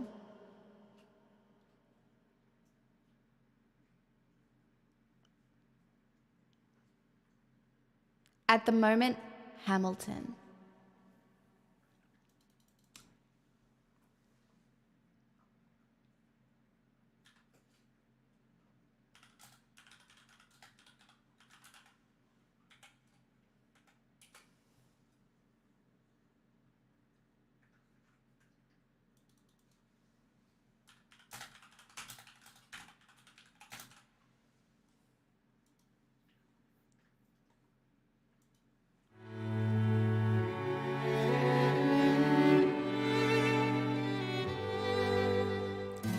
Look around at how lucky we are to be alive right now. Look around, look around. How long have you known? A month or so. Eliza, you should have told me. I wrote to the general a month ago. I begged him to send you home. You should have told me. I'm not sorry. I knew you'd fight until the war was not won, done. but you deserve a chance to meet your son. Look around at how lucky we are to be alive right now. Will you relish being a poor man's wife, unable to provide for your life? I relish being your wife. Look around, look around. Look at where you are. Look at where you started. The fact that you're alive is a miracle. Just stay alive, that would be enough. And if this child shares a fraction of your smile or a fragment of your mind, that would be enough. I don't pretend to know the challenges you're facing, the world to keep erasing and creating in your mind. But I'm not afraid. I know who I marry, so long as you come home at the end of the day, that would be enough. We don't need a legacy. We don't need money.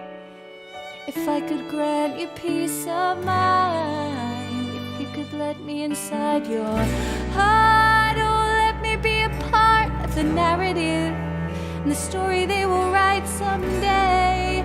Let this moment be the first chapter where you decide to say,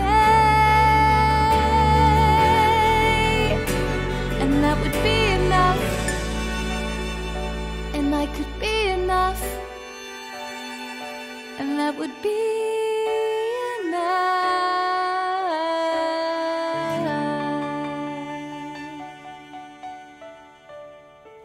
That was pretty bad. Hi Viz. It's weird. My voice,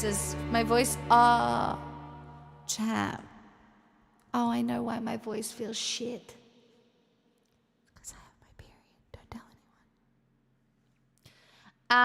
Busy and trying to develop better routines now that it seems achievable. Medicated for ADHD, slay. Pixel, what are you doing? Did you just start on the second shoe? Bitch, please. You are joking. Girl.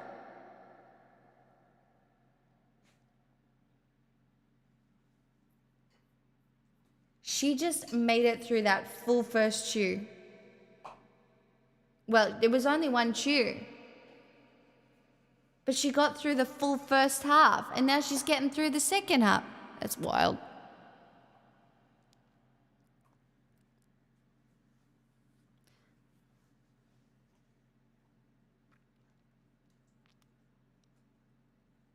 I'm pretty good.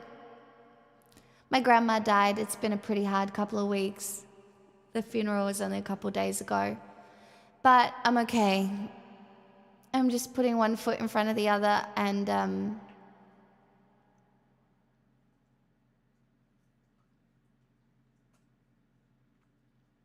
yeah. That's all you do, right? In life, you just keep doing stuff and putting one foot in front of the other. As my grandpa would say when he had dementia, You just keep on keeping on.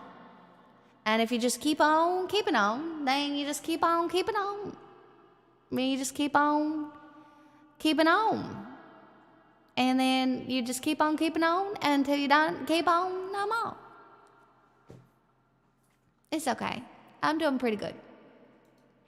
Let's do this. I sang The Rose for Cosmic with different lyrics. Yesterday, all my troubles seem so far away. Now it looks as though they're here to stay. Oh, I believe in yesterday. Suddenly,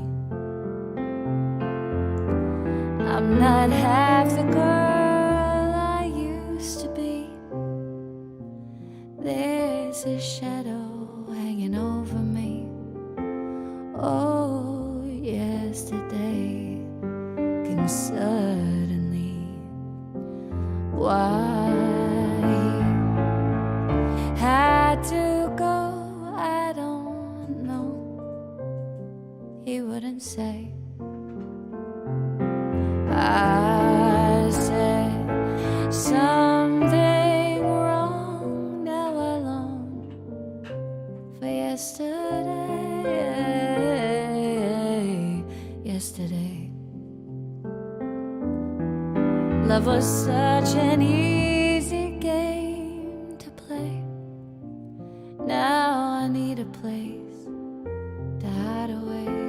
Oh, I believe in yesterday. Why she had to go, I don't know. She wouldn't say. I said something's wrong. Now I long for yesterday. Yesterday, love was such an easy game to play. Now I need a place to hide away. Oh, I believe in yesterday.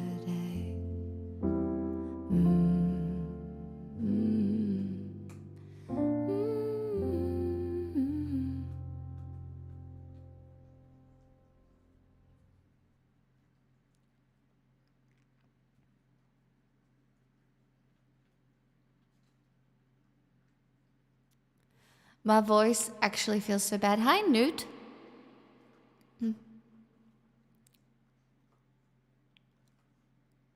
Does it sound all right? I can't tell. Please validate me that it's listenable, or we can just go back to talking.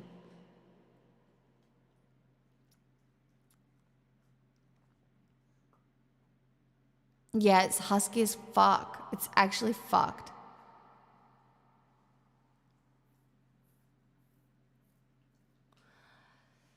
Yeah, my grandma's funeral was recorded, so all of the songs I can go back and listen to. I'm probably not ready to do it yet, but I think I sung them quite well. So they are all there, which is nice.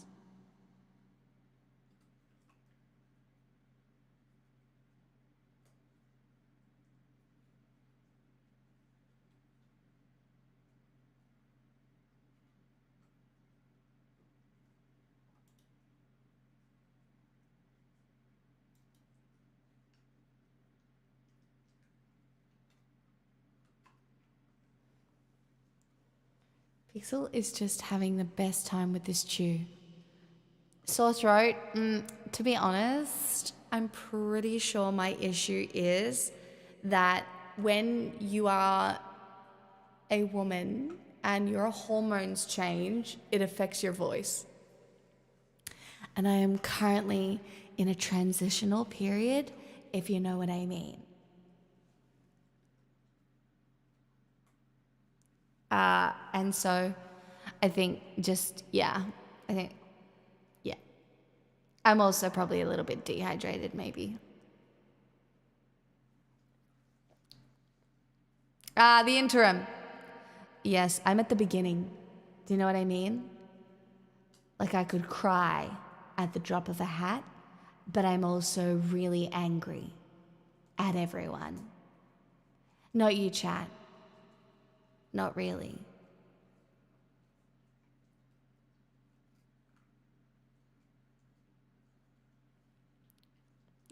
I'm fine.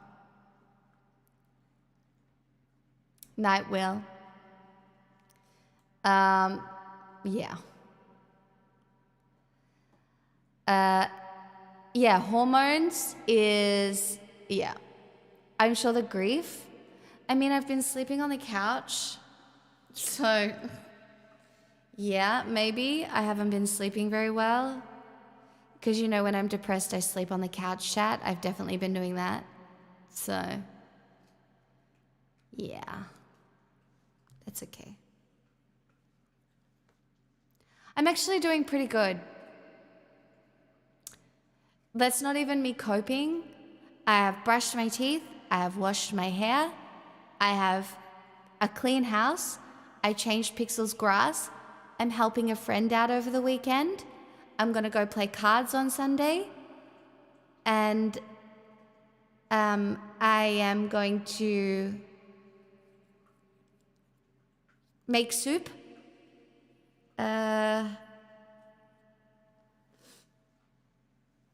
You know? Like, it's okay. We keep on keeping on. Boo? Boo? What the?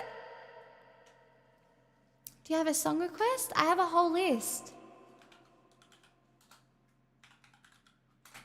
Oops. I can't mod myself.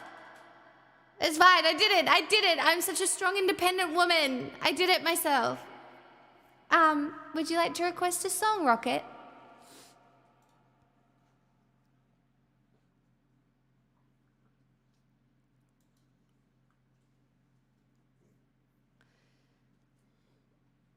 I made a pork chow mein in honor of Democracy Manifest. Ad Laksa. Honestly, something I want to sing? See, all of my favorite songs that I would usually sing where my voice sounds good probably won't sound good tonight. Do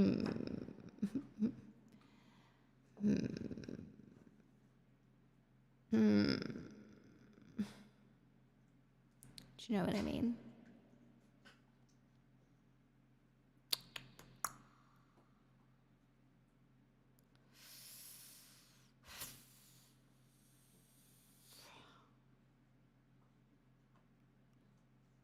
Oh no. Fuck the tea. Actually, I could do a cup of tea. No, it'll keep me awake. Do I want to be awake? I could stay awake. Anonymous! An anonymous user gifted a tier 1 sub to Rocket Sage. Adopted! Thank you for the gifted sub to Rocket. Oh, let's sing this. I want to sing this.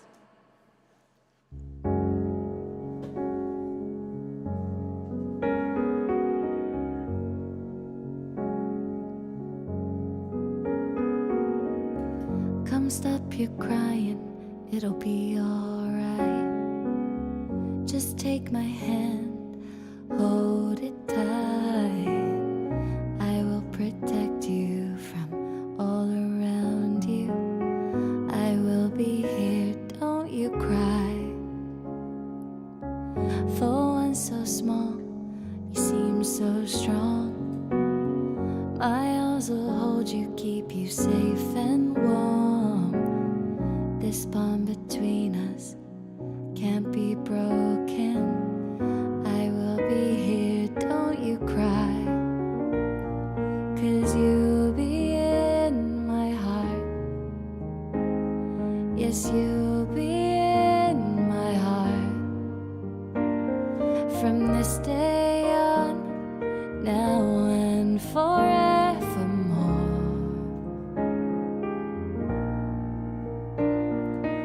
You'll be in my heart.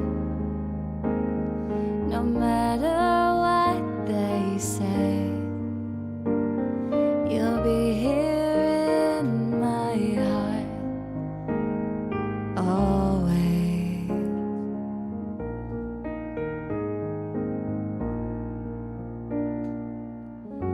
can't they understand the way we feel? They just don't trust what they can't explain. I know we're different, but deep inside us, we're not that different at all. 'Cause you'll be in my heart. Yes, you'll be in my heart. From this day on, now and forevermore. Maybe I'll have a whiskey. Don't listen to them, 'cause what do they know? We need each other to have to hold. They'll see in time. I know when destiny calls you, you must be strong. I may not be with you, but you gotta hold on. They'll see in time. I know we'll show them together, 'cause you'll be in my heart. Believe me, you'll be in my heart. I'll be there from this day on, now and forevermore. Oh, you'll be here in my heart. Yeah, I'll be there from this day on, now and forevermore.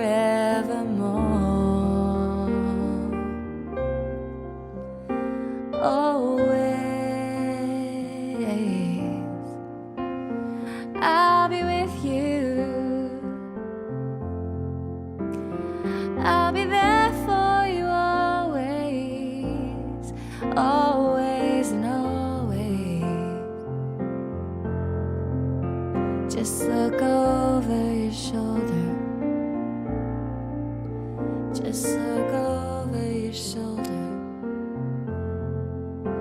Just look over your shoulder.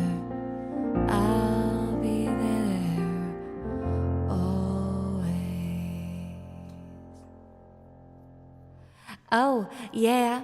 I think I've decided that I would indeed like a whiskey, and I will fill up my water glass as well, and I will be back momentarily. Hold on.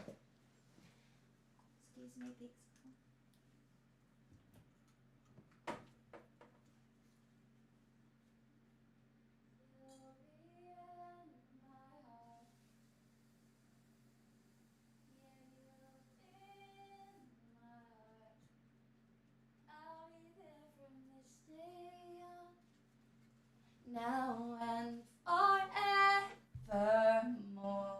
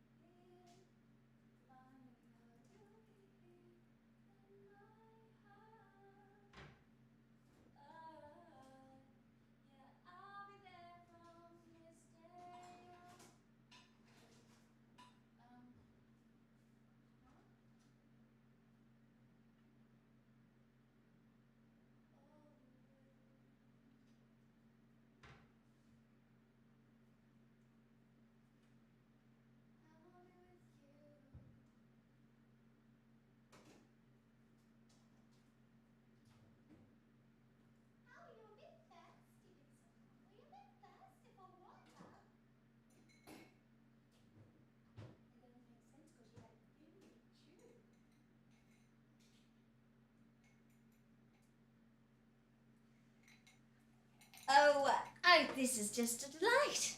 The realization that whiskey exists and everything is good in the world. And a reminder to me to post my Poggy's bracelet. Limo, smart, do it.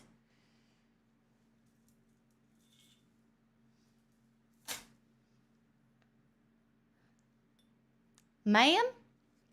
I turned off the reverb. What do you want from me?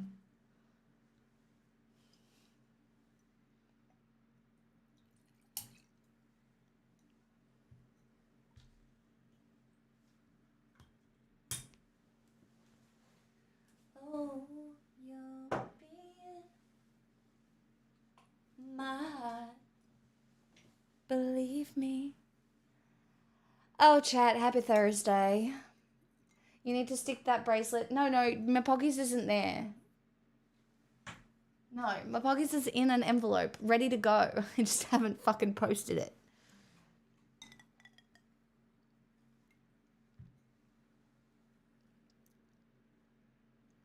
Do you know any Dolly? Mm-hmm.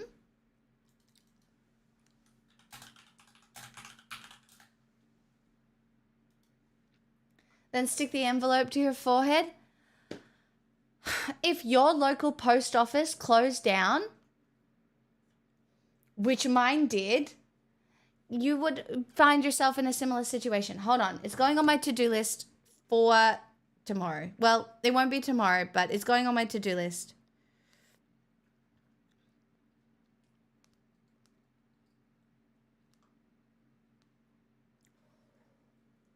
Wait, did I just see Griff was coming to Australia? Wait. What am I doing? To-do list. I haven't had a local post office. Ours all closed down many years ago. I'm just a piece of shit, all right? It's already on my to-do list. I'm putting it in capitals. Post the fucking letter, you bitch.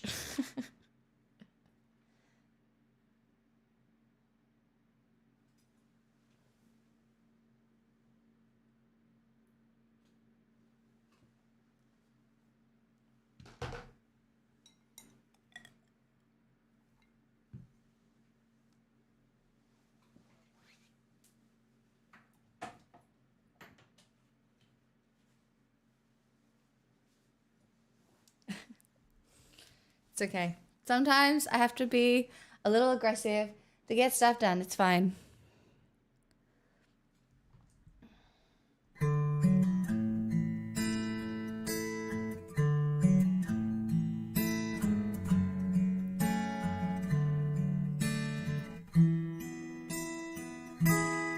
If I should stay, well, I would only be in your way, and so I'll go. But I know I'll think of you each step of the way.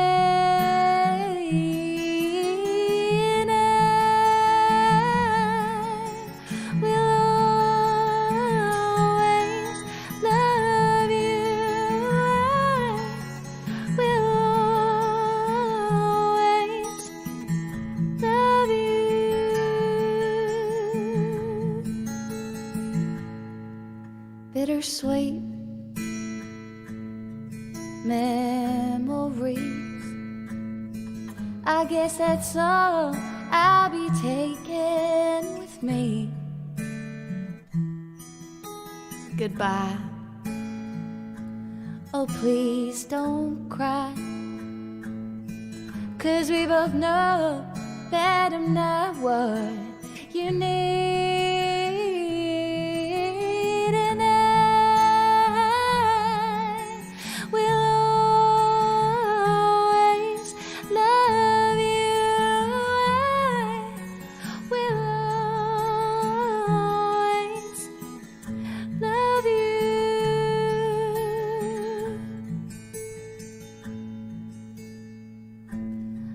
Life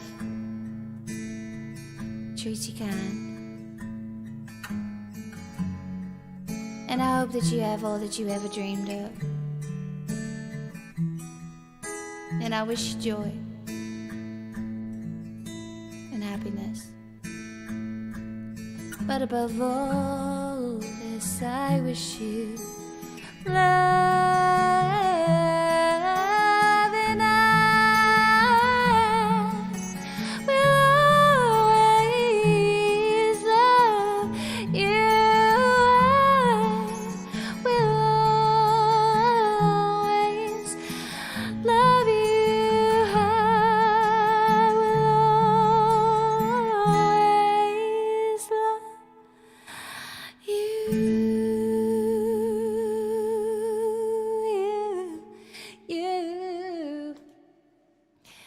Darling, I love you. Sorry. I will always.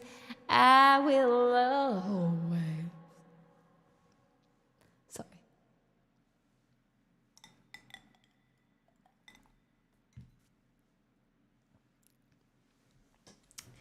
Lippity dip dee, lippity doop doop doo, lippity da ba doopy ba doop doop, dippity doo, dippity doop doop, dippity doo.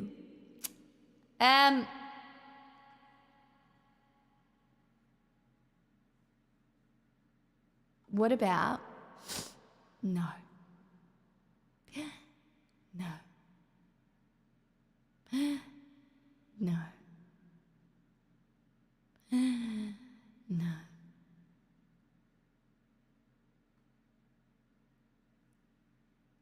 No. Somebody asked for a musical before. Let me give you another one.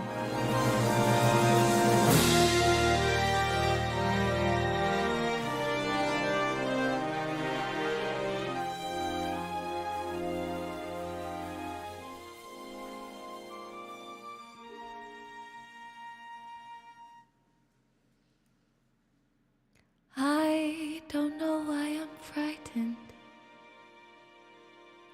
I know my way around here. The cardboard trees, the painted seas, the sound here. Yes, oh, to rediscover. But I'm not in any hurry, and I need a moment.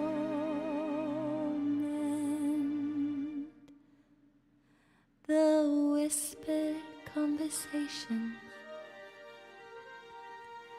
in overcrowded hallways, the atmosphere is thrilling here as always. Feel the early morning madness. Feel the magic in the making. Why everything's as if we never said goodbye. I've spent so many mornings just trying to resist you. I'm trembling now, you can't know how I've missed you. Miss the fairy tale adventures in this ever-spinning playground. We were young together. I'm coming out of makeup. The light's already burning. Not long until the cameras will start turning, and the early morning madness and the magic in the making. Yes, everything's as if we never said goodbye. I don't want to be alone. That's all in the past. This world's waited long enough. I've come home at last, and this time will be bigger and brighter than we knew it. So watch me fly. We all know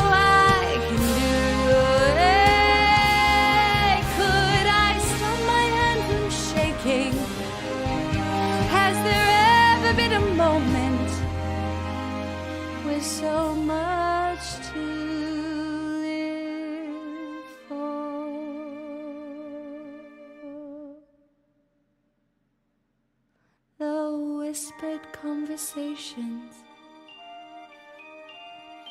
in overcrowded hallways. So much to say, just not today, but always. We'll have early morning madness. We'll have magic in the making. Yes, everything's as if we never said goodbye. Yes, everything's as if we never said goodbye.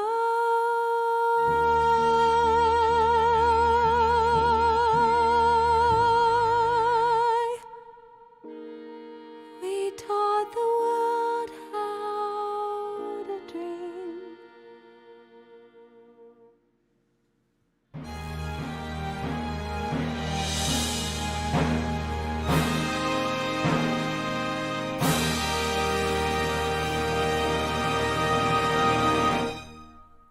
Pretty shit. It's okay though. It don't matter. Hello, darling. Are you done with that shoe? Did you have a good time? I assume so.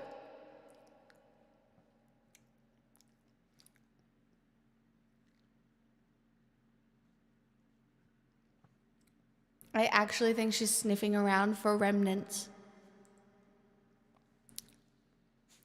That was shit. Ignore me. Don't look.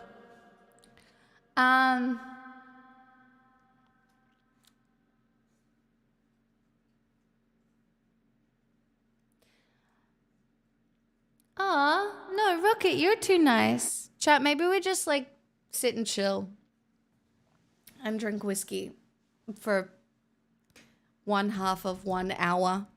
Perhaps thoughts, comments, criticism? Willing to take feedback? No, you be well, Rocket. Thank you so much for the $10.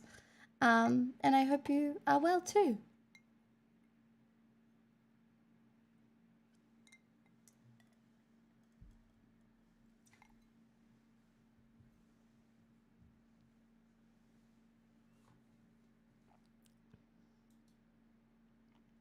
How do we do this? How do we have a good time?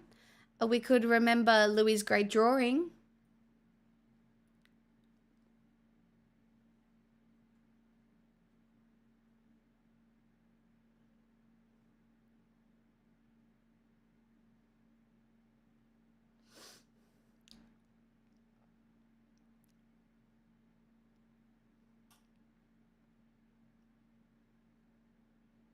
You have no context for this beautiful drawing that Louis did? How disappointing for you.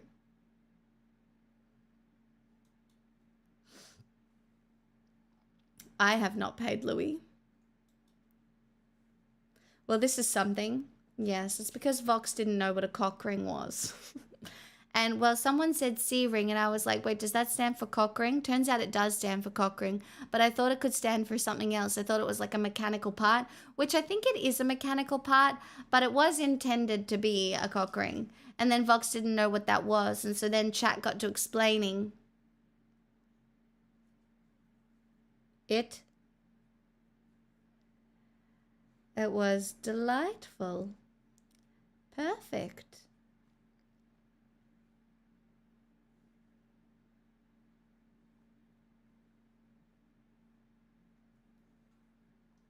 See, we did so much learning, you guys.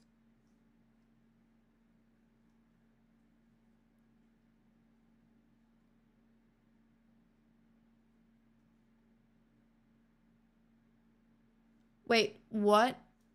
Viz? What? Stop. Stop it. Pixel. Pixel. Pixel. Pixel. Here. No, don't do that. That's wild. What kind of pizza store gives out a cock ring.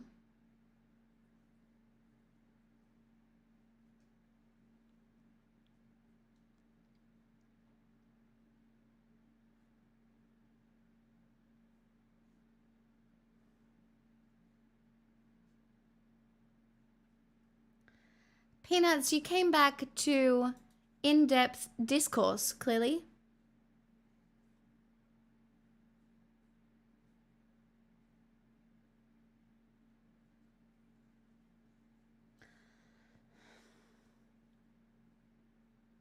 They had little bullet vibrators, and this you could choose if you got rings or the vibes. Stop it. Pizza and a vibrator? Stop it. That's wild. Oh my god, Pixel, you got comfortable. Let me shut the door so we don't freeze to death.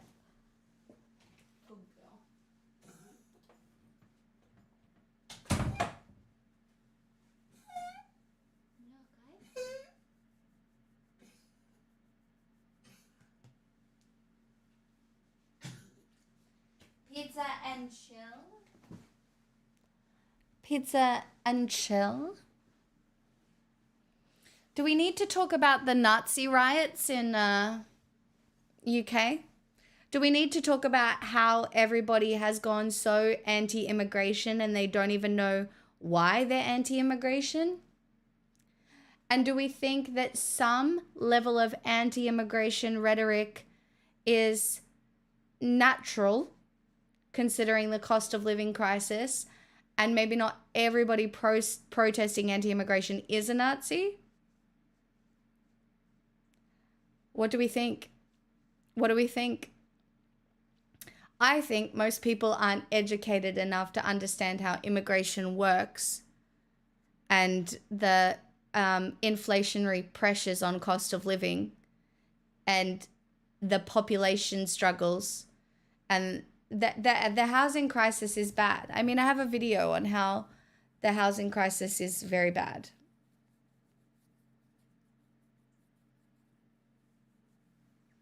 Based on the AI images I see on Zitter, it's caused a blonde white girl on a bus wearing a British flag it was really sad. It's not all Nazis, but the right have been using them as a boogeyman for economic stress. Very much so. Viz, I just read that paragraph and what the actual fuck?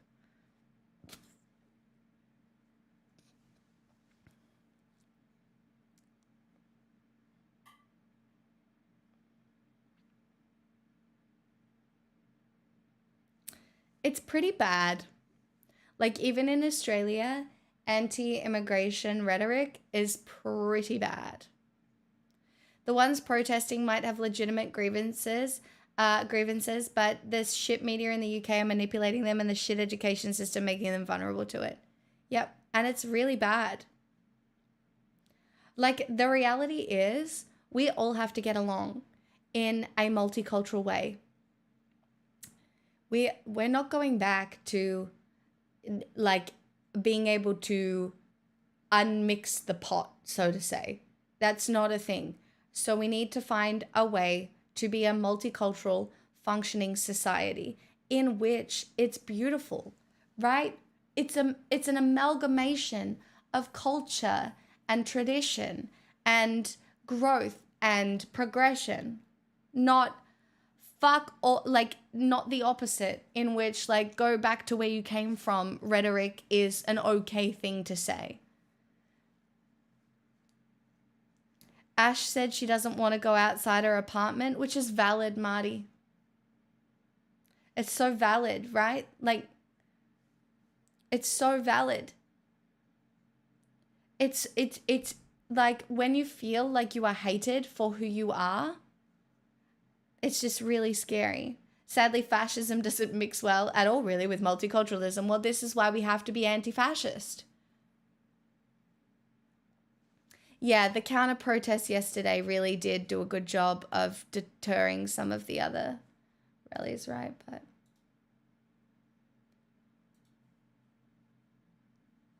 thousands of anti-racism protesters take to the streets across England. Look, there's even a few white people in here. Good for us. Thousands of anti-racism protesters gathered across England and formed human shields to protect asylum centres after police warned of unrest from more than 100 far-right-led rallies. The fact that there's 100 far-right rallies is insane. Might even get to celebrate more than one culture. No, but that's something to really... There is so much to be gained from broadening your horizons regarding culture, food, lifestyle, democracies, philosophy. Like the fact, like a lot of people don't even realize that engaging in philosophies from anyone that isn't a fucking old white man is just so incredible.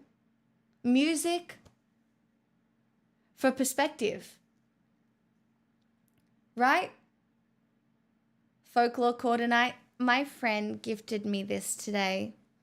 And so obviously it's my new favorite cardigan and I had to wear it. And isn't my outfit cute? Isn't it cute? Like, it's so cute. Tell me it isn't cute. I'm vibing.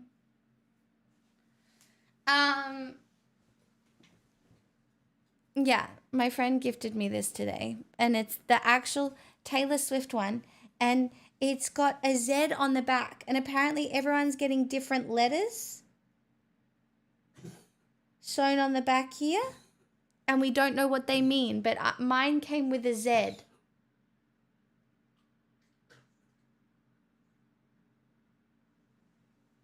Are you gonna forgive James if he shows up at my party? Maybe.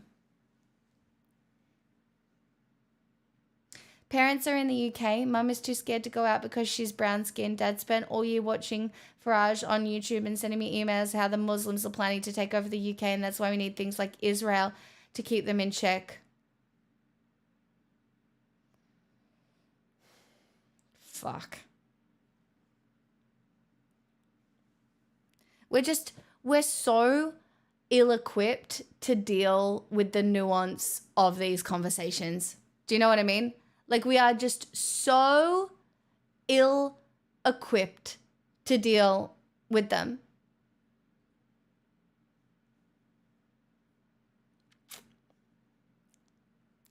Like, obviously, I am pro-Palestinian statehood. I think the only answer is a two-state solution, but as talking to Joe, that seems so unlikely now, which is fucked up.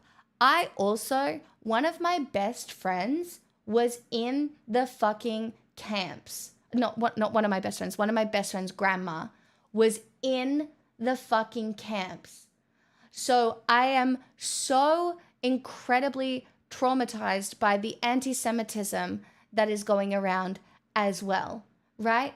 There are so many Jewish people that are suffering so greatly from the actions of Israel, right? There are so many Jewish people who are so traumatized by what Israel is doing. The two-state solution is cooked, yeah, probably because of the assassination attempts, and by the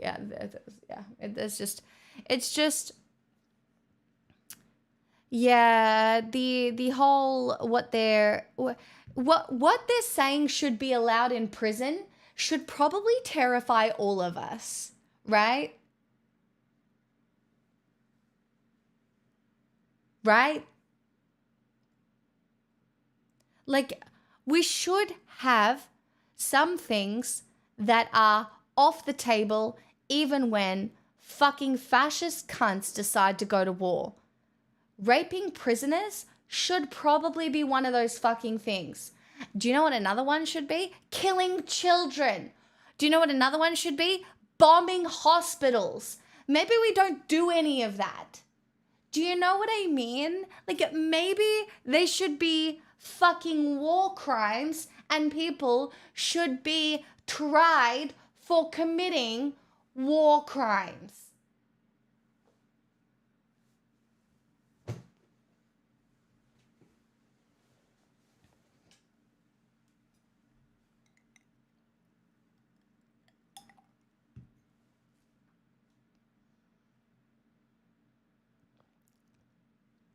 That's what I mean, ill-equipped to deal with them, but at the same time, for every working class protester with well-intended legitimate grievances, there's clearly another racist bigot making the same. I know, but we have to fight against racism. We have to be anti-racist, and we have to build community the only way we can. And that is through being friends and creating community across lines that are drawn in the sand. Made up lines drawn in the sand, like the made up line between men and women and the made up line between different races or ethnicities. It's just so fucking...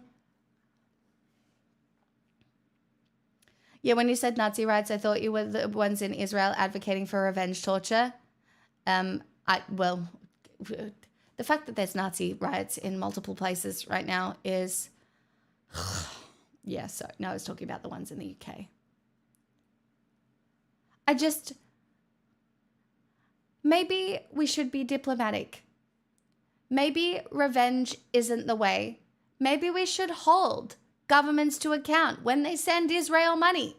Abso-fucking-lutely. The Australian government is a piece of shit right now and sucking at the tit of good old daddy America. We do know this. We do know this. But the only way that we are trying to hold them accountable is through protesting, is through, like, just, you know, calling your fucking senator or what. It just feels like we do nothing. But at least Kamala Harris tells Gaza protesters at Detroit rally everyone's voice matters. So at least, I don't know. Like, do we think Kamala could end up being good on the situation in Israel, perhaps? If she gets in? I don't think she can go too hard on the Israel situation before the election, but you never know.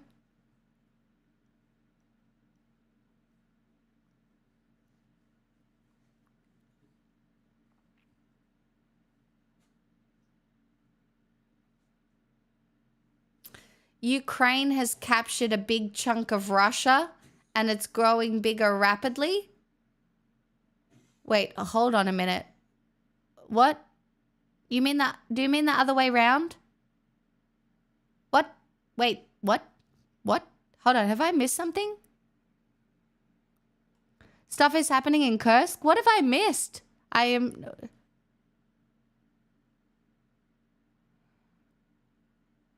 Ukraine are making a counter-offensive into Kursk? Oh, Lord.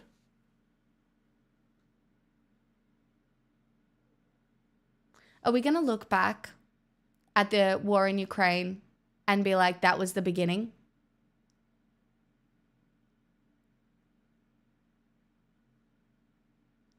Because, like, we really are on the verge of World War III here. Like, we really are.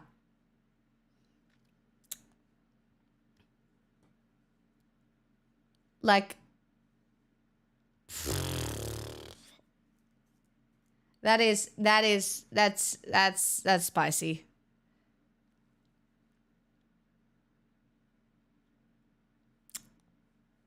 Valid, maybe. I don't know. Fuck. Could we not just keep state lines? I know they're fucked historically. Maybe not that fair. But, like, maybe we should just have times of peace. You know? It is kind of fucked. Borders are fucked. They were drawn up kind of unfairly and, but, well, could we just not stick with them for now? Yes, we have problems, including Iran, and Lebanon, Yes, Iran is definitely the pot to watch. Yes, I know.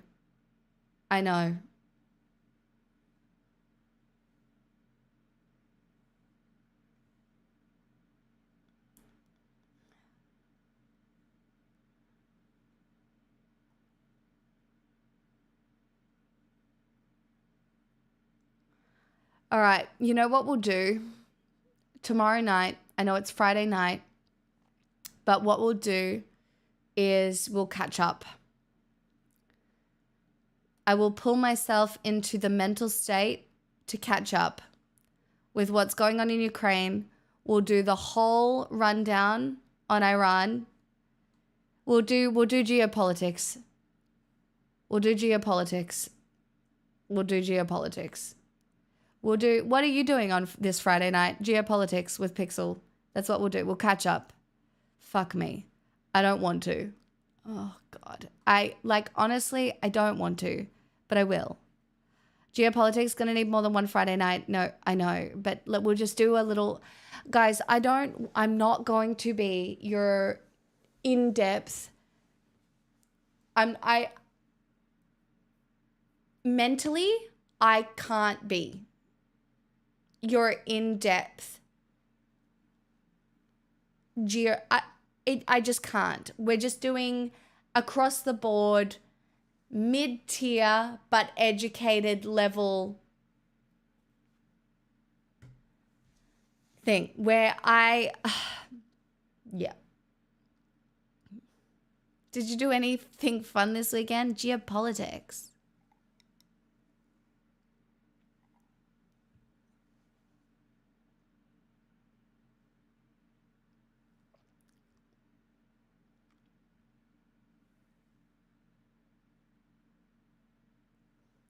Fuck, I love my dog. God damn it. I can't believe she yelped before. God.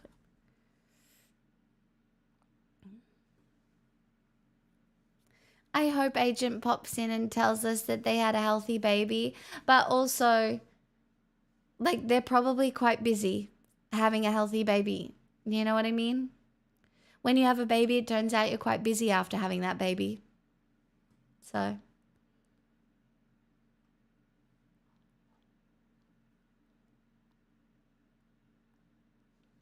yeah, Peanuts. I mean, look. For me, now, I am not going to be any sort of geopolitical expert. Do I want to be informed? Yes. Can I do anything about it? No. Will I do things about things that are in my control? Absolutely, I will. For sure. But is there anything I can do about the situation in Iran? Nope. Nope, there is not. Nope. Babies are selfish. Kind of bullshit if you think about it.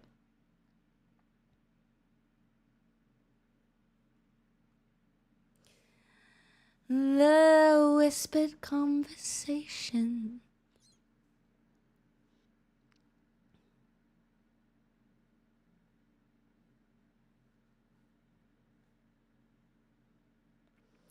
I am not that amazing.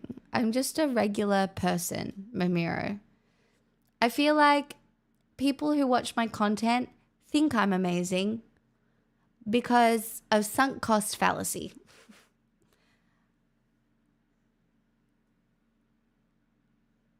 In which I got $10 and you got sunk cost fallacy.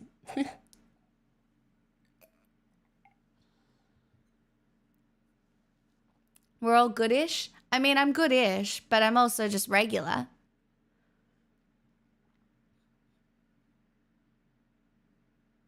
The article that doesn't exist anymore because Kotaku got shut down, or Kotaku, I don't know how to pronounce it, but Kotaku.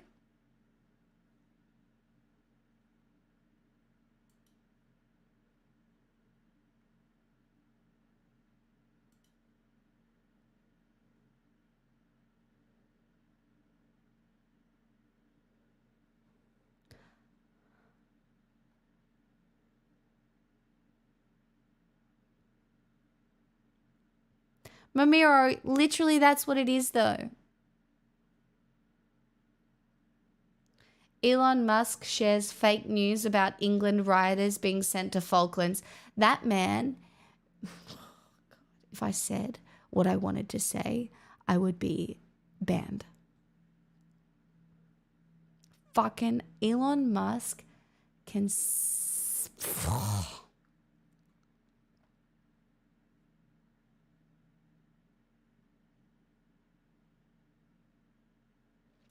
Oh, here we go. Ukraine justifies attack on Kursk in in first acknowledgement of Russian incursion. Zelensky aide says root cause of any escalation, including into Kursk, is Moscow's unequivocal aggression. Ukraine has publicly justified its attack into Russian territory for the first time.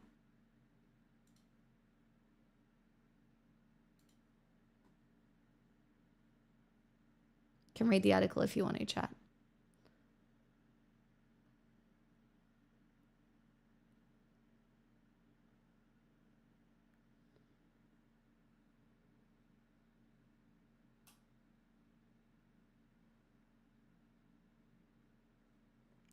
Obvious.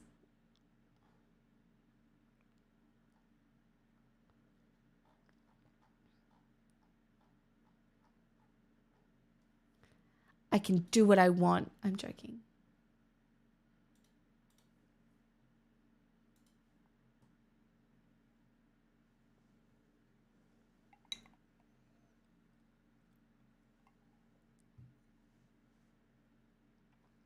Well, that's good for now.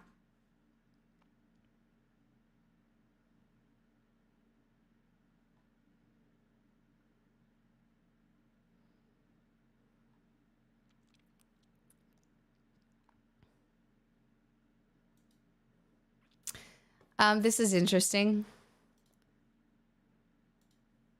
J.D. Vance's investments reveal potential contradictions with his political persona. Analysis shows funding for biotech, defense, and video platform, and a fascination with the Lord of the Rings.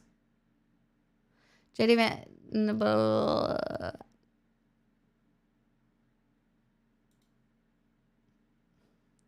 include a firm that carries out medical testing of therapies that may include stem cells in scientific research. LOL.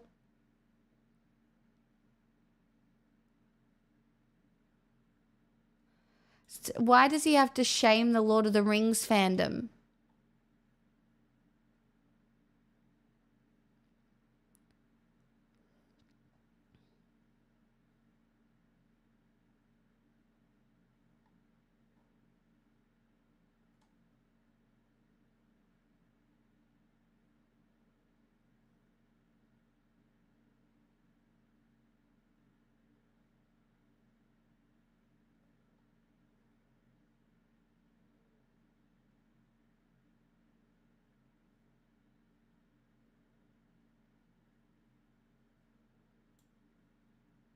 LOL obsessed with Rumble.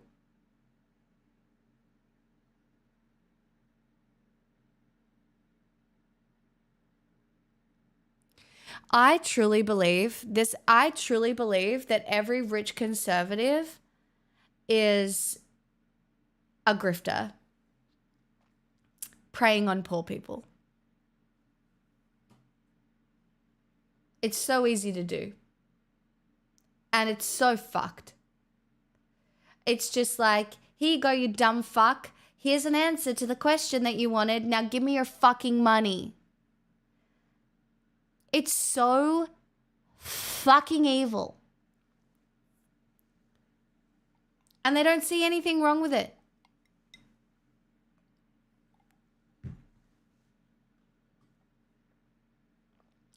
And like a lot of people justify it being like, well, the world's the way it is. Do you know what I mean? You're either the exploiter or the exploitee.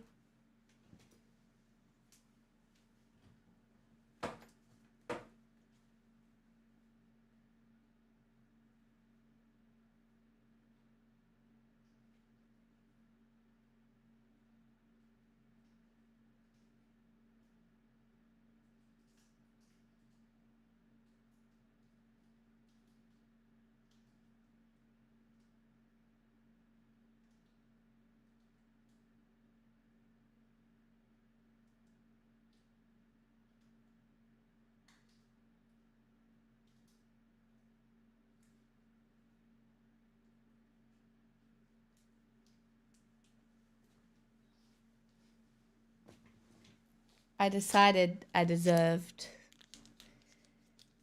this after everything, you know. I surely do. a little treat.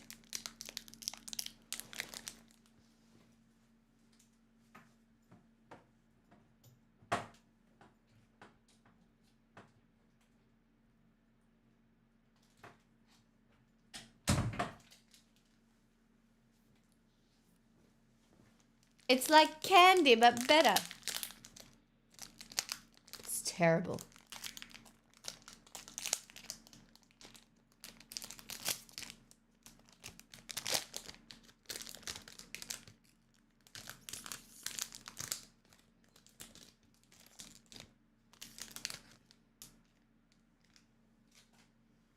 All right.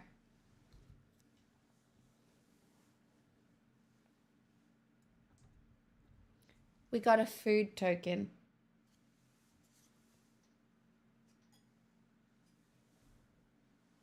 Yeah. The two ISIS guys got jobs as security guards? Oh, that's so scary.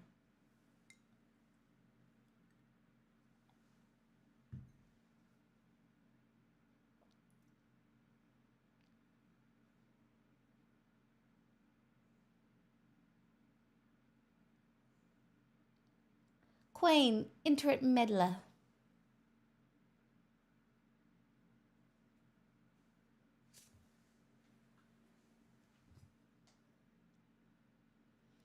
Valley Might Caller.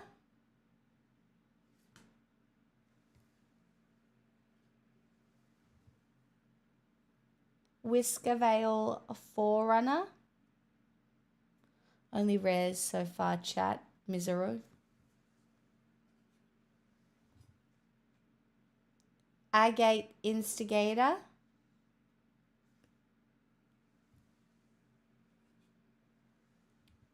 Sunspine Lynx. Oh, we didn't get any mythics.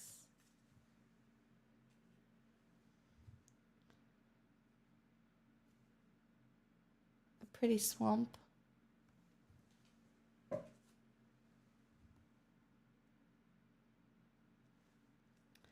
Lizard Warrior, Bandit's Talent, Star Charter, Lupin Flower Village, Tree Guard, Pond Prophet, Take Out the Trash, Bravekin Duo, and Saver. We'll have to have another treat then. Well, I only had 2. I also had this booster that I opened ages ago, and it was still, I'd already opened it. Which I don't know if I got anything good in it. I don't think I did. Did I get anything? You.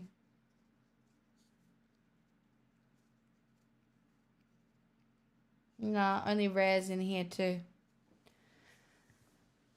Chat, what's a girl got to do to get a mythic? Season of Growth.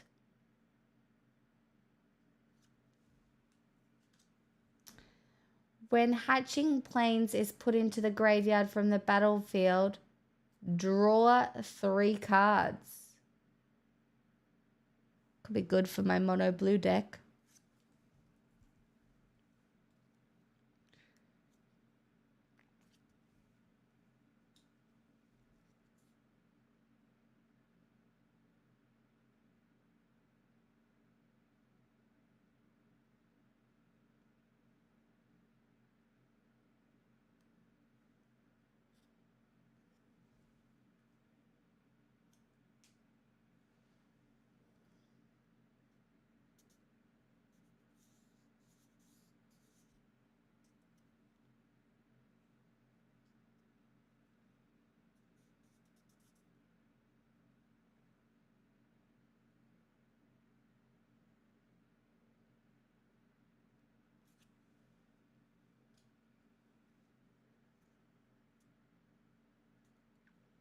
Leyline of the Void.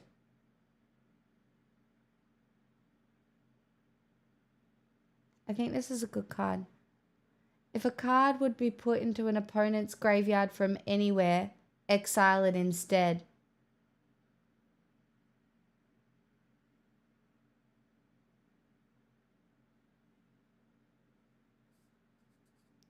Ley lines are highly sought after.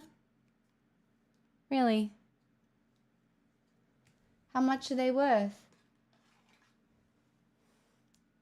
I shall put it in a thing. It's very popular for sideboards.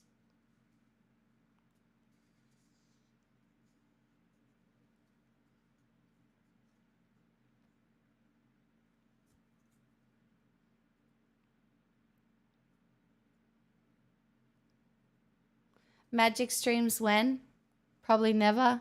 I just like playing with my friends. You can see me crack some packs though.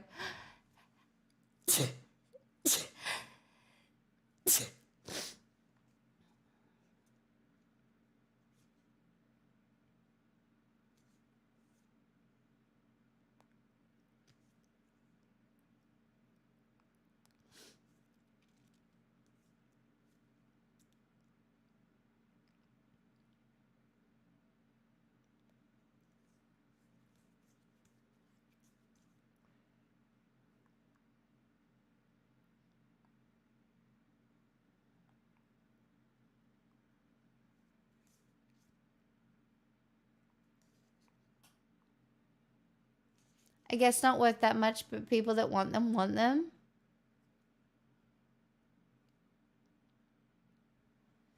I don't know. This has been really fun for me. I have too many cards that I very much need to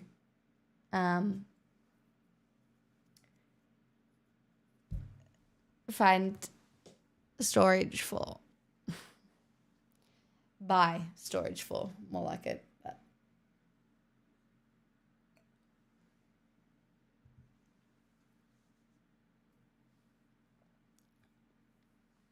Gotta sort them out, you know.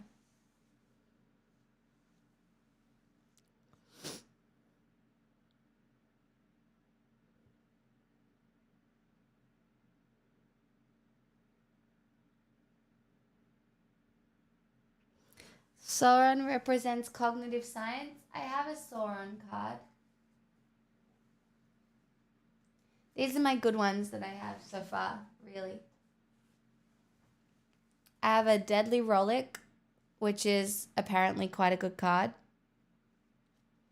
This is the one I want to build my witch deck around, Agatha's Soul Cauldron. Mount Doom from the Lord of the Rings. Then I've got some Frodo. But look, the reason I bring this up is because I have a Sauron.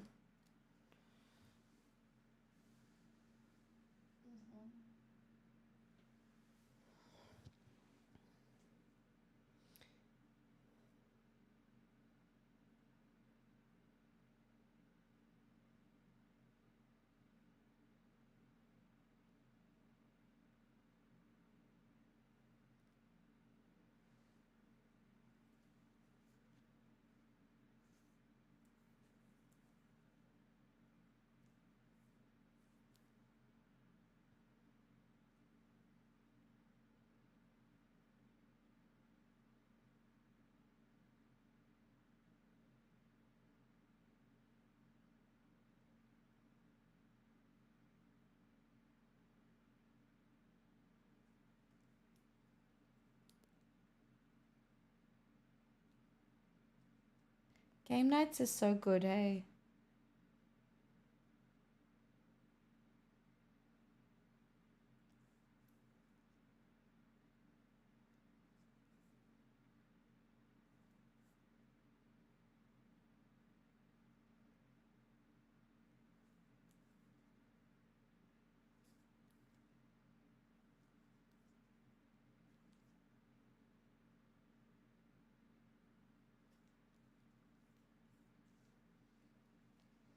I don't know. I don't know why stupid paper cards are able to bring joy. It's annoying.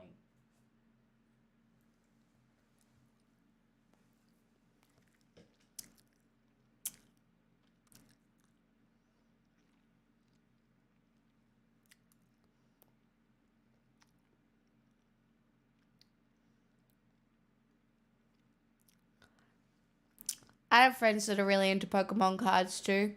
And I have friends that are really into Yu-Gi-Oh cards too.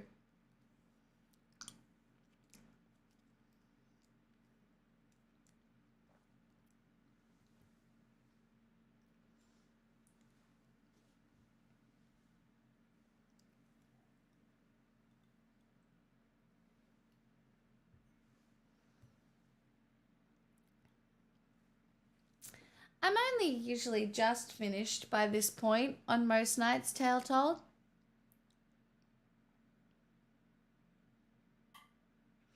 Should we check my star sign chat?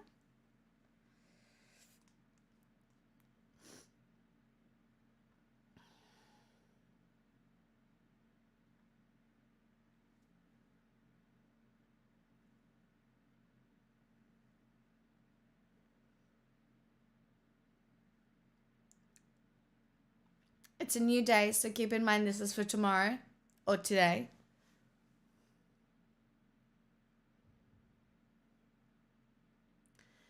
Today, there's a little person in your head saying it's self-centered to get your hands dirty. It's not.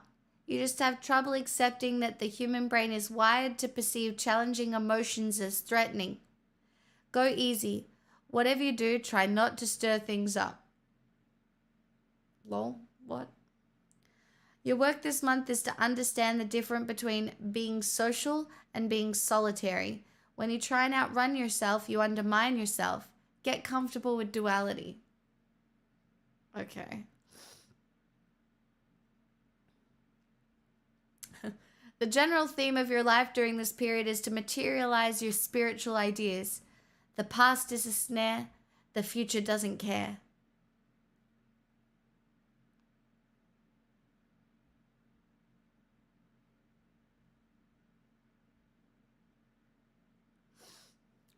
Lol.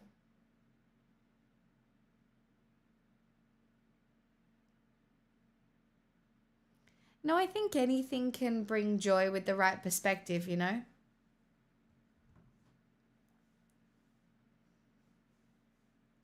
You know, some people can find joy through tinkering with a car.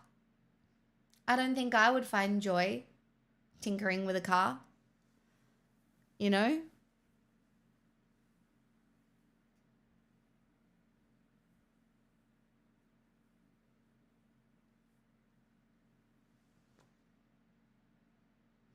I've tinkered. No joy. Fucking lol.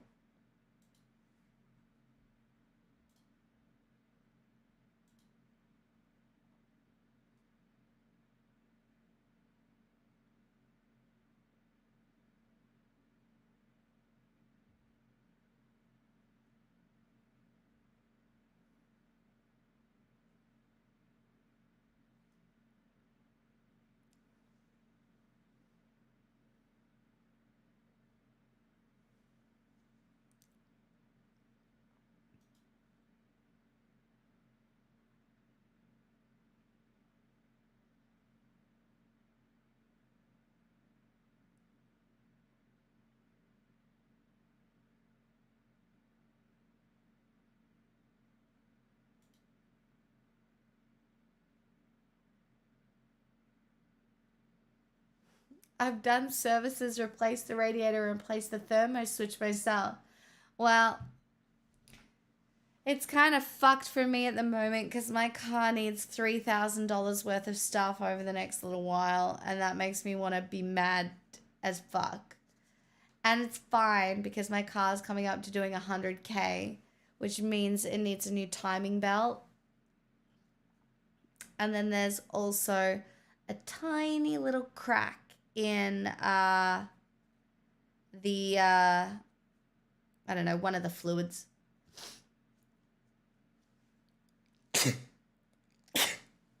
Very annoying.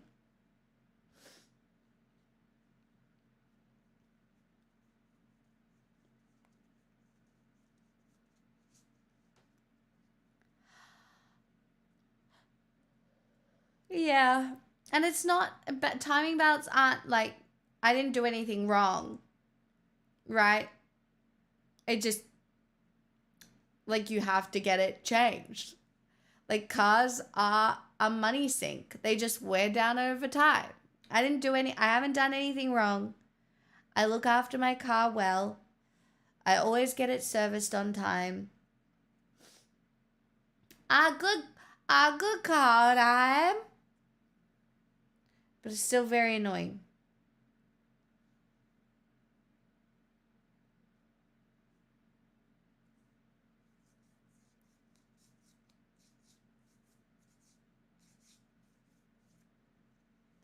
Just do what they did on Garbage Time and replace the timing belt with a cable tie and then replace the coolant with Pepsi. Well. Timing belt failure prevents something much worse from happening? Yeah.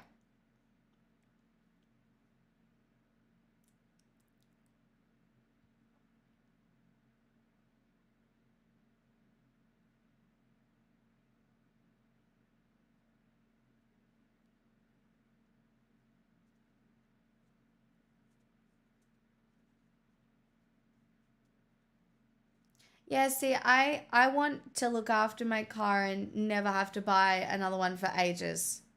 Like, I'm not somebody who, like, buys a car and then upgrades the car over and over again. Like, I don't want to do it. I'm just hoping this car lasts me a long time. You know? Because I don't care. Like, I don't care. Like, I have no affinity towards cars as a status symbol or anything like that, you know? Like, I would love to have an electric vehicle as well, right? But the reality is, until I can afford somewhere that can charge an electric vehicle, it's not actually an option, kind of.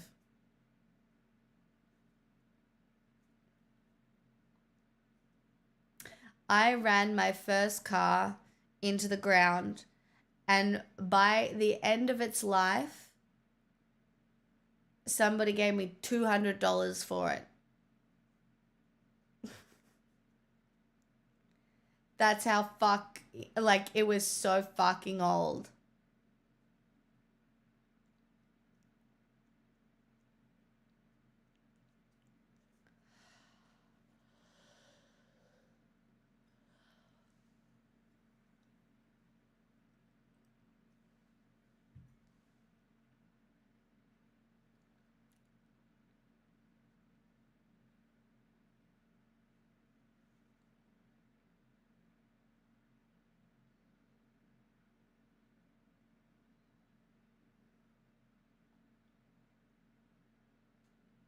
I drove one of my cars to the scrapper, got $50 and then walked to the train.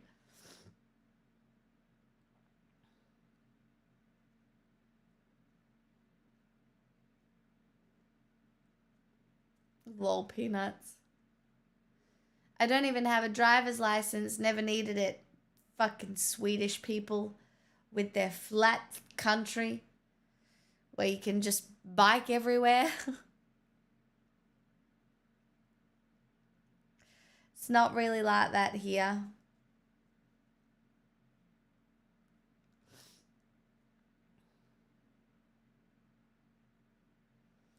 I don't know. Remember, I backed my car into a tree. But it was my grandma's tree. And so now the dent in the back of my car where I kind of backed it into a tree reminds me of my grandma. The one who died. And so now I don't want to get that dent fixed because it reminds me of my grandma.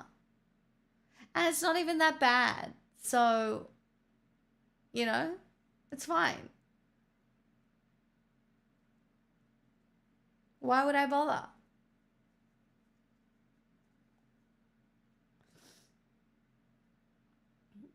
Yeah, I can hit out the trees.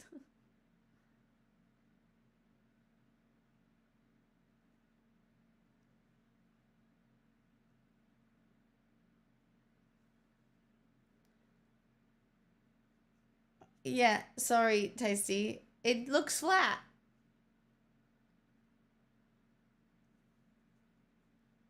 I trade in my cars when they get near 100,000. Wait, should I be doing that?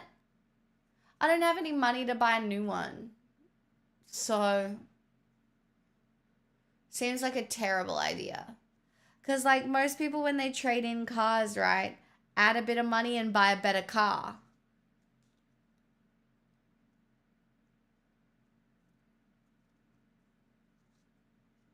I like my car. I don't want a new car.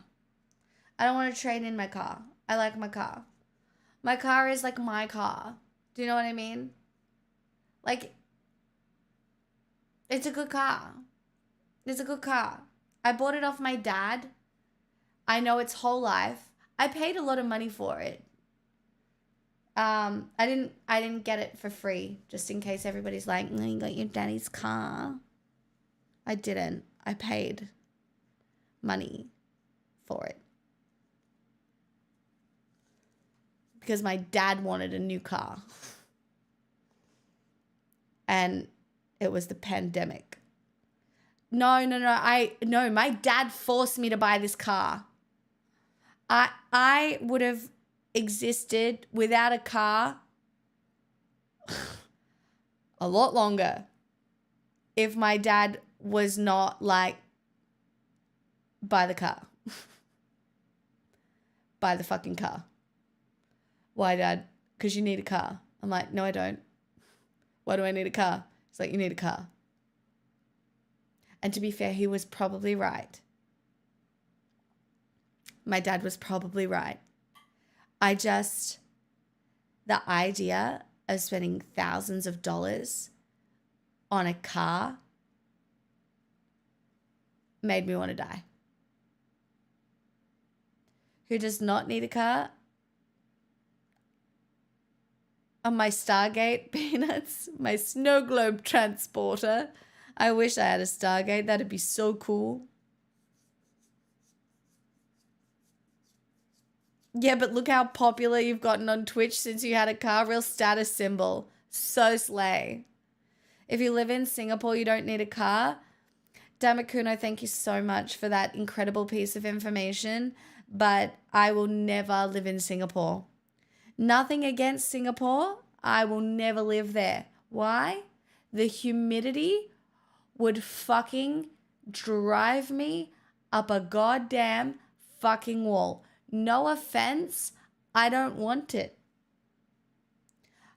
Congratulations on your clean, crime-free country, but it's not for me because it's wet. You go outside and you're wet. And I don't want to be fucking wet. Other than if it's just from rain. I like rain. I like Melbourne. I like Melbourne where it rains sometimes. I'm okay with it. I'm okay with it raining. I don't want to be dealing with humidity. I don't want it. I'll deal with it for a holiday where I am at all times this far from a pool. Oh, I want to go on a holiday and read a book and sit by a pool. Like, I know I just went on a holiday, so I probably can't. But my traveling holiday wasn't really like a holiday rest holiday. Do you know what I really want? I want a pool holiday. Do you know what I do have? I do have airplane points, but I should use the airplane points to go and visit my sister. I will at some point use the airplane points to go visit my sister and my nieces because I haven't seen them all year. That's what I should do. But what if I use the airplane points to go visit my sister and then find a pool?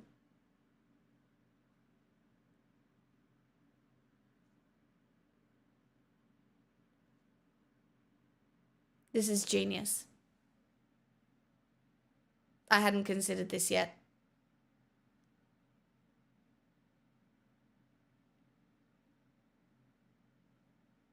What if you just find a local pool? It's not about it being a local pool. It's about it being like a resort. Do you know what I mean? Surely there's a deal. Maybe there's a competition. Maybe I should enter competitions.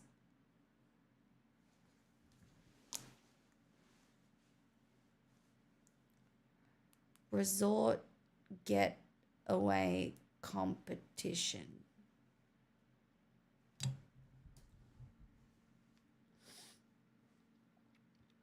Win a $12,000 gourmet getaway to Hamilton Island.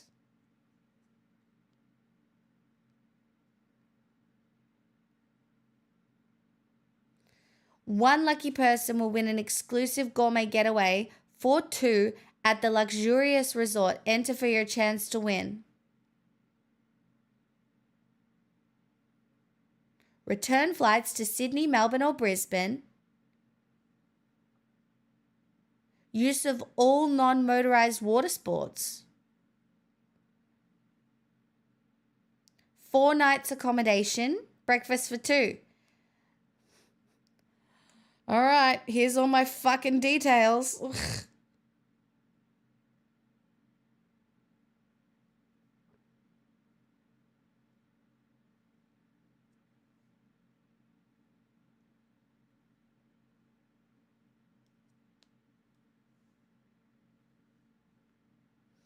Conditions apply.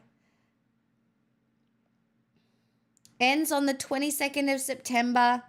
1 entry per person per day. Oh my fucking God, I gotta do this every day.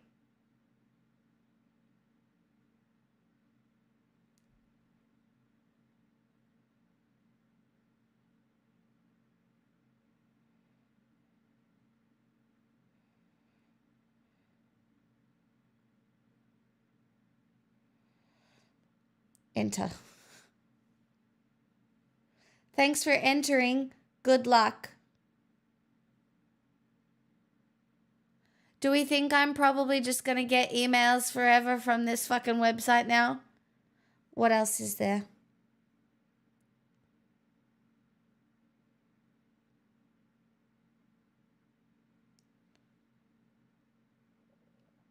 Love in Paradise.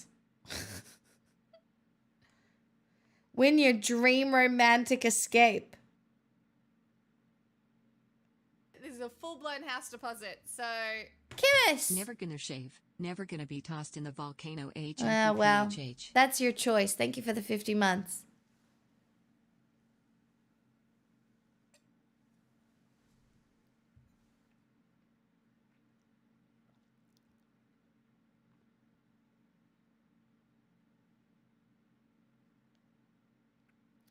Five nights accommodation, unique and romantic experience,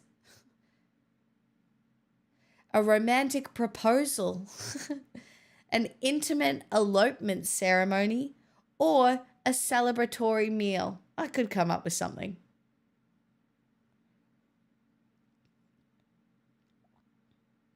Oh, I'm not entering this one. Upload a photo that best illustrates your love story with your special someone.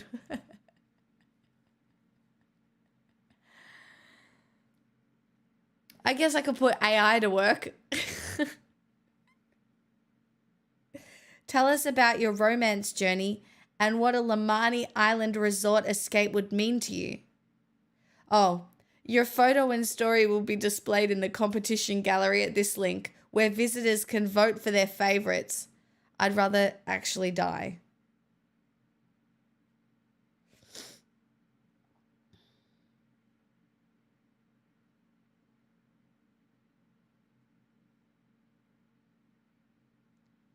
Chat, I think I should spend a couple of days entering competitions. Do you know what I mean? Maybe I should. Maybe I should do that. Maybe I should. Why not? Maybe that's the way. Maybe because I'm so connected to the universe right now, maybe this is the way. Do you know what I mean?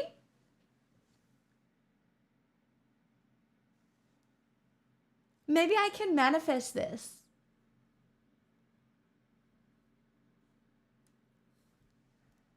Maybe I can manifest this.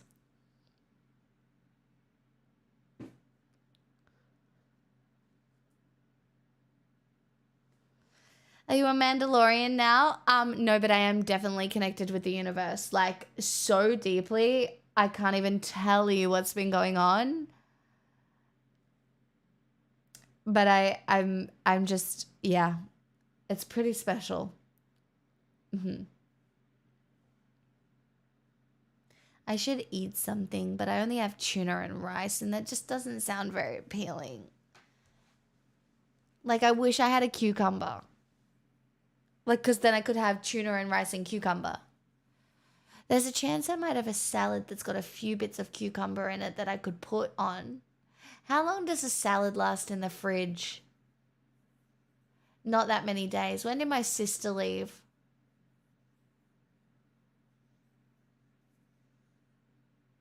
Two days ago?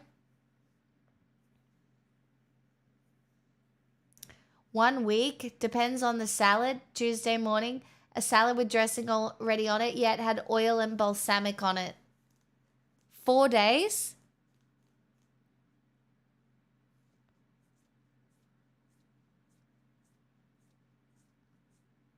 Should we look at it? Shall we look at it together? Hi, Junior.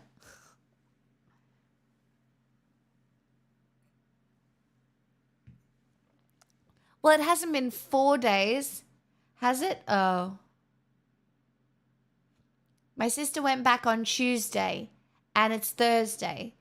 So we would have had it Monday night, Tuesday night, Wednesday night, Thursday night.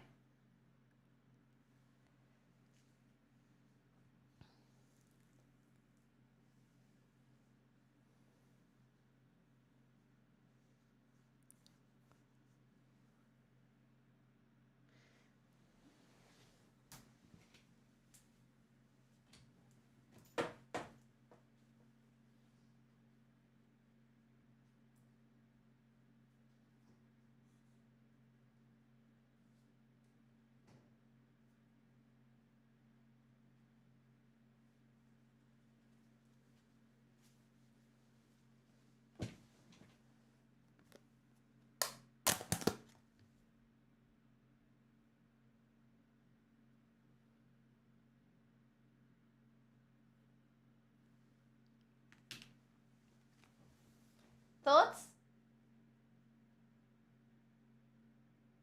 I feel like it's fine.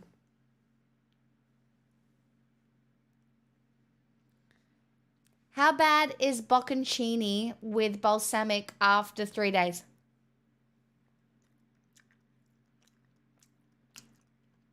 Fine.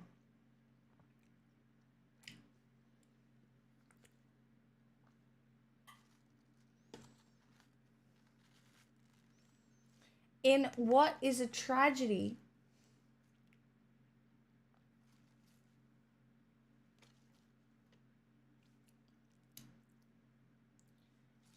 Though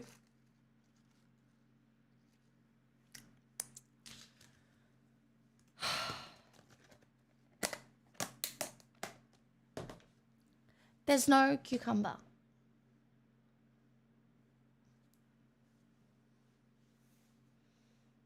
There's no fucking cucumber in the salad. It's literally baby spinach, capsicum, onion, and tomato. And I really wanted cucumber.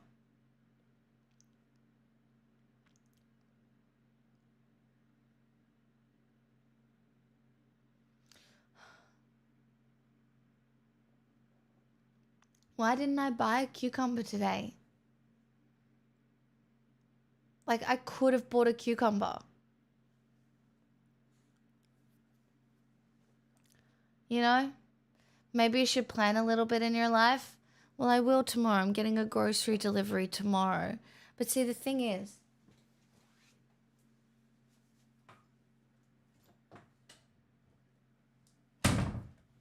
so I have a vegetable pack to make a soup, but I need to have stock for the soup. But the stock for the soup is coming in my delivery order, right? That my delivery order is coming tomorrow.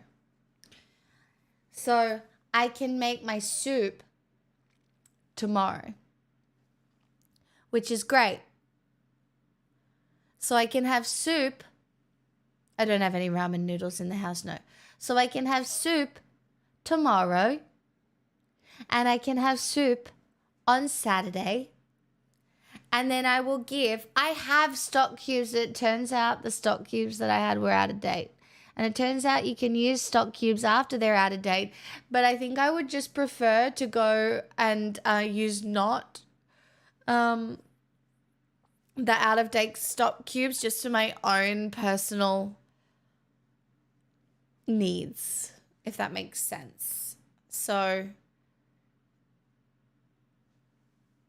Yeah. Yeah, so the stock cubes I had, I bought when I moved in. So, yeah. I'd just been using them. It was fine. They were fine. They were good. They were vegan. They were great. They were vegan Marcel chicken stock cubes, and they have lasted me. Yeah. Yeah, it's been a hot minute. They have enough salt so they never expire. Well, see, I didn't know that.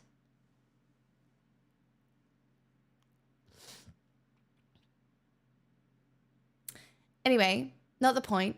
The reason being because if I'm cooking something like fancy, most of the time I'll buy the non-stock cube stock, just because it's like you just get a thing of the stock from the supermarket, and I think it tastes better, in my opinion. Which, you know, my opinion is my opinion. Take it or leave it. So stock cubes I only use rarely, like when I'm chucking one in, or something. Do you know what I mean? Anyway, not the point. So the last time I made this soup, I used stock cubes, but I think I will make the soup with the stock that I buy. And yeah, no, I know the Vegeta powdered stock. It's good, but Vegeta powdered stock has a very specific flavor. And what I want is, I think because it's just veggies in the soup, you need a really solid stock base for it, in my opinion. And so I want a solid stock base for my vegetable soup.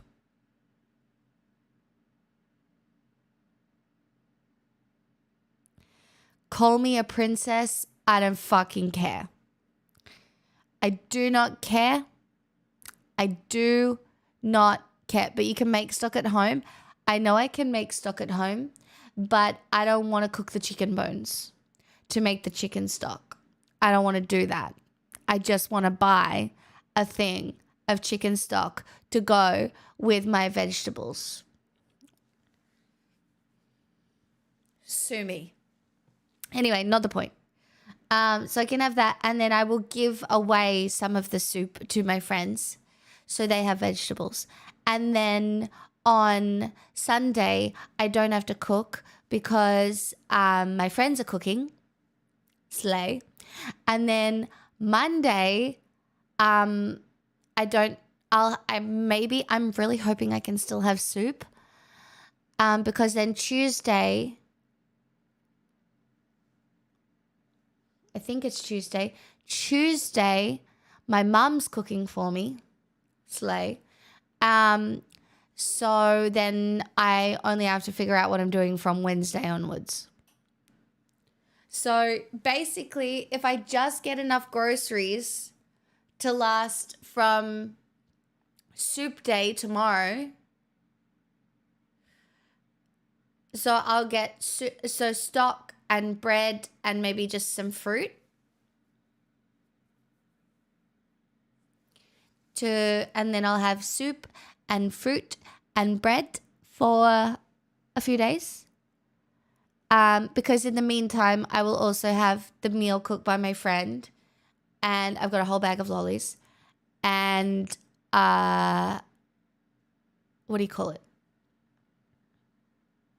I'm going out for breakfast with a friend I haven't seen in a very long time on Monday morning.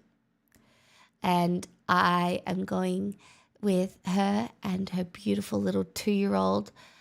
You know, it's really, it's hard, right? Because you don't see friends that have children as often as you maybe once did. But when you do, it's so beautiful and so meaningful. So I get to hang out with them on Monday morning, which will be really nice. I have enough groceries to last 3 weeks, worst case, but no veggies at home currently.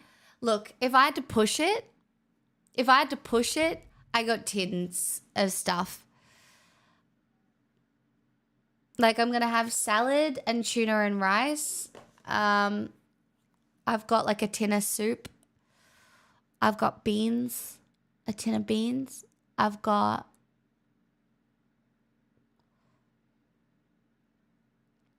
"'Tis not wartime, no tins."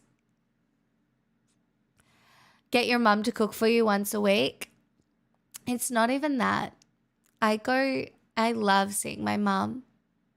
But also, I think it's really important that I keep visiting my mom, even though I'm not visiting my grandma anymore. Do you know what I mean? Like, obviously, I was going to the country a lot to visit my grandma before she died as much as I could. But I think I just still want to go visit my mom, you know? Like, I enjoy seeing my mom. I enjoy sitting on the couch, having a cup of tea, and watching Tipping Point with my mum.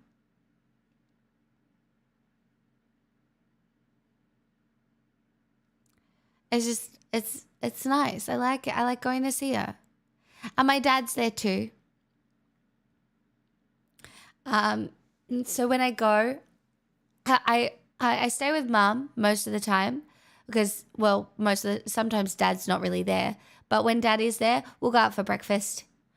So, you know, that's 2 meals. You know, might be $50 in petrol, but it's 2 meals, motherfuckers. Back off.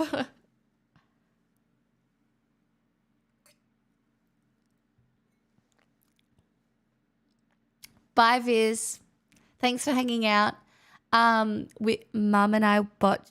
So UK Tipping Point comes on Australian television first, and then Australian Tipping Point comes on.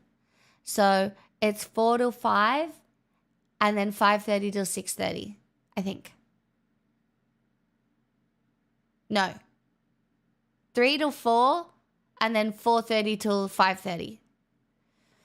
Tipping Point is a stupid show. Go with an almost empty tank and let your dad drive? Never. Never. My dad's not that rich, guys. My parents aren't rich. I don't know what to tell you. I don't go to like steal money off my parents. Although my mum did buy me a new toothbrush. So, again, I am privileged. My mum sent me a photo because my sister showed up at the fucking funeral with this fancy toothbrush that like Bluetooth and tells you how well you've done at cleaning your teeth. Anyway, my mum went out and bought one. And then my sister and my mum were cleaning their teeth and like comparing scores and being like, "Oh my God, I got 84% this morning. What did you get? Oh my God, I got 92%. And then I was like, oh, well, I don't have one of these. I'm feeling a bit silly with my just regular toothbrush. Anyway, my mum sent me a photo like yesterday. And she's like, look, I bought you a present. That's a new toothbrush. So now I get to compete with my family at brushing my teeth. So I don't know how you're doing.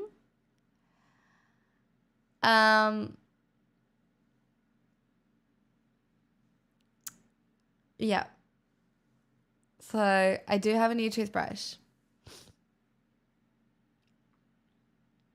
Oh, no. This toothbrush was $50, guys.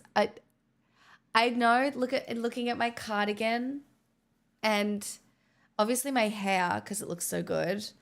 I know I look really rich, and because I bought magic cards. I know I look rich. My family are not the kind of people who will buy a $600 toothbrush.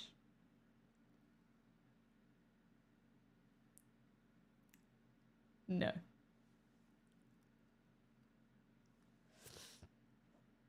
Not quite. Not quite.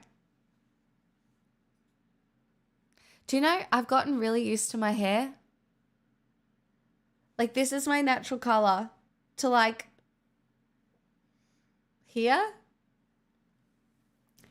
And I don't hate it.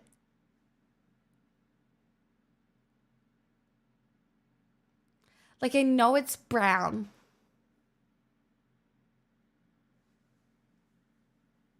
Do you know what I mean? Like, it's brown. But I don't hate it. So, we'll stick with it for a while, I think. Also, it's like $300 that I can spend on magic cards. Like, that's a box of collector boosters.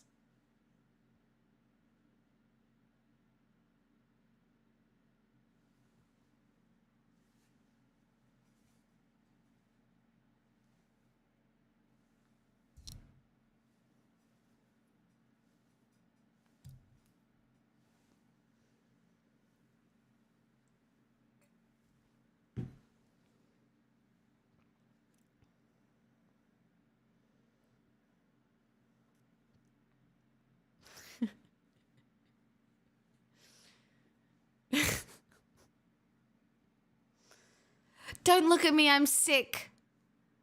Don't look at me, I'm sick, I know. Don't look at me. I have a disease. Don't look at me. I don't need any more cards. I don't need any more. Or, you know, like a week of food and petrol. Who needs food or petrol? When you can have joy.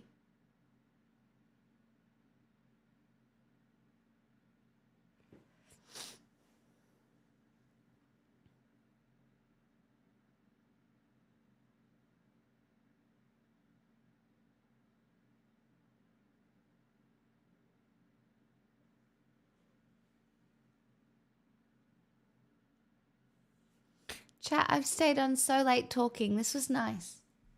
I'm going to bed now. I'm going to go watch the Olympics or something. But this was quite nice. Like, legitimately. I'm glad. I hope some of you found it nice too.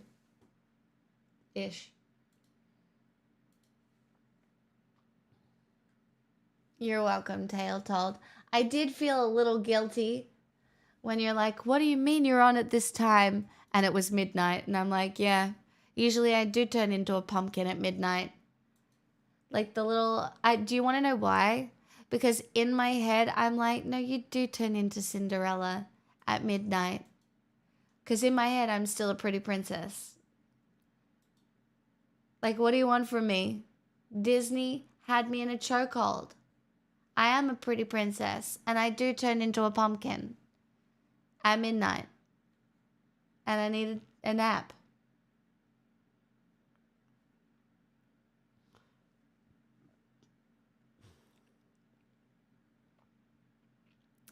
It's not 2020 anymore when 4 a.m. wasn't unusual.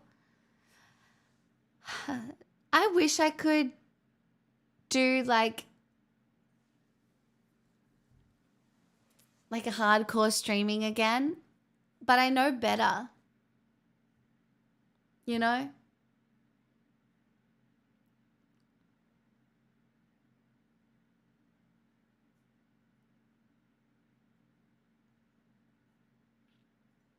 I feel like I know better. And it's mainly a way just to attempt to not burn out.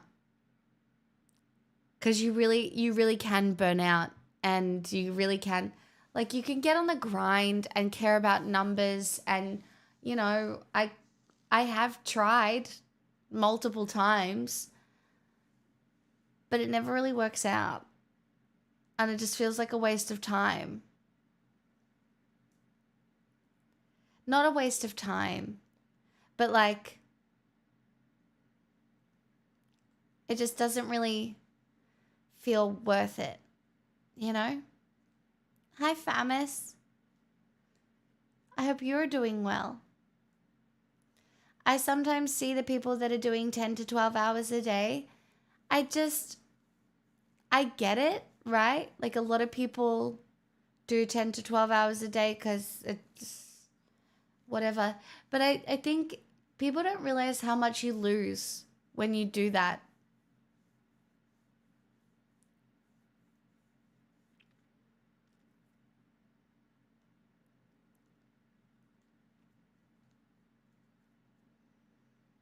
Like for me, Tuesday, this week, I knew I should have come back to work to live comfortably. But especially because I haven't worked, I won't be working 2 Sundays, and Sundays are sometimes a day where I make more money than other days of the week. And I just decided that I would rather not and have a day to just decompress after the funeral. And like sometimes it's really fucking hard to make that choice for yourself as a streamer. And yet there are people in here that have given me the privilege of occasionally being able to do that. So yeah. I do wage at 10 to 12 hours a day. It's just fucked. Like 10 to 12 hours for a work day, a 10-hour work day is insanity. Thanks, been an exhausting week, but had a great psych session today. Oh yeah, the challenging psych sessions are they're so good. They're so good, but they're also so fucked. Because they're exhausting. And by the end of it, you're like, fuck. Oh, why were they right? They're so right, but also fuck. I used to manage a restaurant. 10 hours was a good day. I work 12-hour days, but only 3 days a week. See, are you like a paramedic or a nurse or something, Pack and Cheese? I could do that. A mechanic. See, I think a 12-hour day, but only 3 days a week is okay. I think that's okay because there's a 4-day weekend is so rejuvenating.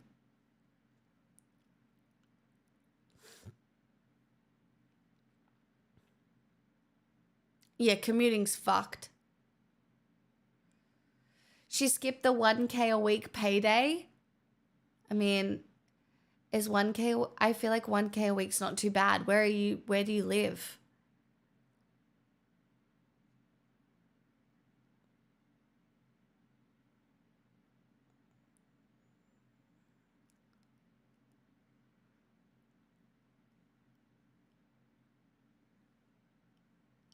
Melbourne.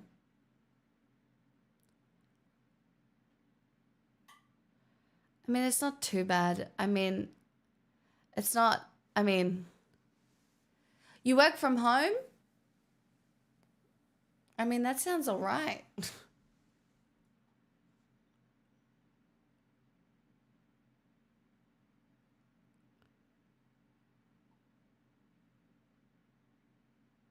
Rent is most of that? I don't know. I don't know how much rent out of 1K you're paying.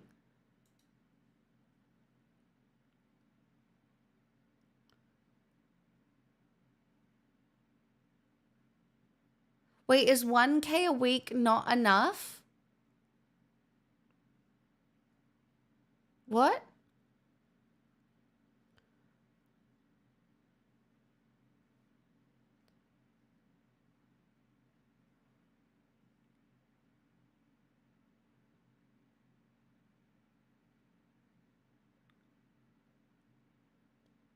I don't know the angle that people are taking here.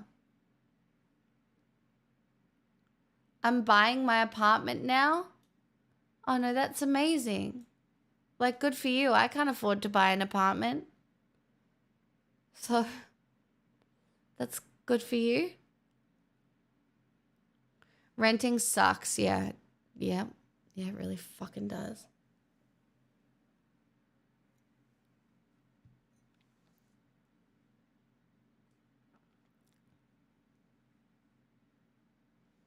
I assume the 1K a week is after tax though, Cosmic.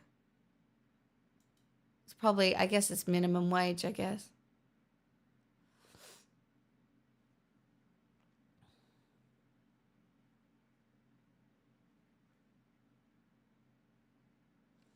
I think one of the best things I ever was told is to not live beyond your means. So I just budget, and anything I intend to impulse purchase, I make sure that I can afford it twice. And if I can't afford it twice, I don't buy it.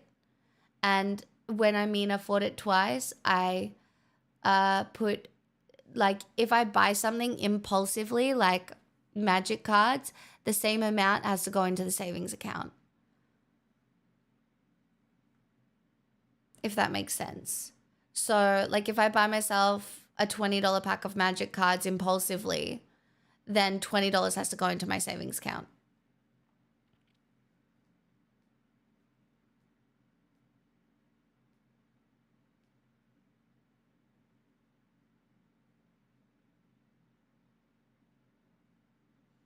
I don't know. I feel like I do it. I do fine. Like, I do fine. Like, you just have to, like, I just look at my bank account and I have a relative budget, and then I just know how much I have for a specific time and what I can. For what it's worth, unemployment benefits are around $375 a week. That's fucked. That's fucked. That's so fucked.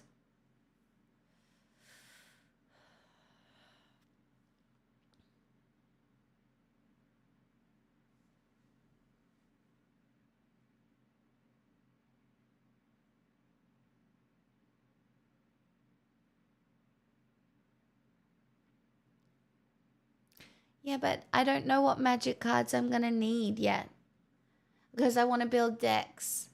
So, and I just want to have some. I just need to buy storage to keep my magic cards for a little bit, you know? Oh, good night, everybody. I'm going to have my 3-day-old salad, some tuna, and some rice, and watch whatever's on the Olympics.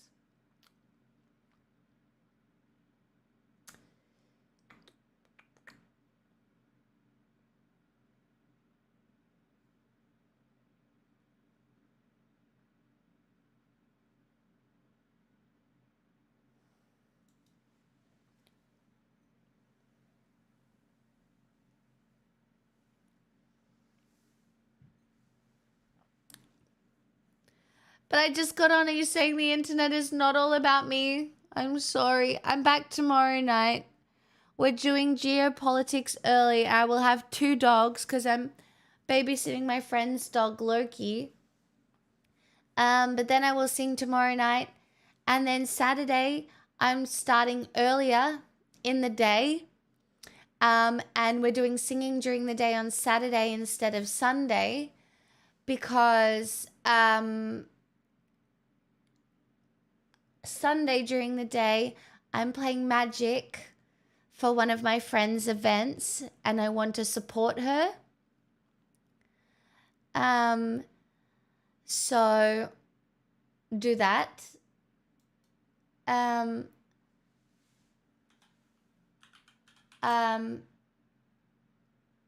Yeah.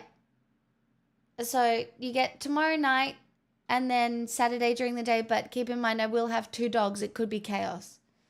So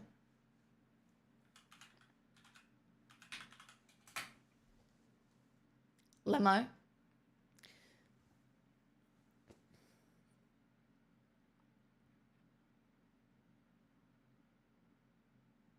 Wonder what's on the Olympics.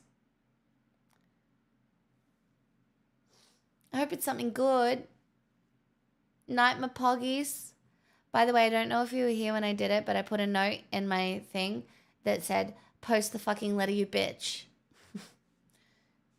So hopefully I'll post it this week, maybe. I'm a cunt. I'm so sorry. Anyway, it will happen.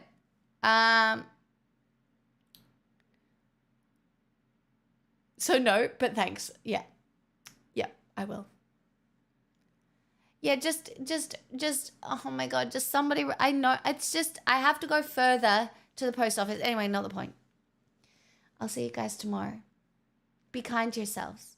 Drink some water. Don't eat too many lollies. Make sure you check your salad's not too old to eat. This is all very specific advice to me, but I feel like it counts. To you guys too. How many is too many? I would make a joke about diabetes, but I think you already have that.